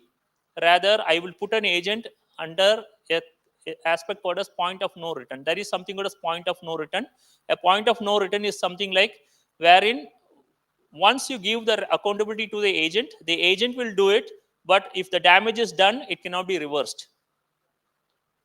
That means if I incorrectly extend the credit to the unworthy customer, the damage is done. It cannot be reversed. So definitely that is the point of no return. So definitely I will put a human over there. Or if any deductions has to take place, right? Or any write-offs have to take place, I will not leave the agent to do it fully. That's a big risk we are talking about. Okay, so for example, if you take up any big company, aerospace companies or defense companies, which might be dealing with billions of dollars, and if there is a dispute, and if they are going to write off it, If the agent is going to take care of writing it off, out of the $1 billion, if 1% or 5% is being write off, what will happen actually? Incorrectly, if it is written off, it's a big loss to the company actually. So definitely I will put a human oversight in the point of no return, specifically in knowledge workers, so knowledge agents. That means what I'm trying to say is I will put 100% human in the loop wherever it matters, specifically in knowledge agent. Worker agent, you can always do sampling actually, not a problem, right? How well the billing is done, how well the order is created, right? All these things are transactional. So definitely I can, or how well the email is sent, I can do a sampling rather putting 100% there actually, right? So I will go step at a one step at a time. It's just it's not an entirely prescriptive model. Rather, you can go, it's your own design actually. I'm giving an illustration here. So I will go for order management engine, which is getting integrated to billing management, and then slowly it will get integrated to CMD engine, then, right? And then seamlessly it will go here actually. So it will be one step at a time. So this is what a multi-agent orchestration is going to look like, right?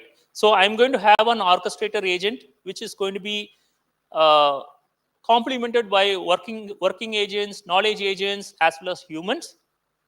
And they, in turn, interact with the other orchestrators. So likewise, I'm going to have this type of multi-agent orchestrations.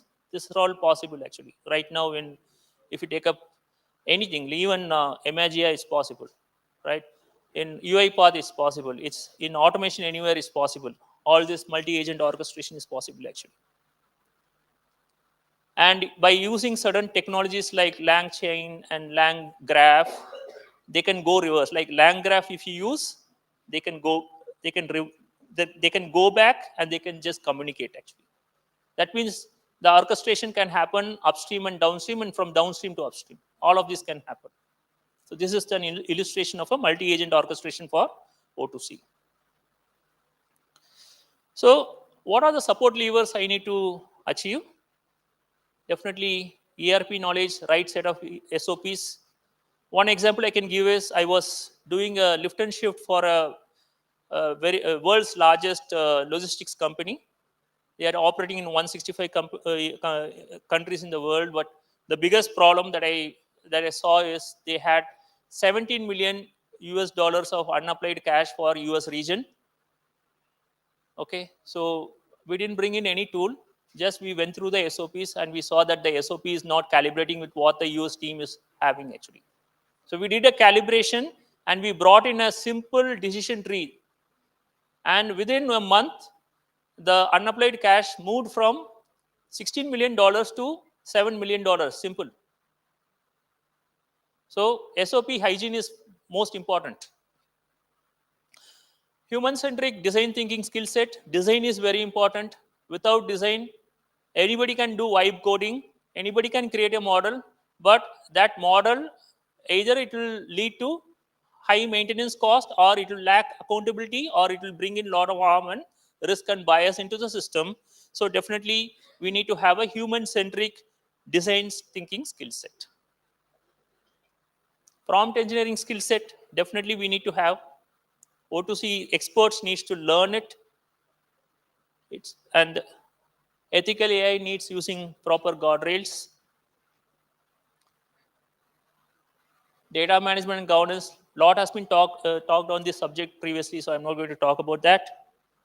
And the middle management must shift from transaction mindset to human-centric O2C. The service providers right now are only thinking about, mostly are thinking about factory model. What is the productivity today? How many I churned out today? That thing should need to move towards how much of the segments of O2C I integrated. That's what it is all about. And quality assurance is most important actually. O2C knowledge among quality reviewers, a gold standard, regular calibration with the local finance, hands-on SOP design, They must be accountable. Be strong in statistical sampling. One example I can provide is in one of the assignment, there was a quality assurance happening for cash application, but for unapplied cash, for the unapplied dump, no quality assurance was happening. So I'm not very sure whatever transaction that was sent as cannot be applied. Is it correct or not? I'm not sure about that. So due to that, how many millions of cash is lying unapplied? And how much it is impacting the business, right? So we need to have strong statistical sampling. Reloop learnings into SOPs and policies. Ownership on quality. CAPA, corrective actions and preventive actions. Okay. So we need to have skill set needs to escalate the right retraining needs to model developers. That's very important actually. If something has changed, for example, if GST some 10 years back came, so at that time GST wasn't there, VAT was there in India. Then we changed to GST. Definitely at that time, if model was there, we need to immediately go back and retrain it. If we don't retrain, it's a problem, right? And even now, if AI models continue to be a black box, it's a problem. So definitely I would suggest that, just like, for example, if I am a human being who is doing credit extension analysis or credit risk management analysis, if I go to my boss is going to ask me a question, how did you arrive at this? He's going to ask the question. Same way, I need to ask that question to the same way the AI agent must tell me exactly how it arrived at the answer. And then based on that, I am going to take the decision whether that decision can be taken or not. So that's what I'm talking about. The retraining needs. Okay, so thank you so much for the opportunity. So I try to focus on two things, technical as well as on non-technical aspect. Both are important. End of the day, business is more important than agentic AI, and agentic AI is a power engine which is going to push the business, not the other way. Okay, that's what we need to understand. Right? Thank you so much. Thank you very much, Venkat, for that. Can you please stay over here for your speaker moment, please? May I invite, let's see, do we have Dexter over here?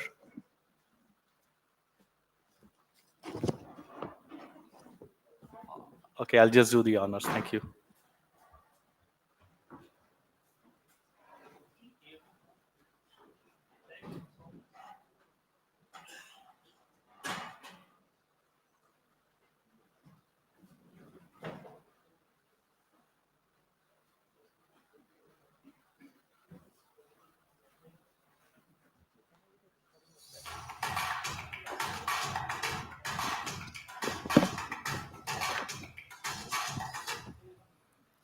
Well, thank you very much. I know it's been an exciting evening. We're coming to our last panel discussion for today, which is AI for social good, making the world a better place, people, planet, and progress.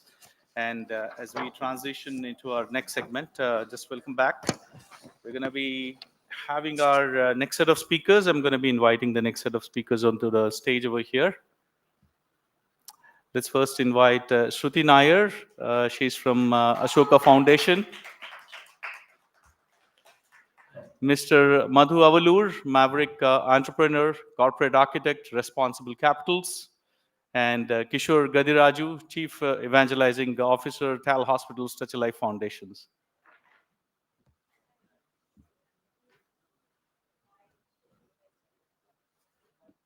Well, you all must be wondering who the moderator is. That's me. Thank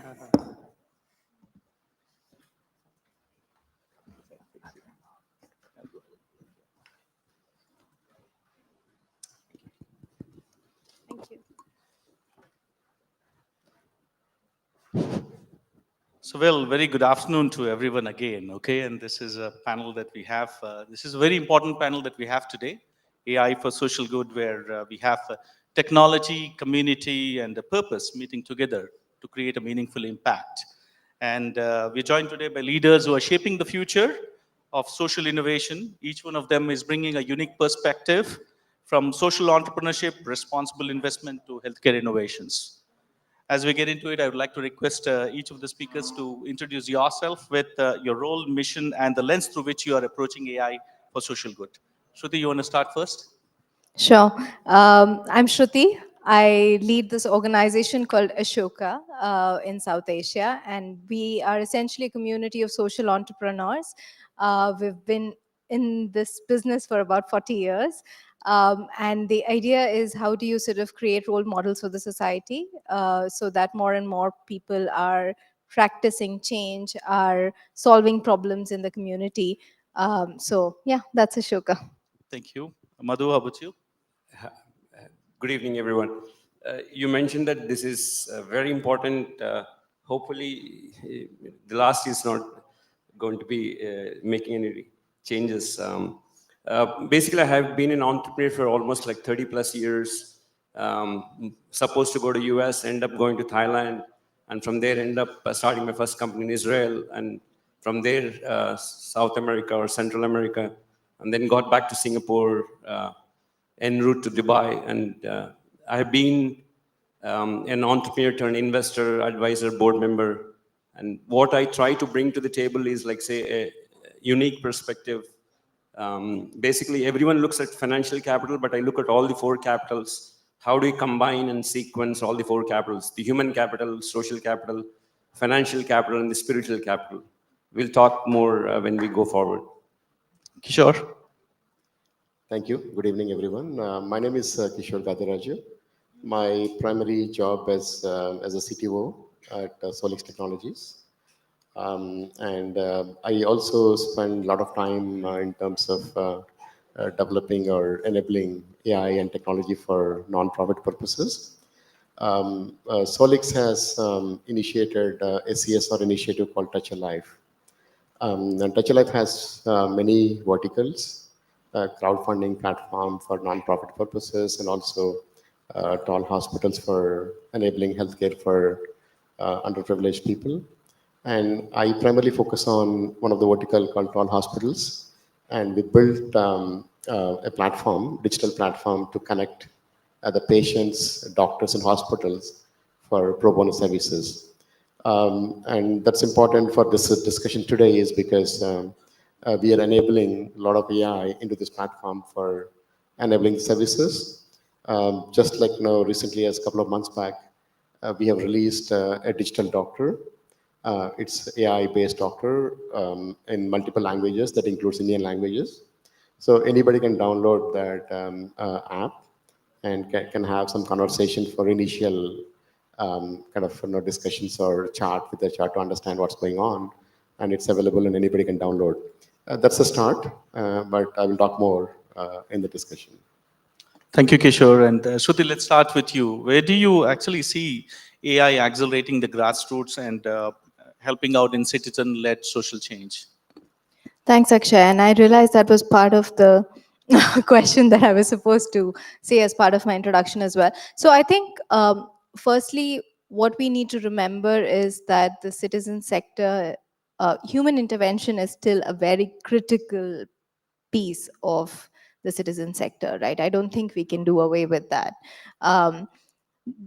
What we are beginning to see, however, is AI being introduced in the social entrepreneurship ecosystem through to understand the market, for instance, to understand the community, what are the community needs. So a lot of mapping work is being, is where we see AI intervention. We're also seeing,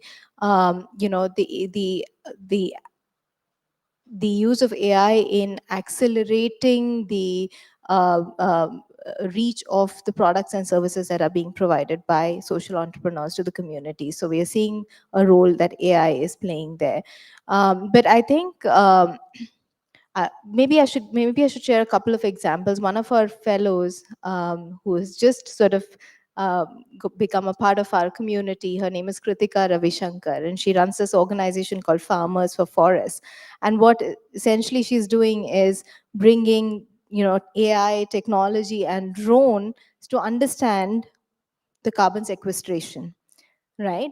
And with that, there is a direct impact on the farmer's income, right? So I think, so those are the kind of interventions that we are seeing. There's another fellow of ours, Aziz Gupta, who runs this organization called Rocket Learning, for instance. And what Aziz is doing is he's working with the Anganwadi ecosystem, which is the government daycare system.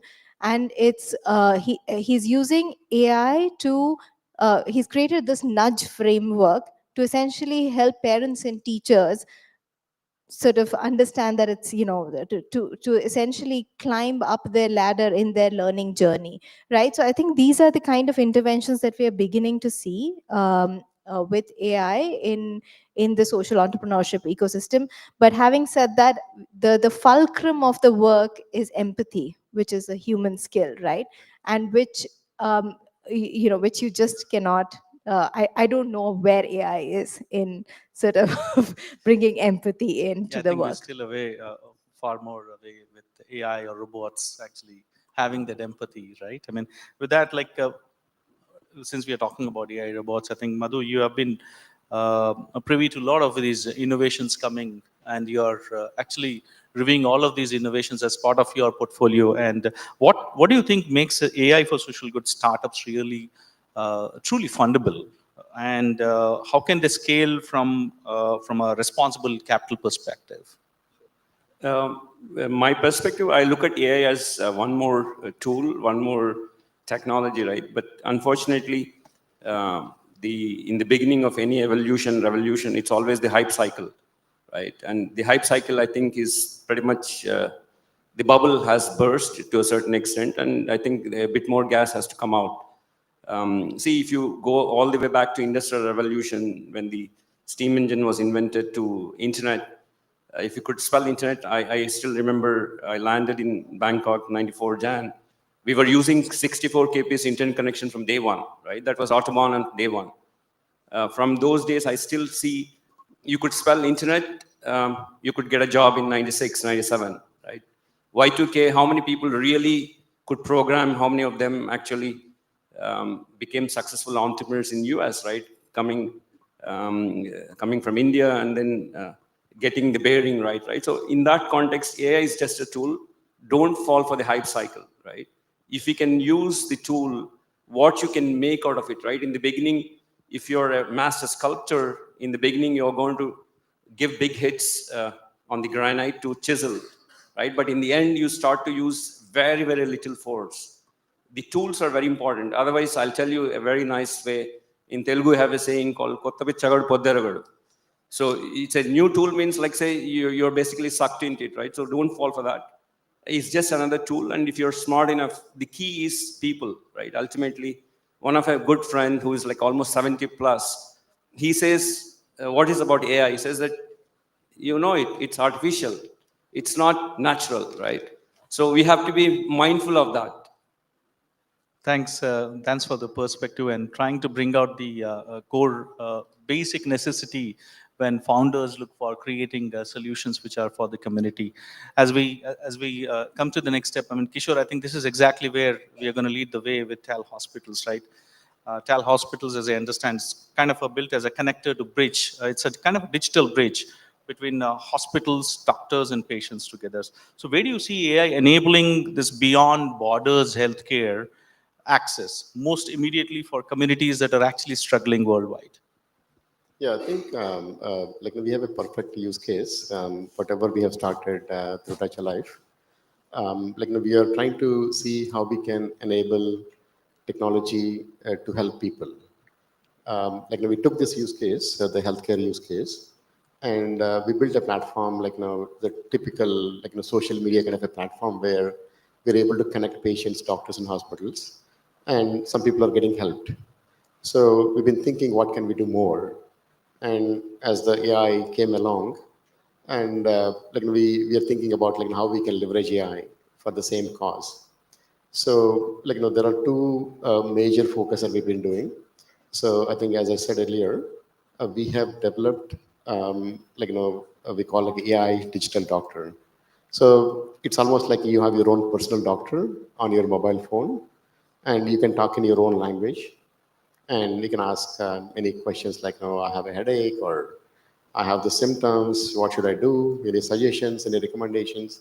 It's like, first level preliminary kind of conversation, as if you're having a conversation with your doctor. It's your personal phone, you can talk anytime, 24/7. So that's the kind of an AI use case we have delivered with that particular application. And we didn't stop there, we went beyond. Conversation is one thing. And one of the other biggest challenges that we have seen, especially the people from rural India, the language is the biggest barrier. So we have enabled multiple languages to have a conversation. And the other thing that what we have done with this application is every time people get a medical report, could be a blood test or whatever other test, mostly it's in English. The report is in English, and maybe a lot of people don't even understand that or don't even know how to read it.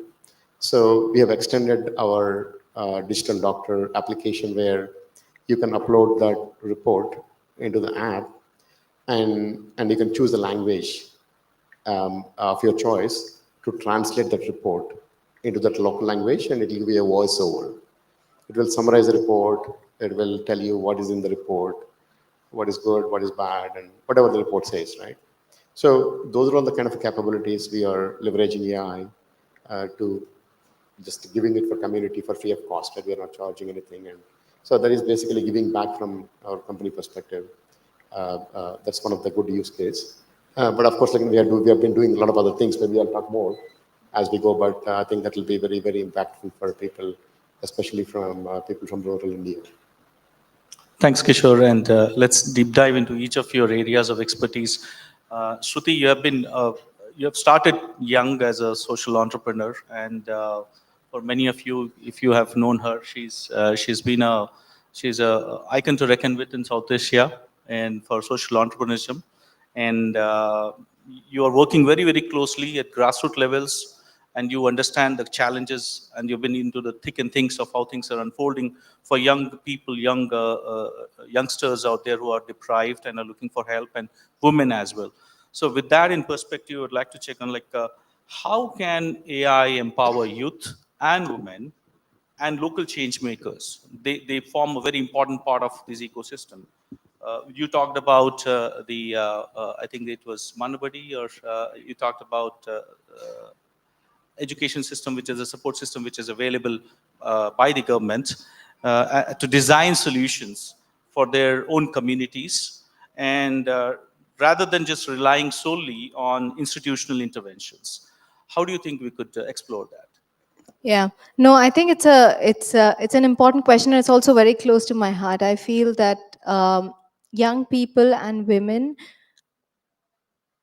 are at the center of the AI revolution, right? And I think it's important that we leverage that opportunity, because what we have seen in the citizen sector is whenever there are young people who have picked up a movement, or even women who have become champions of causes, it percolates into the community, right? And I think that's important to note. Another, very interesting, so we have something called the Ashoka Young Changemaker program, where we work with young people in the 12 to 20 age group who are working on different innovations and support them in their journeys, right? And we are seeing very interesting innovations with young people as well. So, I just 2-3 days ago, I received a note from this young person who has started this organization or initiative called 𝗧-𝗛𝗂𝘁cie AI. And essentially, a problem that came to his notice was that irrigation was an issue with farmers, right? They didn't know the water was not getting resourced in the right places, so they wanted to solve for that. And the moment it came to this school-going guy's notice, what he's done is he's partnered with a local engineering organization and has created a rover and is using AI to sort of map which are the crops in the farm that need how much water, and is really helping the farmer double their yield, right, in a very short period of time. So I think these are the kind of innovations that we are seeing young people at the center of. I strongly believe that we need to put resources to ensure women are driving local community initiatives, and we are training them in a way that they are able to leverage AI, right? And I think a community-driven, smaller group of women sort of taking the lead in this AI revolution will have a very powerful impact. Thank you. And Madhu, coming over to you, right? What do you think would be the early guardrails should the AI startups think about in terms of adopting to ensure that their models remain fair, inclusive, and truly serve the vulnerable communities? Most of the people use AI to kind of cut down their research time, right? That's what AI is very good at, right? It saves you a lot of time and effort. If the companies which are creating these models, they talk about being responsible, fair, and ethical, it's a question. We have seen with the way OpenAI moved away from being for non-profit or for benefit, I think for non-profit to a for-profit corporation. I think, see, like in the medical field, right, you have the same challenge in terms of ethical marketing, right? Yes, pharma companies spend billions of dollars to figure out their next magic drug or whatever they want to call. But then the question is, like, say, who is paying the price, right? The customer or the user should also understand, ultimately, they are going to pay the price, right? There is no escaping that fact. So in that context, AI and technology, right? The advantage of you are able to compete when the internet started to take off, really, a lot of the internet entrepreneurs became very, very successful in a very short time because they could leverage, and it became a game changer in the sense that you could compete with a big corporation. The joke used to be that on the internet, you never know if you're talking to a dog on the other side, right? Similarly, today, AI, if people are smart enough, right?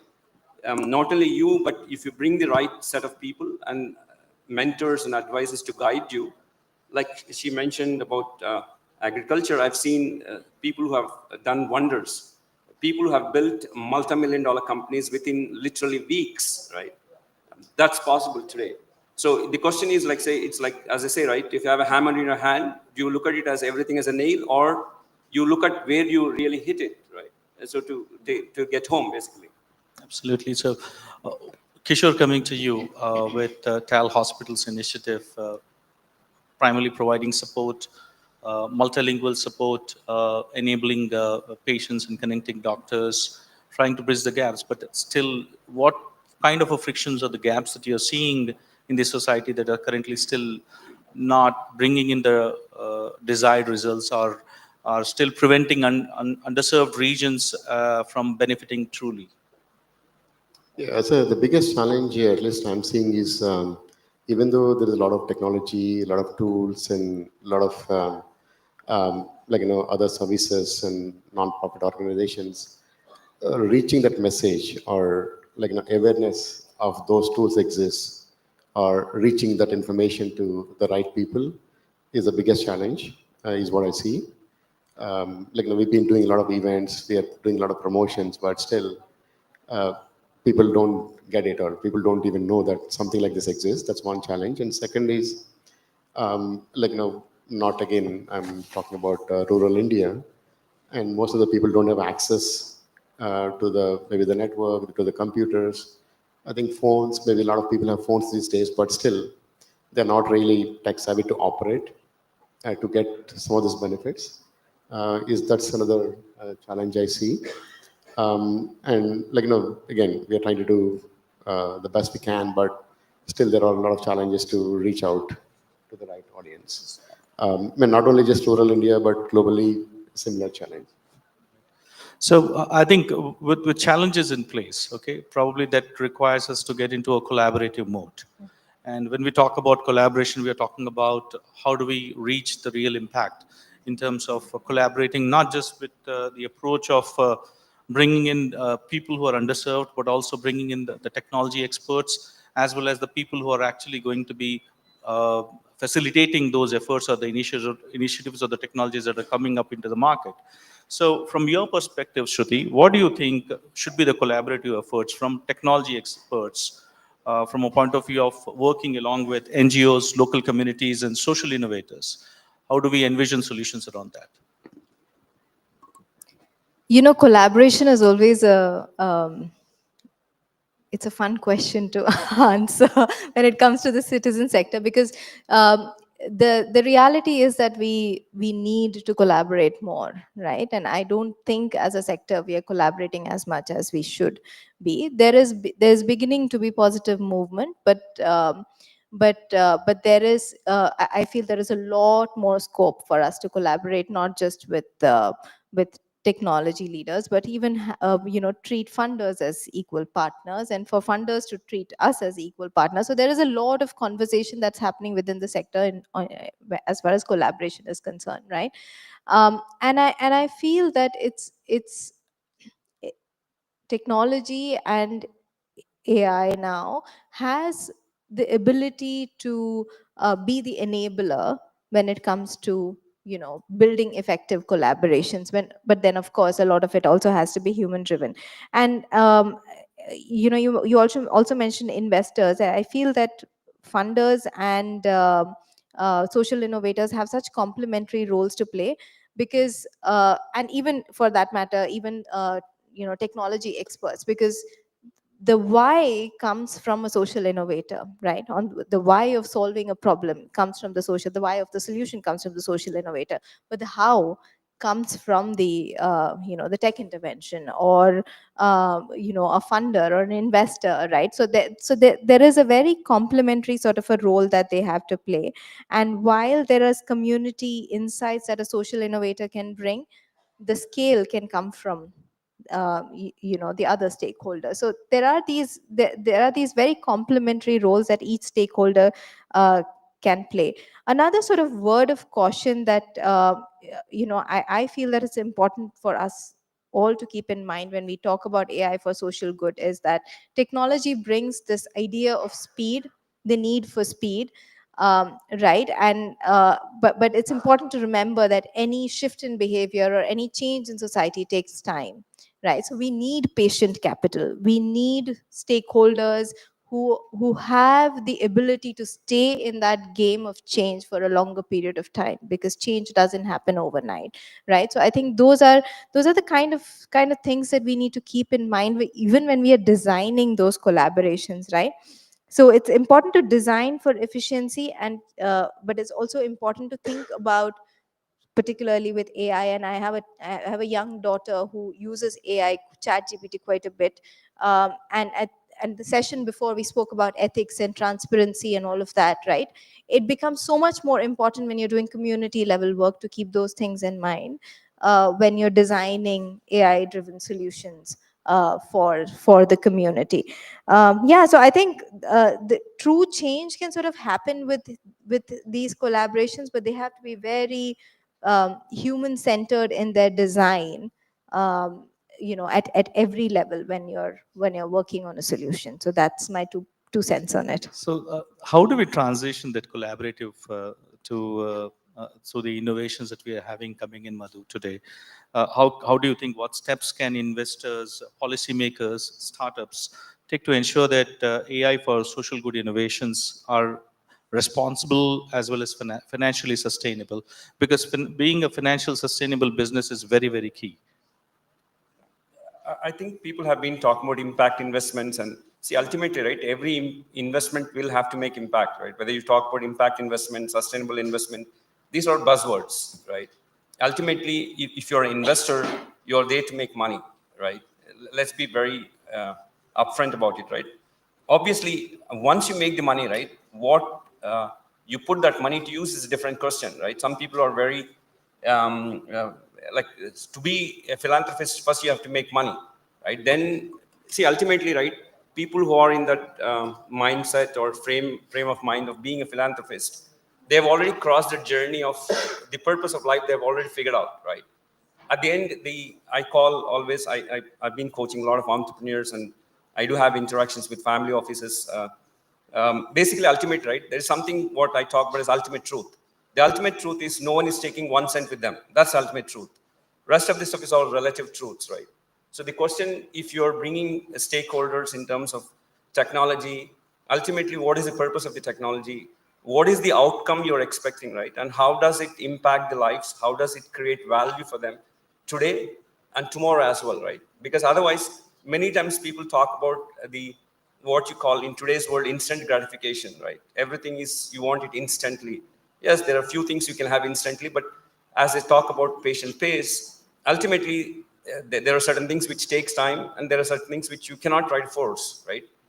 If you, I will probably refer to a age-old tradition. One of the sages had the divine blessing where he could sow the seed, rice, in the morning, and then by afternoon you could harvest. It's a Puranas, I can give the story. But when he started that, everyone started to become jealous about him and saying that he has the power, and so they created the Maya cow, and then that's where the history talks about, right? So jealousy, or they said that's why they're called the 𝗟𝗏𝗿𝗃𝗃 have been times immemorial. As long as man exists, you cannot remove those 𝗟𝗏𝗿𝗃𝗃s. The question is, like, say, if you're able to kind of bring all of those in balance, right? Ultimately, that's what I would say. Balance is the key, right? And moderation is the key also, right? Just because you can doesn't mean you should. Absolutely. And Kishore, from your perspective, from a point of view of healthcare and community well-being, what would a truly effective healthcare plus technology plus community partnership look like in terms of delivering an accessible, inclusive, and high-quality care beyond borders? Yeah, I think, like, I mean, see, as I said, like, obviously from Touch a Life, we're enabling a lot of technology, including AI. One is like, the building the technology and enabling the capabilities. The second is like, promoting that type of service to reach the real audience or the real people who really need it. And I think to make that happen, we definitely need to work with the NGO organizations, the government organizations, and of course, like, the volunteers. Everybody has to be part of it, and everybody has to support it. Everybody has to promote it. I think we can reach the ultimate goal of, like, helping as many people as possible. So yeah, building is just like, one part of it. Like, what are the technology? Of course, like, we're talking about AI that can make a big impact, but that doesn't mean that we are done. We have to really promote it. We have to take it to the people who are really beneficiaries. And even if you can save one life, we can help one person. I think, like, that's a good satisfaction, the purpose of what are the effort that we are putting in. And luckily, like, what are the platforms we've built? Like, the platform is there, and we're also working with a lot of NGOs, like within Hyderabad and of course outside of Hyderabad, to promote and to reach this message. And luckily, we're also closely working with the governments, the government of Telangana and government of Karnataka, to basically promote and adopt, and also within the NGO organizations. So government is also showing keen interest. We're having demos, and they promised us to promote this application to the people who are needed. So it's a combination of course, like, somebody has to build the technology, somebody has to promote it, somebody has to take it to the next level. So everybody has to support: volunteers, NGOs, the government organizations, and of course, like, the innovators and entrepreneurs has to build it. So everybody has to work together to take it to the next level. Sure. And then looking ahead, right, in terms of what could be the practical steps and initiatives that could actually create measurable impact in the near future. Shruti, from your perspective, what do you think could be that one actionable step that can accelerate community-led development, leveraging human-centered AI adoption across underserved communities in next 1 year to 2 years? One thing, that's always hard to do. But I think, can I do three? I feel that, Go ahead. I'll do a quick three because I feel that for us to, from where I am, I feel the most important priority for us is to be able to get everyone to leverage AI, right? And I think by everyone, I mean everyone, right? And how do you make that happen with perhaps three things: trust, inclusion, and governance, right? So with trust, how do we sort of develop mechanisms to have community own some of the adoption of AI? And Kishore touched upon the everybody there, right? So I think it's important to keep the everybody in mind. So how do you get, I don't know, so think about train the trainer networks, think about community owned labs, perhaps set that up to get community to take ownership, right? Because that's the only way you can build trust in something as alien as AI coming in. To inclusion I think for a country as vast as ours, it's important to develop, and I think in the earlier session someone spoke about multi-language models, right? So how do you sort of develop models that are accessible for everyone? So have multilingual, invest in that, think about different connectivity mediums as well, right? Because not everything can work online. We've had this huge conversation about digital divide over the last few years. So how do you sort of get things to work offline? And we've seen that with a lot of our social entrepreneurs work, they ensure that the community level initiatives that AI-centered initiatives that they build have an offline component very well built into it.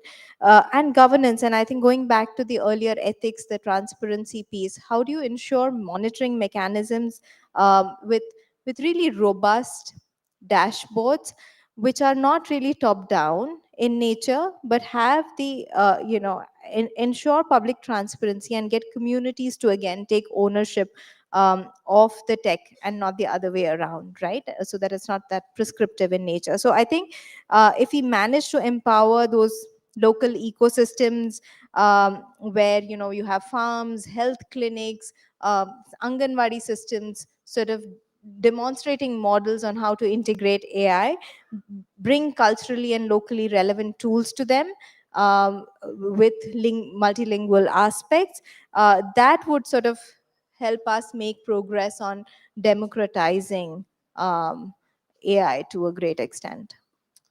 Excellent answer. Thank you for that. And with Madhu, what do you think should be the structural shift from a point of view of whether it is in policy, whether it is in ecosystem design, or in terms of funding, right? What would be the most accelerative responsible AI for social good and innovation? I think policy is the key part here, right? Because like in medical field, it's impacting, like people are talking about AI pushing some of the kids who don't have the capacity to deal with the pressure, right? There are already cases where the AI has pushed some of the kids over the edge. They committed suicide, right?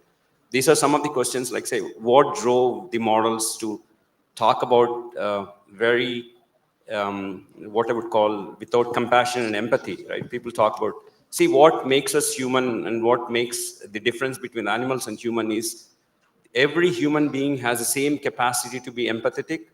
Every human has the same, what I would call, people talked about the Samaritan gene, they say, right?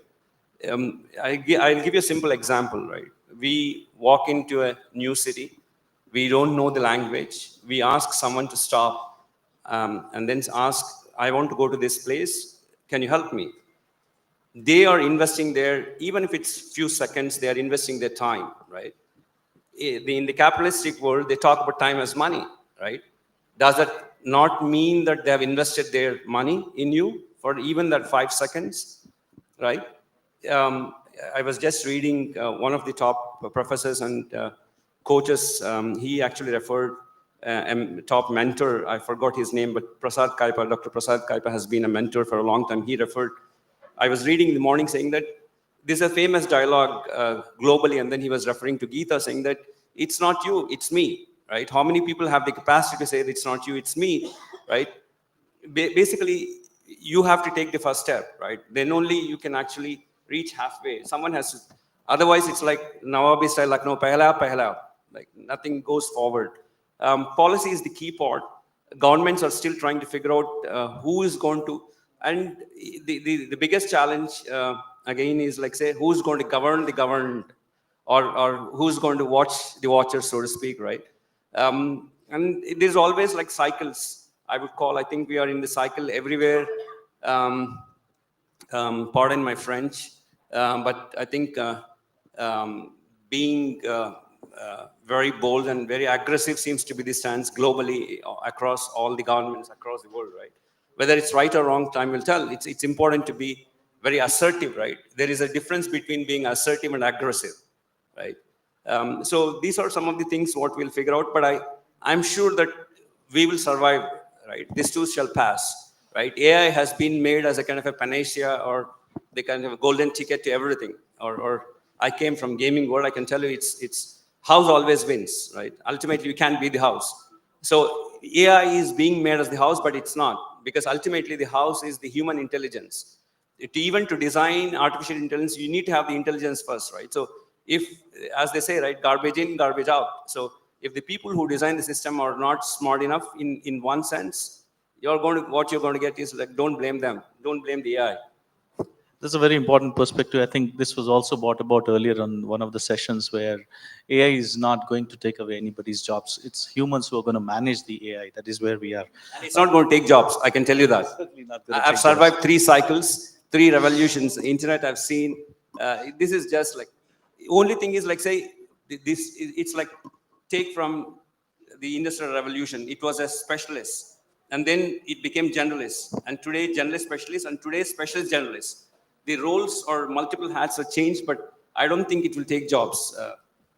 I can bet on some money if someone wants to take a bet.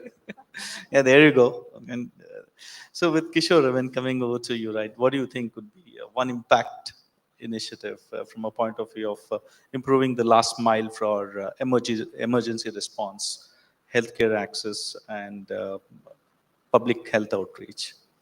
Yeah, so I think, so there are multiple areas, but I mean, based on what I learned recently, the government of India has initiated a countrywide AI mission where they're enabling the compute for people who wants to build AI-based applications.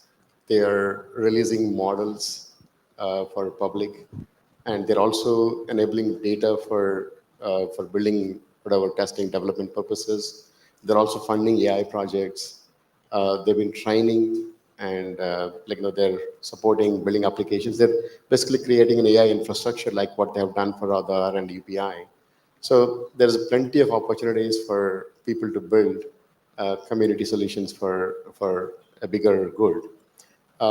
When coming to us, I mean, obviously, from myself, I'm focusing heavily on healthcare.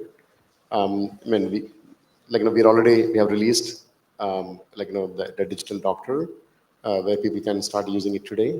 It's completely available for free for everybody, and people can use it. But beyond that, obviously, we have certain capabilities.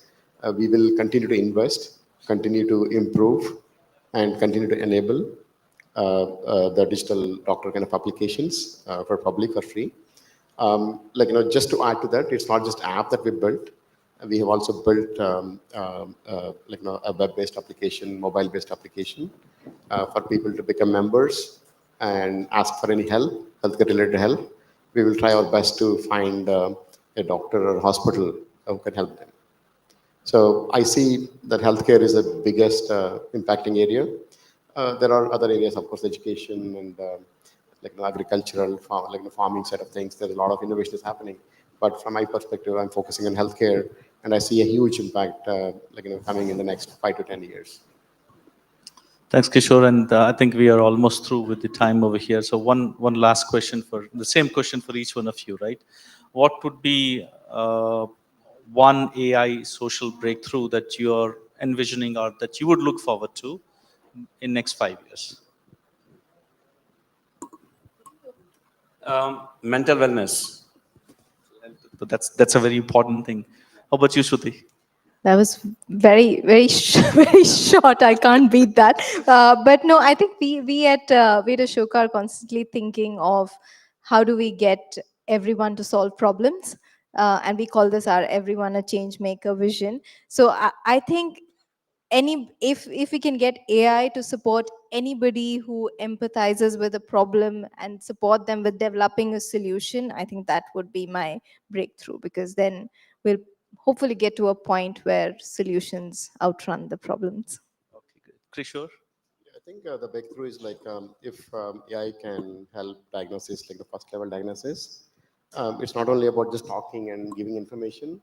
If it can go beyond that, like for example, if you take a picture of something like a wound or some skin, whatever picture, and if it can give you a diagnosis, that will be a big breakthrough. But of course, that's sort of first level is happening, but it can go beyond that, and diagnosis like more is what I would like to happen in the next five years. I would say. Great perspectives. I think, thank you very much. I think we have some insightful inputs for us to look for in next few years that could actually make a big impact for and society. Thank you very much. Thank you, Akshay. So let me take the next role over here as an MC. So I would like to request you to be still over there, and let's have speaker mementos. Sure. Can you please?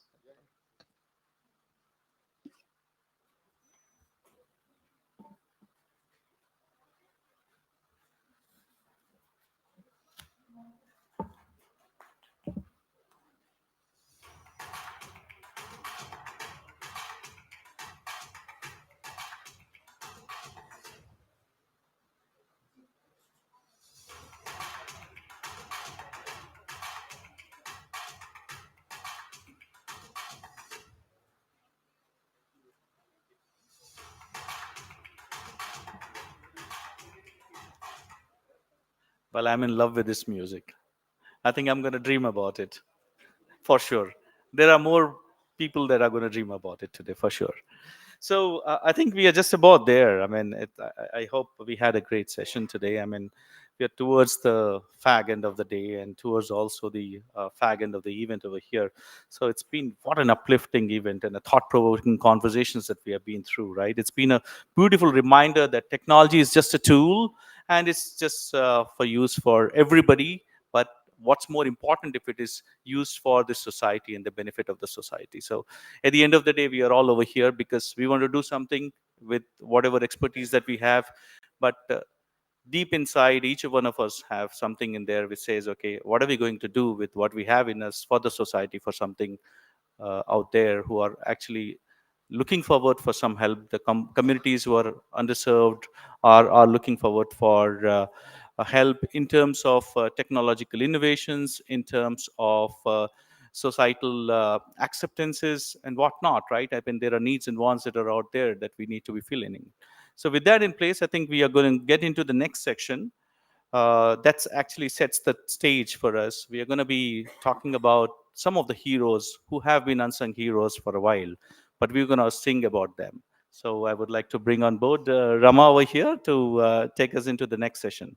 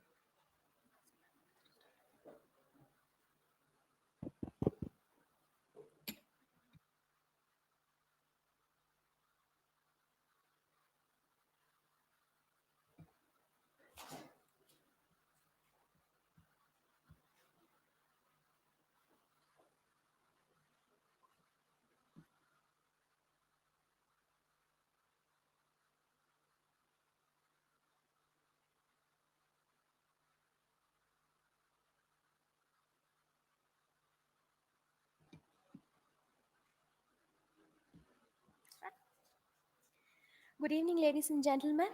A warm welcome to 𝗘𝗺𝗂𝗃 India Awards 2025 presented by �touch-A-Life Foundation. You just saw a glimpse of what is 𝗘𝗺𝗂𝗃 and what is �touch-A-Life Foundation. Today, we celebrate extraordinary individuals and organizations who are transforming our communities with compassion, courage, and purpose. To begin this special evening, let's watch another AV celebrating the spirit of change-making in the United States.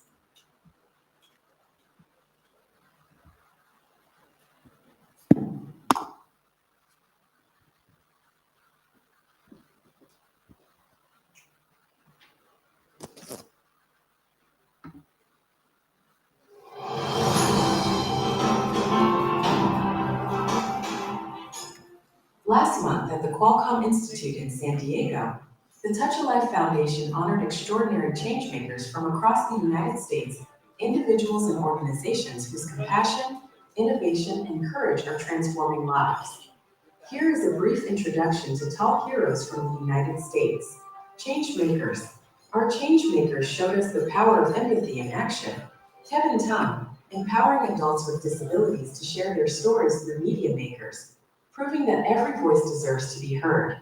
𝗬𝗏𝗃𝗏, supporting enlisted families through STEP, helping them rise from crisis to long-term stability.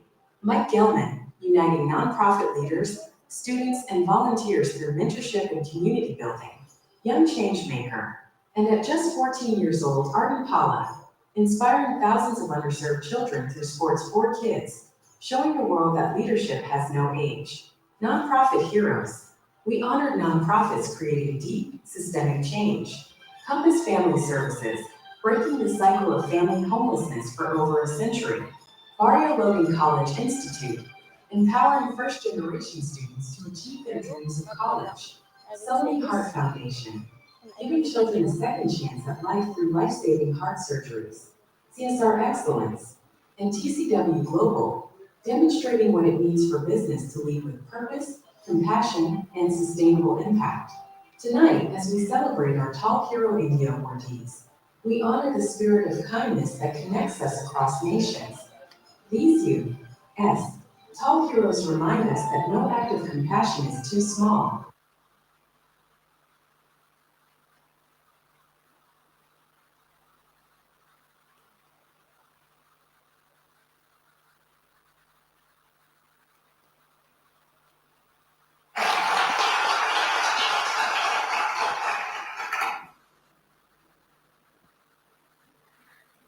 A heartfelt thank you to our 𝗘𝗺𝗃 Jury India who helped us select remarkable awardees. A special mention to Ajit Ranganekar Garu for his guidance, leadership, and dedicated support, and our global chair, Barry Rudolph, for his constant guidance and support. Thank you to all our jury members for helping us honor India's finest changemakers. Before we begin this India Awards, let us take a moment to celebrate the inspiring 𝗘𝗺𝗃𝗃 we have honored recently in the United States.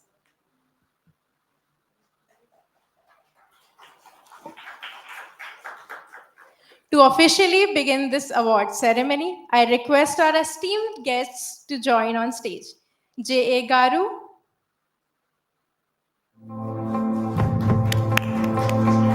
Veena Garu, founder and CEO of �touch-A-Life Foundation.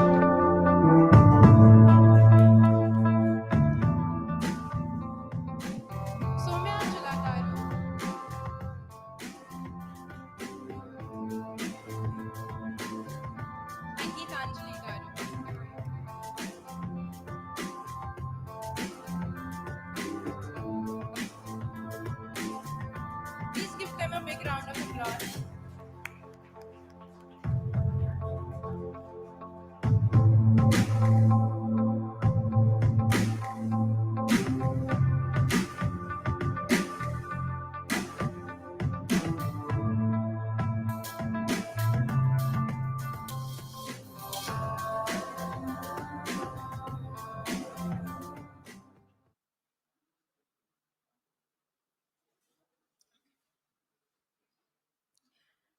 We begin with CSR category, honoring organizations driving sustainable, inclusive community impact. Now I invite representative of Yash Technologies to come to the stage and receive 𝗘𝗺𝗂𝗁 CSR Award 2025.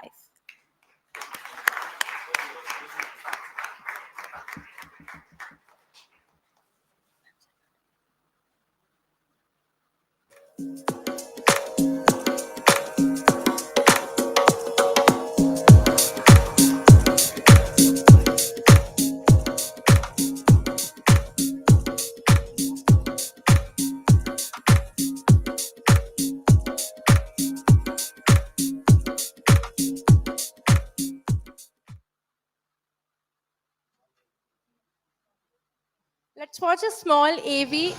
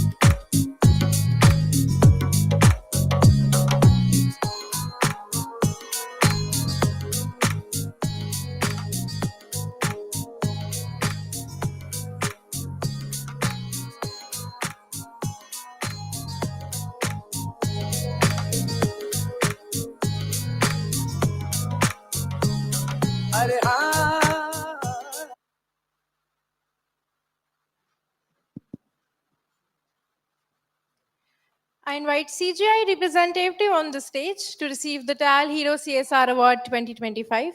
Please join us in watching their inspiring story. AV, please.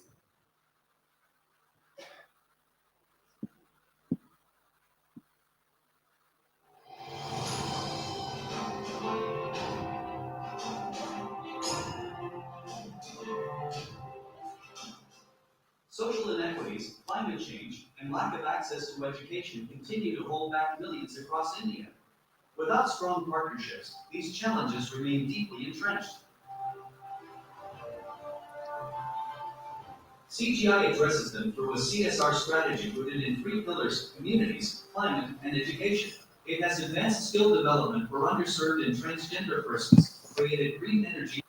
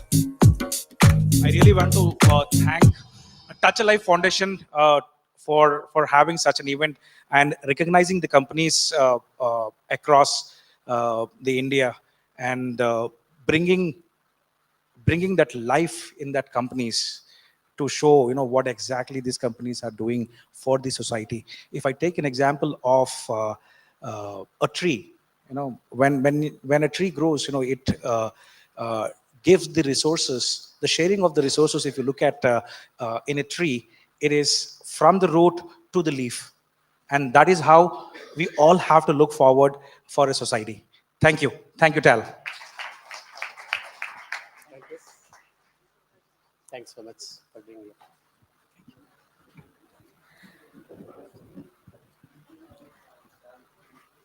I now invite Marvel Technology to the stage for 𝗘𝗺𝗂 CSR Awards 2025. Let's view their contribution through this short AV.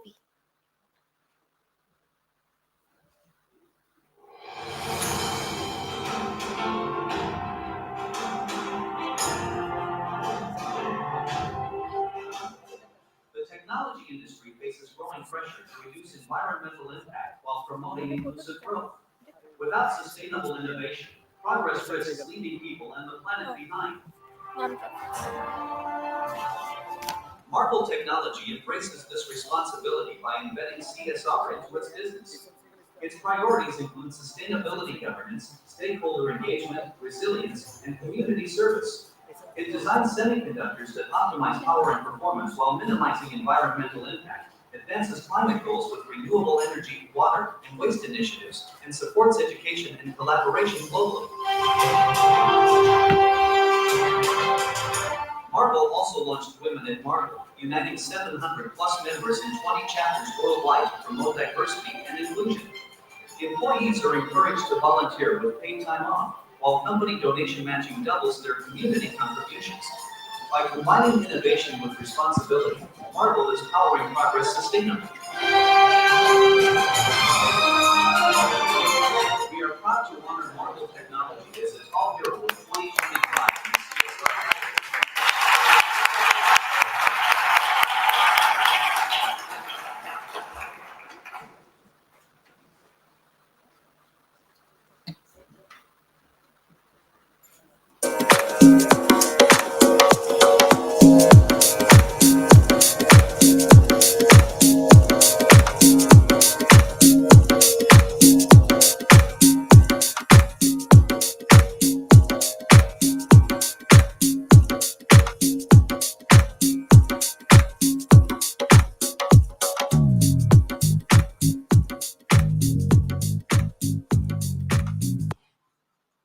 We now move to the non-profit category, honoring organizations transforming communities with innovation, empathy, and service. I now invite SM Shegel Foundation representatives to receive 𝗘𝗺𝗂 Non-Profit Award 2025. And here is the AV.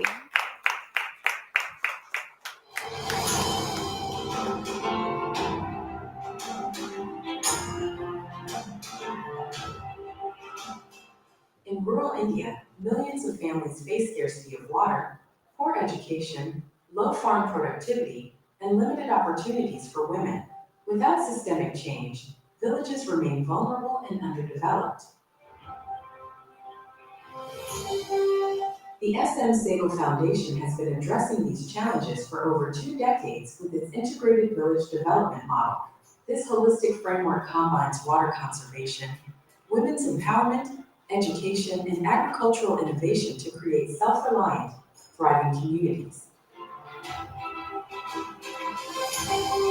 With rainwater harvesting, women's leadership schools, and digital tools for farmers and schools, it has reached 5.9 million people across 13 states. By embedding ownership in local communities, its progress continues even after programs end. The Foundation's vision is simple yet profound. Resilient villages are the foundation of a stronger India. We are proud to honor the 𝗂𝗃 Foundation as a top hero of 2025 in the nonprofit category.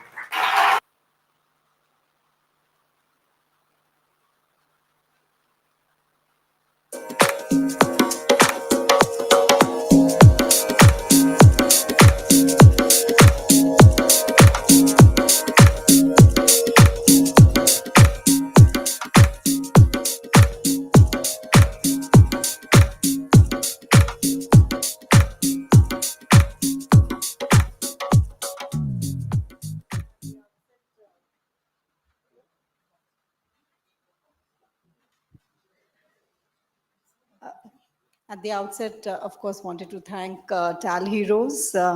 It is reassuring to receive this honor. And this 𝗂𝗏𝗃 Foundation actually is a dream of Dr. Suri and Eda Sehgal, which the team, innumerable number of heroes who've emerged, in the process, this is dedicated to all of them who are working tirelessly in 13 states in different parts of the rural India. Thank you very much.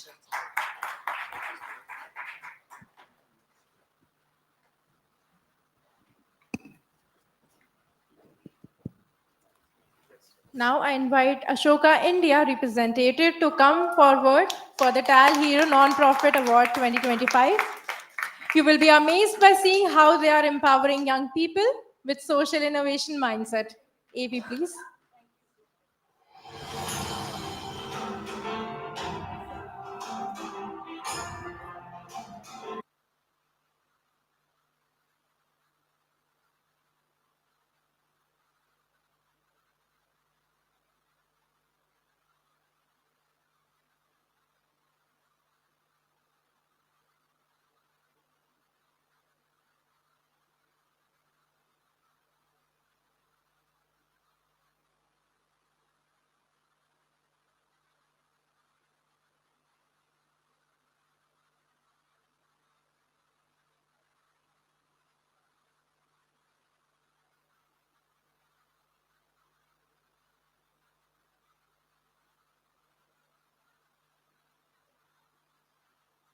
Society into collaborations that drive large-scale change across South Asia.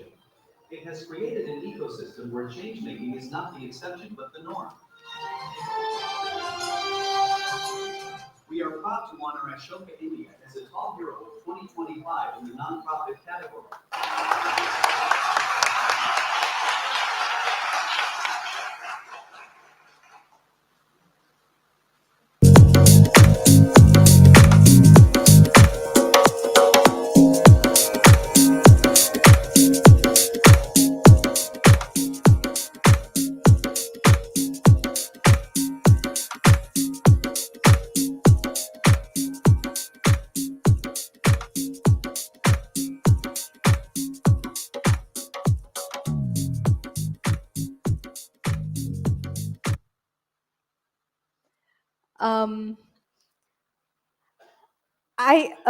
I want to start, maybe share a little story, if that's okay. So I was speaking to one of my colleagues from Africa just last week, and he was talking about the special species of animals called the impalas. I don't know how many of you have heard of impalas, but I was very intrigued when he shared a few things about impalas, and I looked them up, and it turns out that impalas can jump up to 10 feet high and can jump forward to about 30 feet, right? But they only do that if they can see where they are landing, right? And I found that fascinating because I felt that, some of those characteristics I have seen in human beings, particularly who take that leap to bring change, right? They only jump forward when they can see where they land. And the other interesting thing about impalas is if you keep them in a zoo up to about 3 feet high, a fence, a wall, they wouldn't jump because they don't know where to land, right? So I think thankfully the people in this room, Touch a Life Foundation and all of you are people who are able to see the change that you want to bring in the distance, right? So I think thank you so much for that. My day-to-day life includes sort of interacting with a lot of social entrepreneurs and change makers. And I was just visiting a childcare institution in Kotanur, about 30-40 kilometers from the city of Bangalore. And I met this lady who has been running this childcare institution for about 20 years, 25 years. And she's been just doing that selflessly, just wanting to provide a home for young girls who have nowhere to go. And I felt that that spirit of service, and I'm always overwhelmed and fascinated with how social entrepreneurs sort of put others ahead of them. And I think that spirit of service is what we're celebrating today. That spirit of giving with kindness and love is what we're celebrating today. So thank you so much for this opportunity, and I hope we all continue to step into our powers to bring change, whatever it may be, whatever it is that you empathize the most with. But thank you.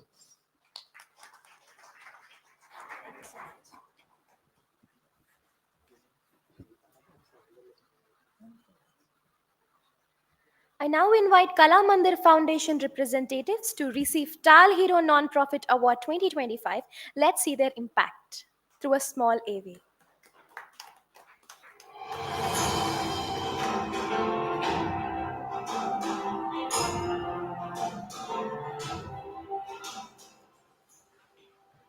In South India, communities face urgent challenges, from drug abuse to lack of education, healthcare, and women's empowerment. Many suffer silently, with limited access to resources or awareness campaigns that could change lives. The 𝗘𝗺 Foundation, born from the vision of 𝗘𝗺 and the 𝗧-𝗠 Group, has stepped in to transform this landscape. Its landmark Superstar anti-drug campaign mobilized schools, colleges, civic leaders, celebrities, and youth against substance abuse, earning recognition from Telangana's Anti-Narcotics Bureau. Beyond this, the foundation addresses education, health, artisan livelihood,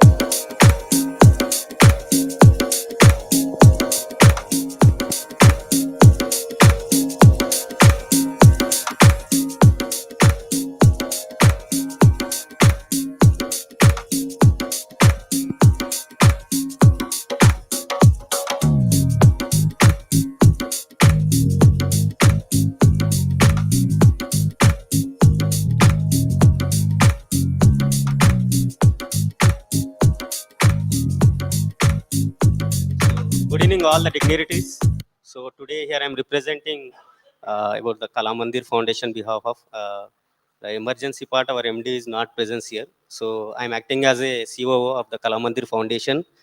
Thank you, 𝗘𝗺 Foundation, for recognizing for us for a anti-drug campaign. So I am requesting here the platform. So we are not only working on the anti-drug campaign, just to see all the videos. So here the CSR leaders are there and non-profit organization leaders is also there. So we are so much interested to collaborate with the long run. So we are interested to work on the economic empowerment in the next upcoming years. If anyone, willing to contribute or anything, so I'm requesting. So this is not the platform, because we are coming on the stage. Kala Mandir nowadays they are upcoming to do all the campaigns like anti-drug and the economic empowerment thing and the skill development. We are so much interested. So feel free to reach out us. So the 𝗘𝗺 Foundation will give our contact details. Even I am also going to take the details. So mutual, altogether we can make a change to the society. Thank you so much for giving this opportunity. Thank you.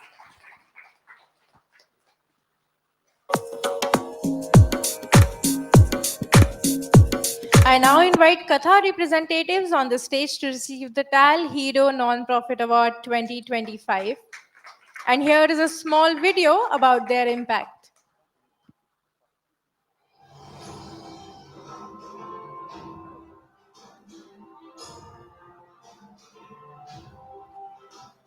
Millions of children in India still experience education as uninspiring, rote-driven, and disconnected from real life. This leads to poor retention, lack of creativity, and lost potential for entire generations. For 35 years, 𝗓𝗏 has been rewriting this story. Starting with a small magazine in 1988, it has grown into a nationally recognized nonprofit that blends storytelling, technology, and creativity into education. Its initiatives like 𝗘𝗁 Lab School and 𝗕𝗁 School of Entrepreneurship have reached 11 million children across 22 states and trained 2 million teachers. Campaigns like I Love Reading have transformed tens of thousands of underserved children in a single year, while 𝗕𝗁's publishing arm has produced 400 plus titles in 30 plus languages, inspiring imagination and pride in cultural identity. We are proud to honor 𝗓𝗏 as a Tall Hero of 2025 in the nonprofit category.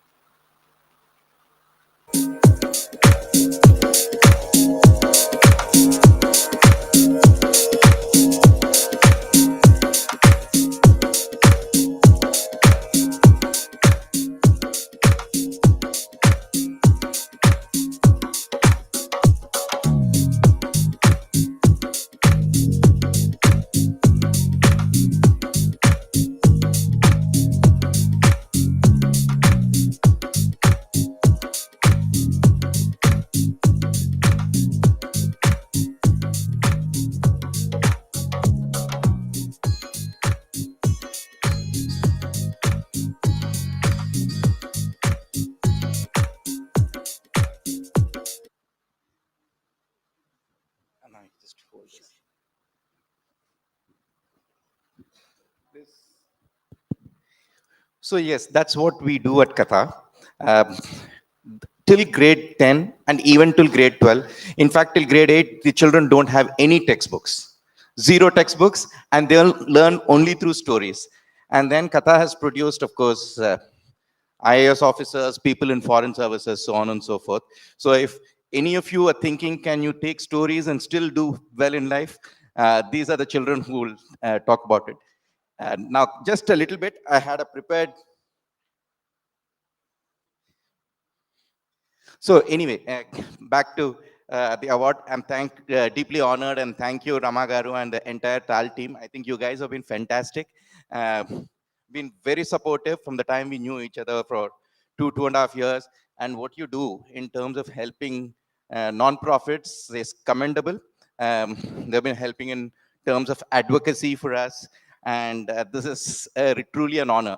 And this honor is not, while I take it on behalf of 𝗓𝗏, this truly belongs to the 1.2 crore children who wake up every day with that spark in the eye when they read those stories, and who are wanting to be change makers. I saw somewhere here, change maker, and I think every 𝗓𝗏 student, every 𝗓𝗏 child wants to be a change maker, and like you said about impalas, right? And they want to take that leap. And we are just providing a place to land. That's what we do. This is for lakhs of teachers who've been getting out that spirit of change making, getting the best out of the children, and this award belongs to them. And this award belongs to a lot of teachers like that across the country. This award belongs to the women who stitched the bags, torn bags for their children, just that they could attend the school. This award belongs to those change makers, what we call she awards in our community. These women who make sure the child does not miss anything for reading, so they sacrifice a lot of things, right? So this belongs to them. And of course, to a lot of our donor partners and a lot of people who talk and spread the word, thank you so much. It's for them.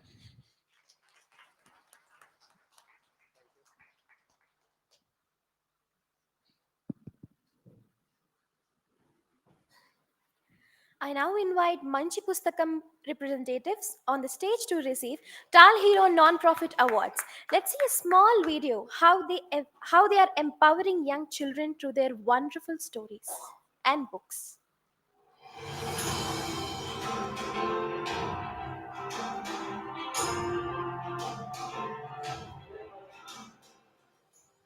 For decades, Telugu-speaking children lacked access to quality, culturally relevant literature. Books were either moralistic, unaffordable, or simply unavailable, limiting imagination and critical thinking. 𝗓𝗂𝗁𝗂𝗂 changed that. Since 2004, this pioneering trust has published over 500 titles, from imaginative picture books to science and nonfiction, challenging stereotypes of caste, gender, and disability. Its affordable books reach 400 plus schools and learning centers annually, with over 2 lakh copies distributed. Its philosophy is unique. Stories don't preach, but allow children to discover meaning on their own. Libraries, exhibitions, and donor-supported programs have nurtured a grassroots reading culture across Andhra Pradesh and Telangana. 𝗓𝗂𝗁𝗂𝗂 has inspired generations to dream, question, and imagine. We are proud to honor 𝗓𝗂𝗁𝗂𝗂 as a tall hero of 2025 in the nonprofit category.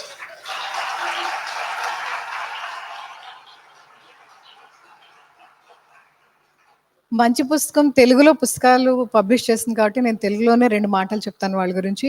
ఆ పుస్తకాలు ఇప్పుడు తీసుకొచ్చి మనందరం చూడటానికి అక్కడ పెట్టారు. తార్నాకలో మా సోలిక్స్ ఇమాజ్ office పక్కనే ఉంది వాళ్ళది. కానీ చాలా తక్కువ మంది తెలుస్తుంది. వాళ్ళు ఎక్కడ వాళ్ళ పుస్తకాలు బయట కొనుక్కోవడానికి దొరకవు. బట్ బోర్డ్ బుక్స్ ₹10, ₹12, ₹20కి పిల్లలు చదువుకునేలాగా ఉండటం మీరు ఎక్కడైనా చూస్తారా? వాళ్ళు కొన్ని ఇయర్స్ నుంచి చేస్తున్నారు. ఈవెన్ నా పిల్లలు చిన్నప్పటి నుంచి ఆ పుస్తకాల ద్వారానే తెలుగు నేర్చుకున్నారు. పిల్లలకి దాని వెనక జస్ట్ పబ్లిష్ చేయడం కాదు, రీసెర్చ్ ఉంటుంది. మన పిల్లలు ఏం నేర్చుకోవాలి మన ఇంట్లోంచి అన్న దానికి వాళ్ళకి ఒక రీసెర్చ్ టీం ఉంటుంది. రీసెర్చ్ చేసి చిన్న చిన్న లైన్స్తో వాళ్ళకి భాష నేర్చుకోవడానికి అనుగుణంగా కథల్ని క్రియేట్ చేసి పబ్లిష్ చేస్తుంటారు. చాలా నిశ్శబ్దంగా ఇన్ని సంవత్సరాల నుంచి వాళ్ళు చేయటం నేను కొన్ని 20 ఏళ్ళ నుంచి చూస్తున్నాను వాళ్ళని. అండ్ ఇద్దరు అండ్ వాళ్ళ టీం కూడా ఉన్నారు. Please join us here. కొంతమంది వాలంటీర్స్ కలిసి చేస్తున్నారు ఈ పనిని. అండ్ ఇది ఒక ఉద్యమం ఇది నిజంగా చెప్పాలంటే. అండ్ పిల్లలకి తెలుగు నేర్పించాలి అండ్ మన కల్చర్ నేర్పించాలి. అలాగే మంచి విషయాలు నేర్పించాలి అనుకునే వాళ్ళు ఎవరైనా సరే పిల్లలకి గిఫ్ట్స్గా బహుమతులుగా ఈ పుస్తకాన్ని మంచి పుస్తకాన్ని ఇస్తే అది చాలా విలువైందండి. అక్కడ ఉన్నాయి, తీసుకొచ్చారు అందరూ చూడటానికి. టేబుల్ మీద ఉన్నాయి, చూడండి తప్పకుండా.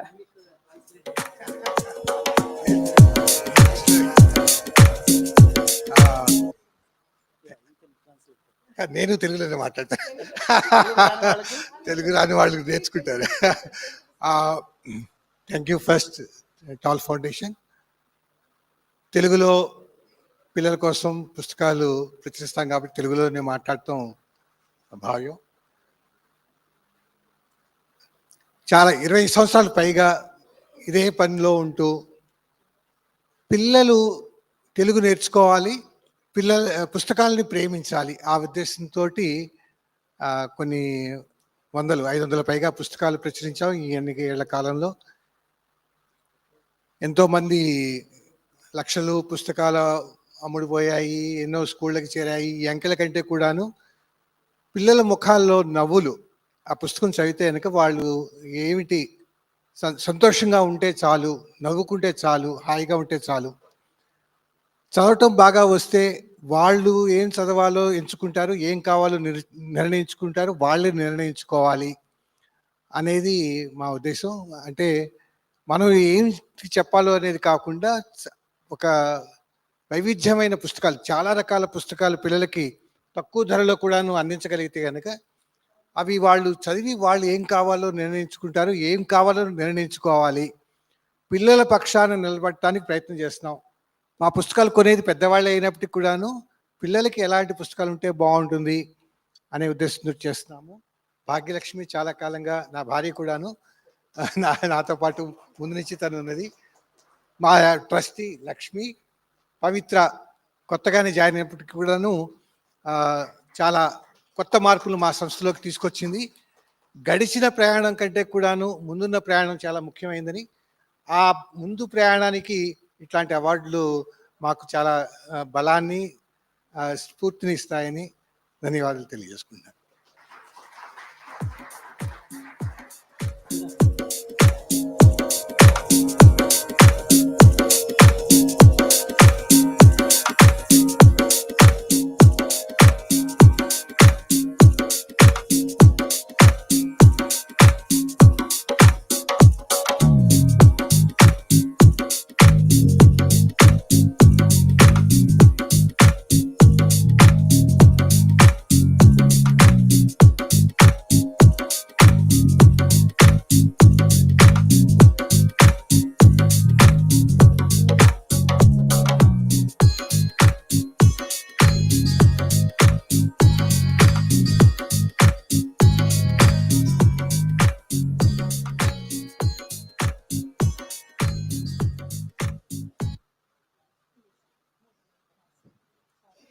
And now we move to the change makers category, honoring individuals whose vision and dedication are reshaping the society.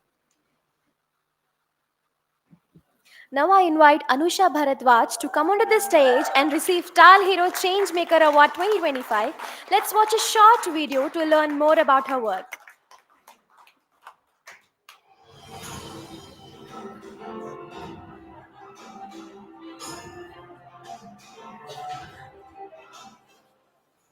Across India, millions of adolescent girls face challenges that limit their dreams: early marriage, dropping out of school, lack of confidence, and lack of safe spaces. These barriers not only silence their voices, but also deny them opportunity.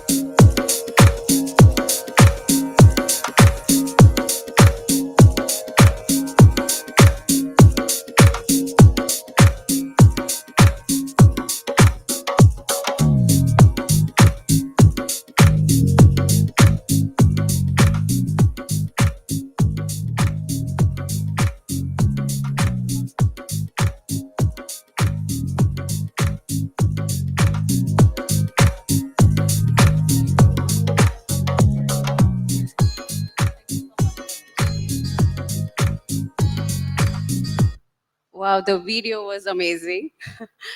I think the words, it's a girl or it's a boy, is the first identity that children have. It shaped all our lives. But if a girl is born in India and most parts of the world, I think her script is written even before she takes her first breath.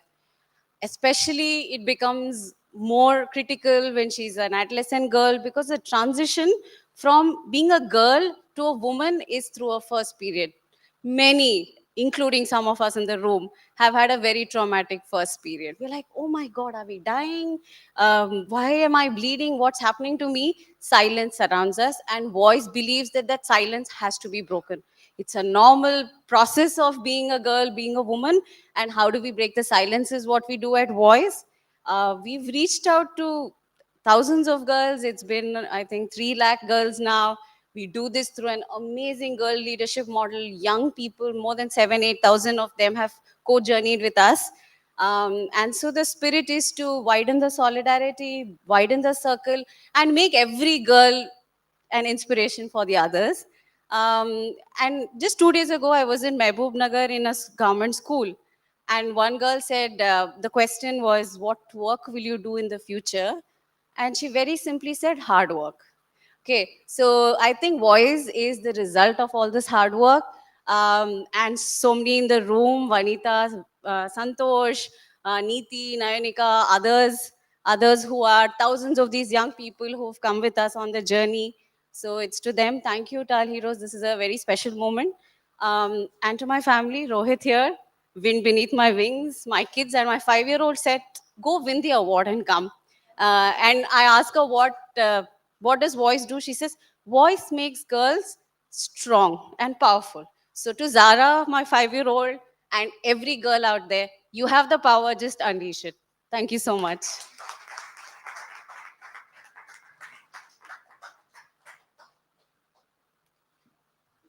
Now we invite 𝗓𝗏 Sengupta on the stage for the 𝗘𝗺𝗂𝗁 Changemaker Award 2025.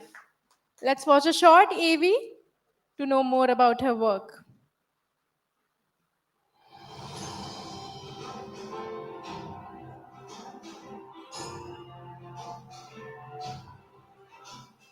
India's These animals often suffer invisibly, from cosmetic testing to illegal wildlife trade, mass sacrifices, and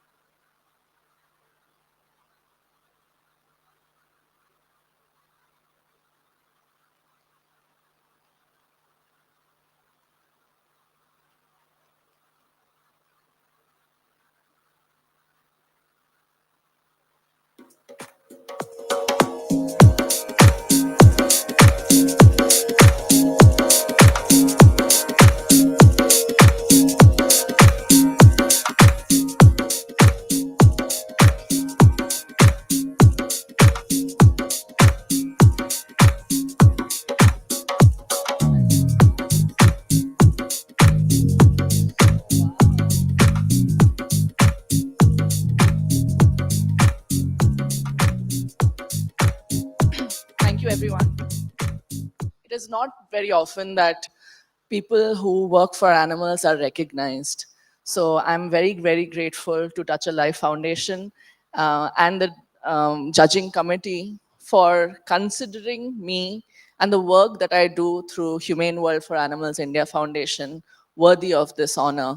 This support and this recognition pushes me and the organization harder to achieve more for animals, communities, and this planet. Because if people don't support animals, animals don't have hope. And if animals don't survive, the planet has no hope. So thank you so much for your honor. And I'm very grateful for this recognition.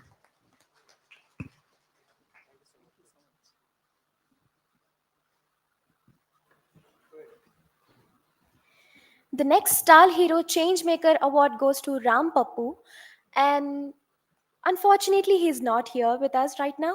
So we'll play a AV recording.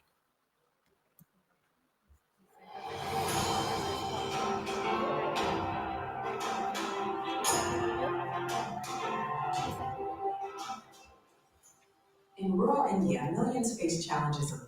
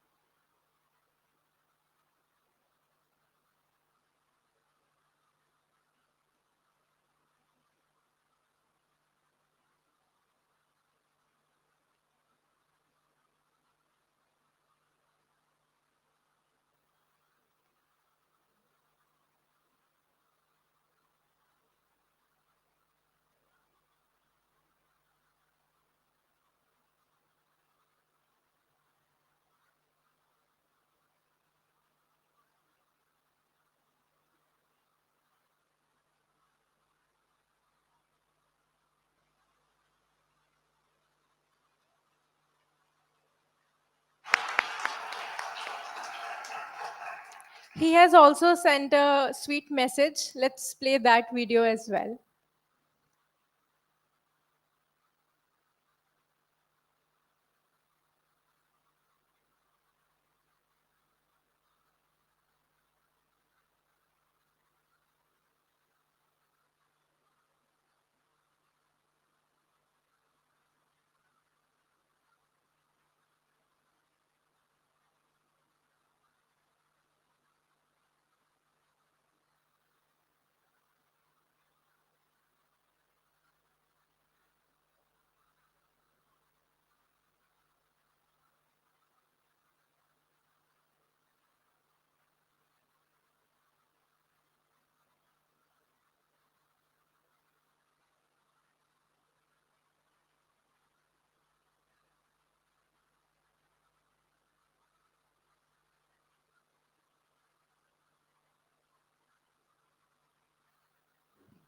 and for the role model. My firm belief is that between the village communities and the government, which has all the scale of resources, we need a compassionate and qualified NGO, a civil society organization, to handle the local community and show them models of growth, models of change, inspire the local communities to build the problems, which we call in design thinking problems, designing the thinking, and then thinking the action. So they're inspired to prioritize all the problems and then work on these solutions which we can internalize that will lead to the local communities driving a change in their forces. I really once again thank 𝗪𝗏 Foundation for this recognition. And as I said, this is only going to help us, me and Mission to intensify our work further. Thank you very much. I would now like to request 𝗂𝗂𝗏 to share a few words about the 𝗘𝗺 Awards. My only request to Veena, Sai, and entire 𝗘 Foundation leadership to create more such people, because I worked in government for very long years. Government can do only this much, where all these NGOs, people like you can really bring the transformation required for this great nation. I wish you all the best. You are doing a great job. Next year, I want to see many more awardees to come and get inspired by 𝗪𝗏 Foundation. You have to touch many more people through 𝗘. Thank you. I would now like to request Veena Garu to share a few words about the evening.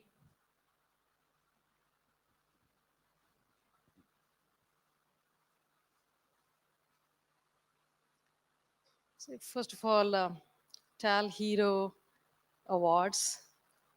Throughout the year, our 𝗪𝗏 Foundation team gathers nominations from several nonprofits and CSRs around the world.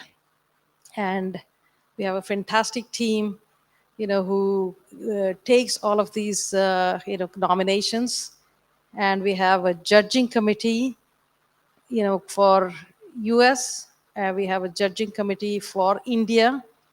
And these judging committees, are formed with people in the nonprofit world as well as the CSR world. And they take these nominations very seriously. They take the judging very seriously. And after they review all of these applications and study the organizations, they bring out the best every year. And again, when I say the best, no nonprofit organization, no change maker is less or more. Everyone operates, again, whatever the way they're contributing is always inspiring.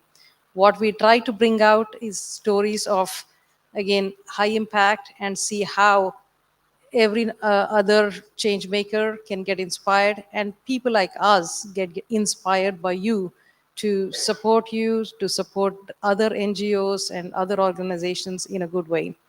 So our 𝗪𝗏 team, does, all of these, different activities. And our 𝗍𝗪 and Solix and, all of our teams support the 𝗪𝗏 Foundation to carry on these kind of activities. So directly, indirectly, all of us, first of all, are humbled by the kind of, activities, change-making activities or change-maker activities that you're doing. And we want to be inspired to, do good to the society in a little way. So 𝗪𝗏 Foundation, we have technology teams, we have marketing teams, social advocacy teams, radio teams to support all change makers. And, our teams, dedicate, their time to amplify the impact that you make. So we are honored to be with you over here. We are honored to host you here. We are honored to, give you these awards and recognize. Thank you for all the good work, and thank you for inspiring all of us. Keep continuing to do that, and we look forward to being associated with you and being of support in every shape or form. Thank you so much. I request 𝗬𝗂𝗁𝗂 garu to speak a few words. Good evening, everyone. First of all, from one thing I would like to share is it is an honor to share the stage with Jay garu and Veena on this occasion. And before I go on to the next step, I would like to really appreciate and big kudos to Ramadev and the team. The work they did with the jury members to pick up these people. It's almost close to 150 applications, out of which 18 got into this thing. As Veena said that it's not that 18 only, the rest of the people are also doing a tremendous job. But because of certain things, we had to pick up these 18 nominations as a 𝗘𝗺 Awards. And it's really, you are inspiration to us to keep identify real change makers to the society. As we are doing our token response in terms of identifying the real change makers from the society and really bring it to the much more public glare in terms of what best we can do from our side. And on behalf of 𝗘, really I would like to thank Sai and Veena for this initiative. Sai keep telling one thing and Veena, one thing is it's not just profit, it's a profit for a purpose.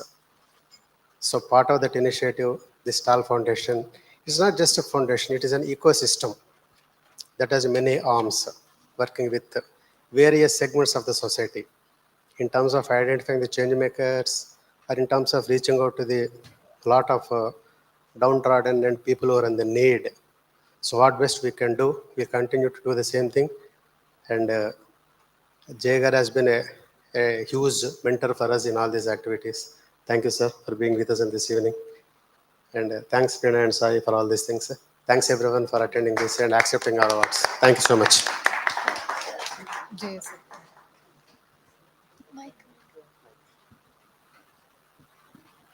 It's an honor to have Jay garu over here with us, and I'm sure a lot of you out there know who is Jay garu. He is the man behind this Cyberabad, this high-tech city, and he was the Software Technology Park founding member, as well as he was the head of the Software Technology Park in Hyderabad, and he has been a person again hand-holding many software companies, including Solix, Imaja, over the last couple of decades to be successful in Hyderabad, successful in India, and grow the force over here. He has touched many lives. He has, created a lot of employment in the city, and he also goes to a lot of universities, inspiring young kids, to be entrepreneurs. He runs Startup Pitch Fest. He's associated with many organizations that promote entrepreneurship. So it's a very, pleasure and honor, Jay garu, to be here with you. Since you mentioned about what I did for Solix and Imaja, both Veena and Sai Gundawalli, they used to work at Cisco way back in 90s. During that time, we just started STP operations in Hyderabad. Not even one single IT company in Hyderabad. Hyderabad, no internet, no international flights, not even a good-looking building. So in those days, I thought I should go to Silicon Valley and invite some of the NRIs to come to Hyderabad, who are from Telangana state, who are from combined state of AP and Telangana. So in that context, somehow there used to be an organization called SIPA, Silicon Valley Indian Professional Association. There's no tie, no other association during that time. And every weekend, they used to run some get-togethers every Saturday at 𝗕𝗵 So there a lot of Indians, NRIs were working in the Silicon Valley. They used to come there. and I used to canvas for Hyderabad, come to Hyderabad. In that context, I met Sai and Veena. They were happily working in Cisco. I literally have to brainwash them. You should come out of Cisco, start your company. You got a bright future. I hope my advices were good for you, or you would have continued.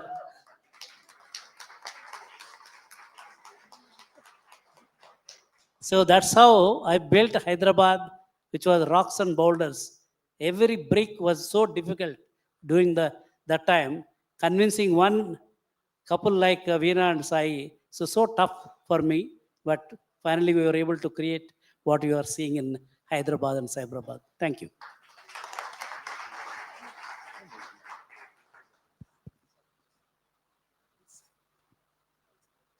Please give them a big round of applause.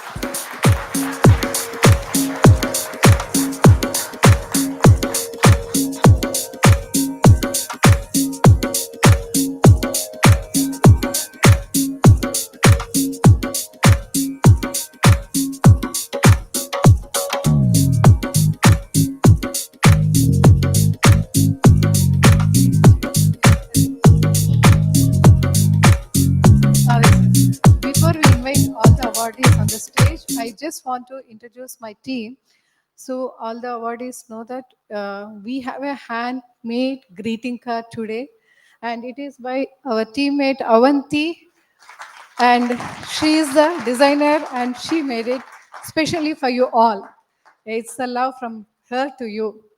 And I just want to invite Srinivas, Rajesh, and Shashi. And you all know Srinivas.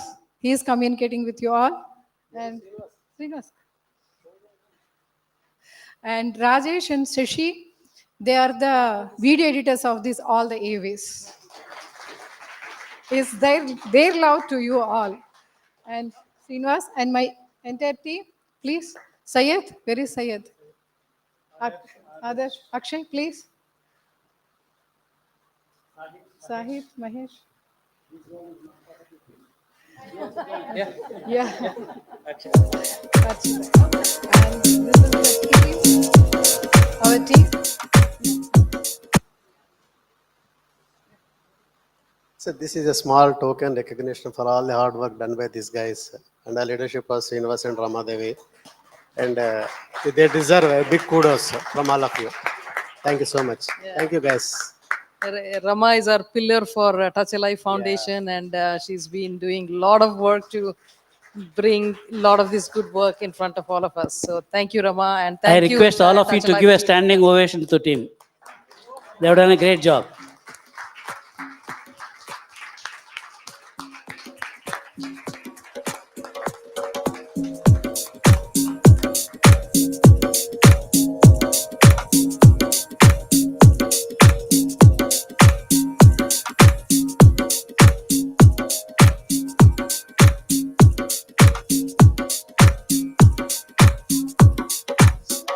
We request all the awardees to be on the stage for a group photo. May I request all of them? May I request all the awardees to be on the stage for a while for a group photo? Thanks for your time. Please be.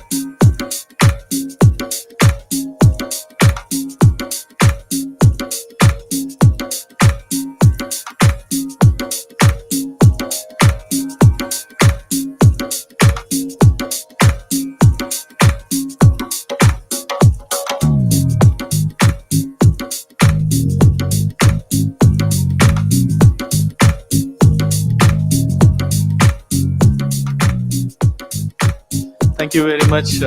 That's an action-packed day that we have got. I mean, we started with finance, we started with AI, we were talking with guardrails, then we got onto AI for social good, then we are all talking about community service.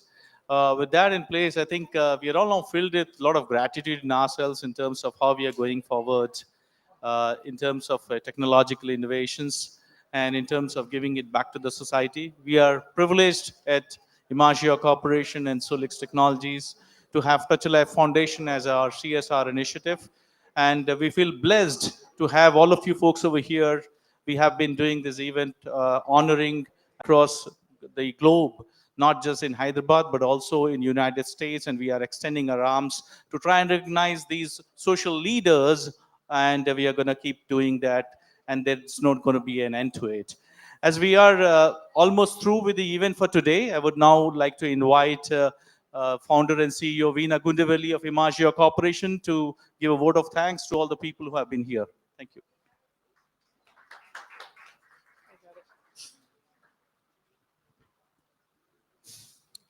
Wow, what a day. What a day, and such a wonderful events in both 7th floor and 5th floor. First of all, for entire the 𝗓𝗪𝗂𝗧 Autonomous Finance Summit. It has been a wonderful kickoff and a wonderful sessions, and so much of knowledge sharing with so many visionaries out here. I'd like to thank, first of all the speakers who have come from far away. I know here I see Balaji, Sivram, Mohan, many people here out there, to having come from all over the place. So thank you so much for being part of this. And this is a great joint initiative that we are all embarking on for the autonomous finance. I'd like to thank all the attendees, who have again, been part of this very enthusiastically, being here and getting inspired by the discussions, from the panelists and from the keynotes. So thank you for taking the time and spending the time. I know the training sessions were also packed, and everyone attended the training sessions, gathering more information about AI and 𝗓𝗪𝗂𝗧 and all of that. And of course, the students out in the 7th floor were phenomenal. The room was packed, about 200 some people. So I'd like to thank all of them, who have attended. And now, coming to the teams, who have supported. First and foremost, I'd like to call in the 𝗓𝗪𝗂𝗧 team. I know we are doing this this particular event for the first time in Hyderabad. So I'd like to call in all the 𝗓𝗪𝗂𝗧 team members, who have supported. Please come join us over here. I'd also like to thank a lot of Solix team members who have supported for us to be successful in this particular event. So please join us. I know Somu, Kishore, Suresh, who have joined us over here. So 𝗓𝗪𝗂𝗧 team, Sunil, Guru, everyone, guys, Tony, Chris, Syed, Srikanth, and Touch a Life team, Srinivas, Ramadevi, Shiva, of course, from 𝗓𝗪𝗂𝗧. A lot of these team members, SDR team members, HR, please join us. And last but not the least, I would like to invite Dexter and Phyllis, who came all the way from United States to join us over here. So thank you so much. Thank you for making that, long travel and being part of the session here. And Paula, Gayatri, Akshay, Raghav, okay, Raghav and Vicky for all the training and everything. And who else do we got? Sandeep, please come on in. Everyone, I think the entire 𝗓𝗏𝗄𝗏 team come on over here. Also the Solix team who are, who are in the room, please come join us. I'm not seeing Kishore here. He's hiding always. Okay. Very nice. And Ritik. And Rama Devi from 𝗘𝗺𝗴𝗶 Foundation, who has been very supportive with all the AV and the entire audio video stuff. Rajesh. Who else did I miss? Everyone, please join us. MIS teams, Rahul and team. Again, I see a lot of blue shirts, sitting out there. Come on in, everyone. All the blue shirts. These are all 𝗓𝗏𝗄𝗏 team.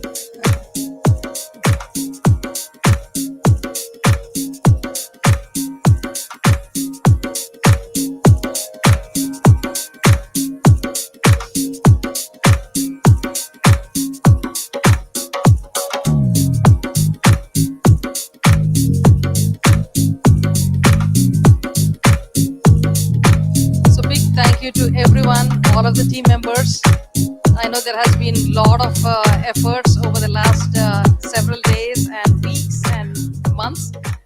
So we totally appreciate all the support, and what a wonderful time. And this is exciting, and this is just the beginning.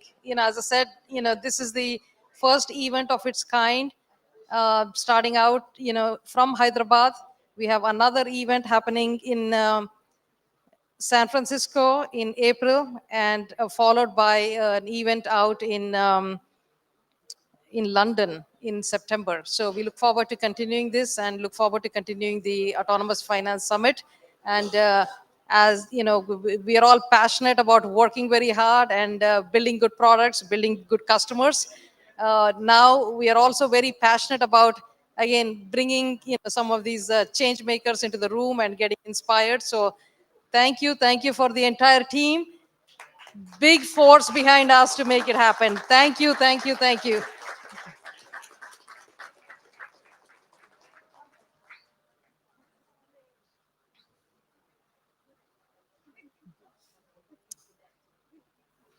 Yeah. Yes. So I would also like to invite our partners and speakers. Please come join us on the stage. Balaji, Shivram, Alvin, Satish. Please. Huh? Okay, we'll take one picture and then.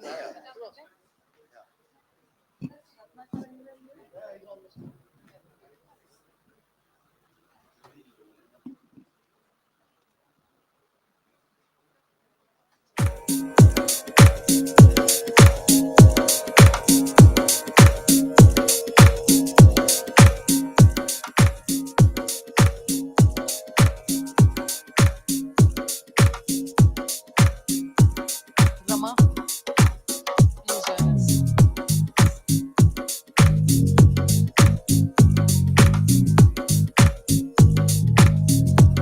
So last but not the least, definitely one person is missing here, 𝗓, and he's always been inspiration and a great force behind all of us. So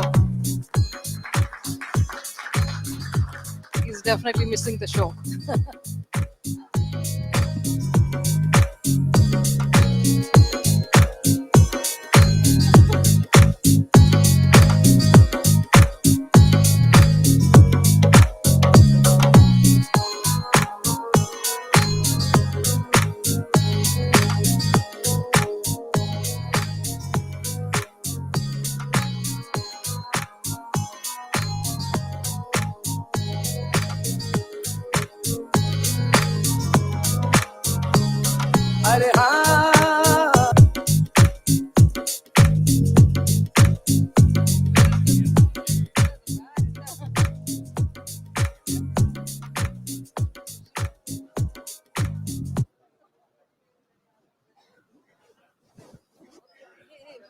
wanted, okay, please team, just hold on 1 second. We wanted a picture with Balaji and Shiva. Please come on over. Our strong, supporters and partners, please come join us. Yeah. We'd also like to thank 𝗕𝗵 for hosting us here and the 𝗕𝗵 team for your wonderful support on AV and everything else. Satish, please come on over.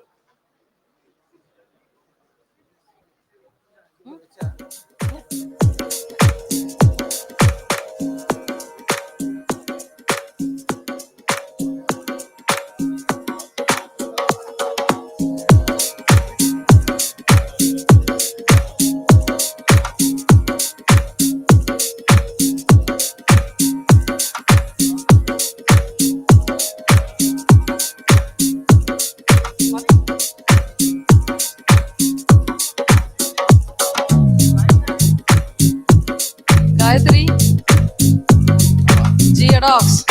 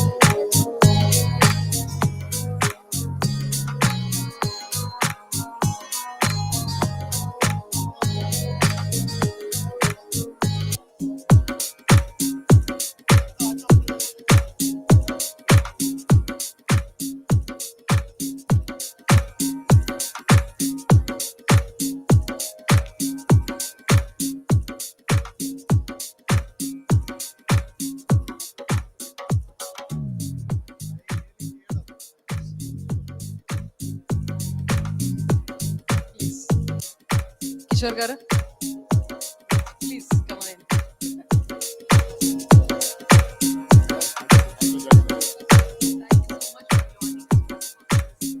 Yeah. Yeah. No. First of all, I would like to introduce Mahendra Garu, and he's the CEO for Omega Hospitals. Thank you, sir. Thank you for joining. And he's been a big supporter for Tall Hospital from the beginning.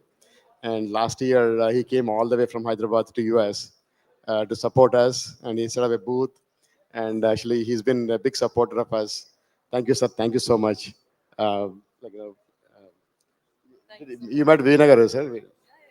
Yeah. Very good, sir. Thank you, sir. Thank you so much, and thank you always for being with us and supporting and being part of it. Thank you. Thank you, sir. Yeah. Good.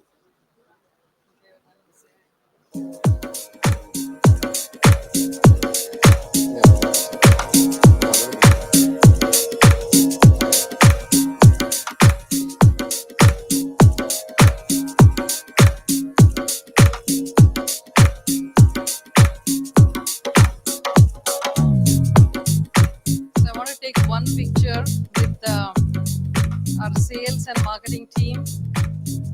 Sunil, Guru, Chris, Tony, and the entire SDR team. Come on in.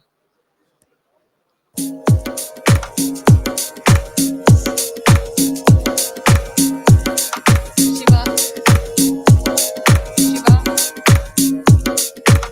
Who else? Kiran here. Kiran.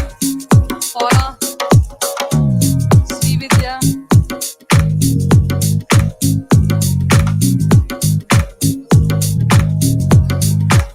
Chris, Tony. Praveen. Rick.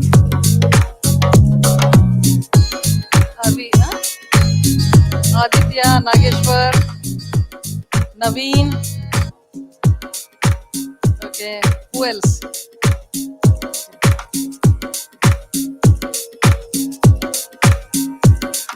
Jyotsna.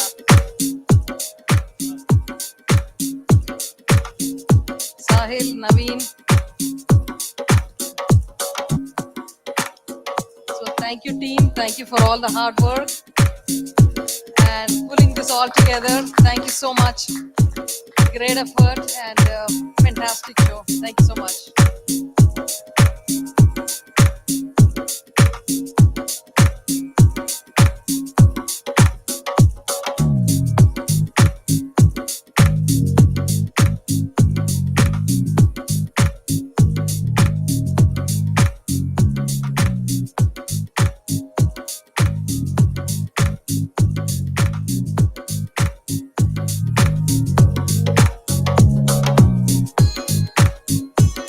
Thank you, thank you, thank you so much.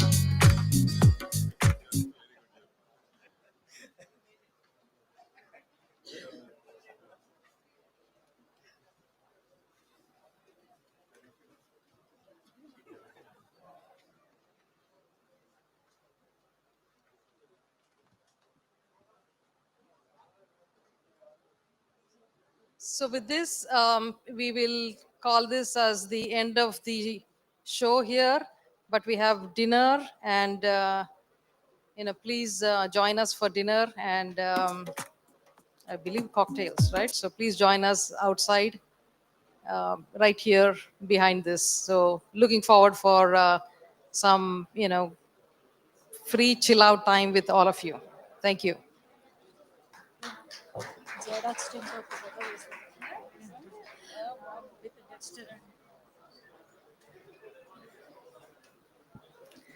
Hey, Dexter, Phyllis.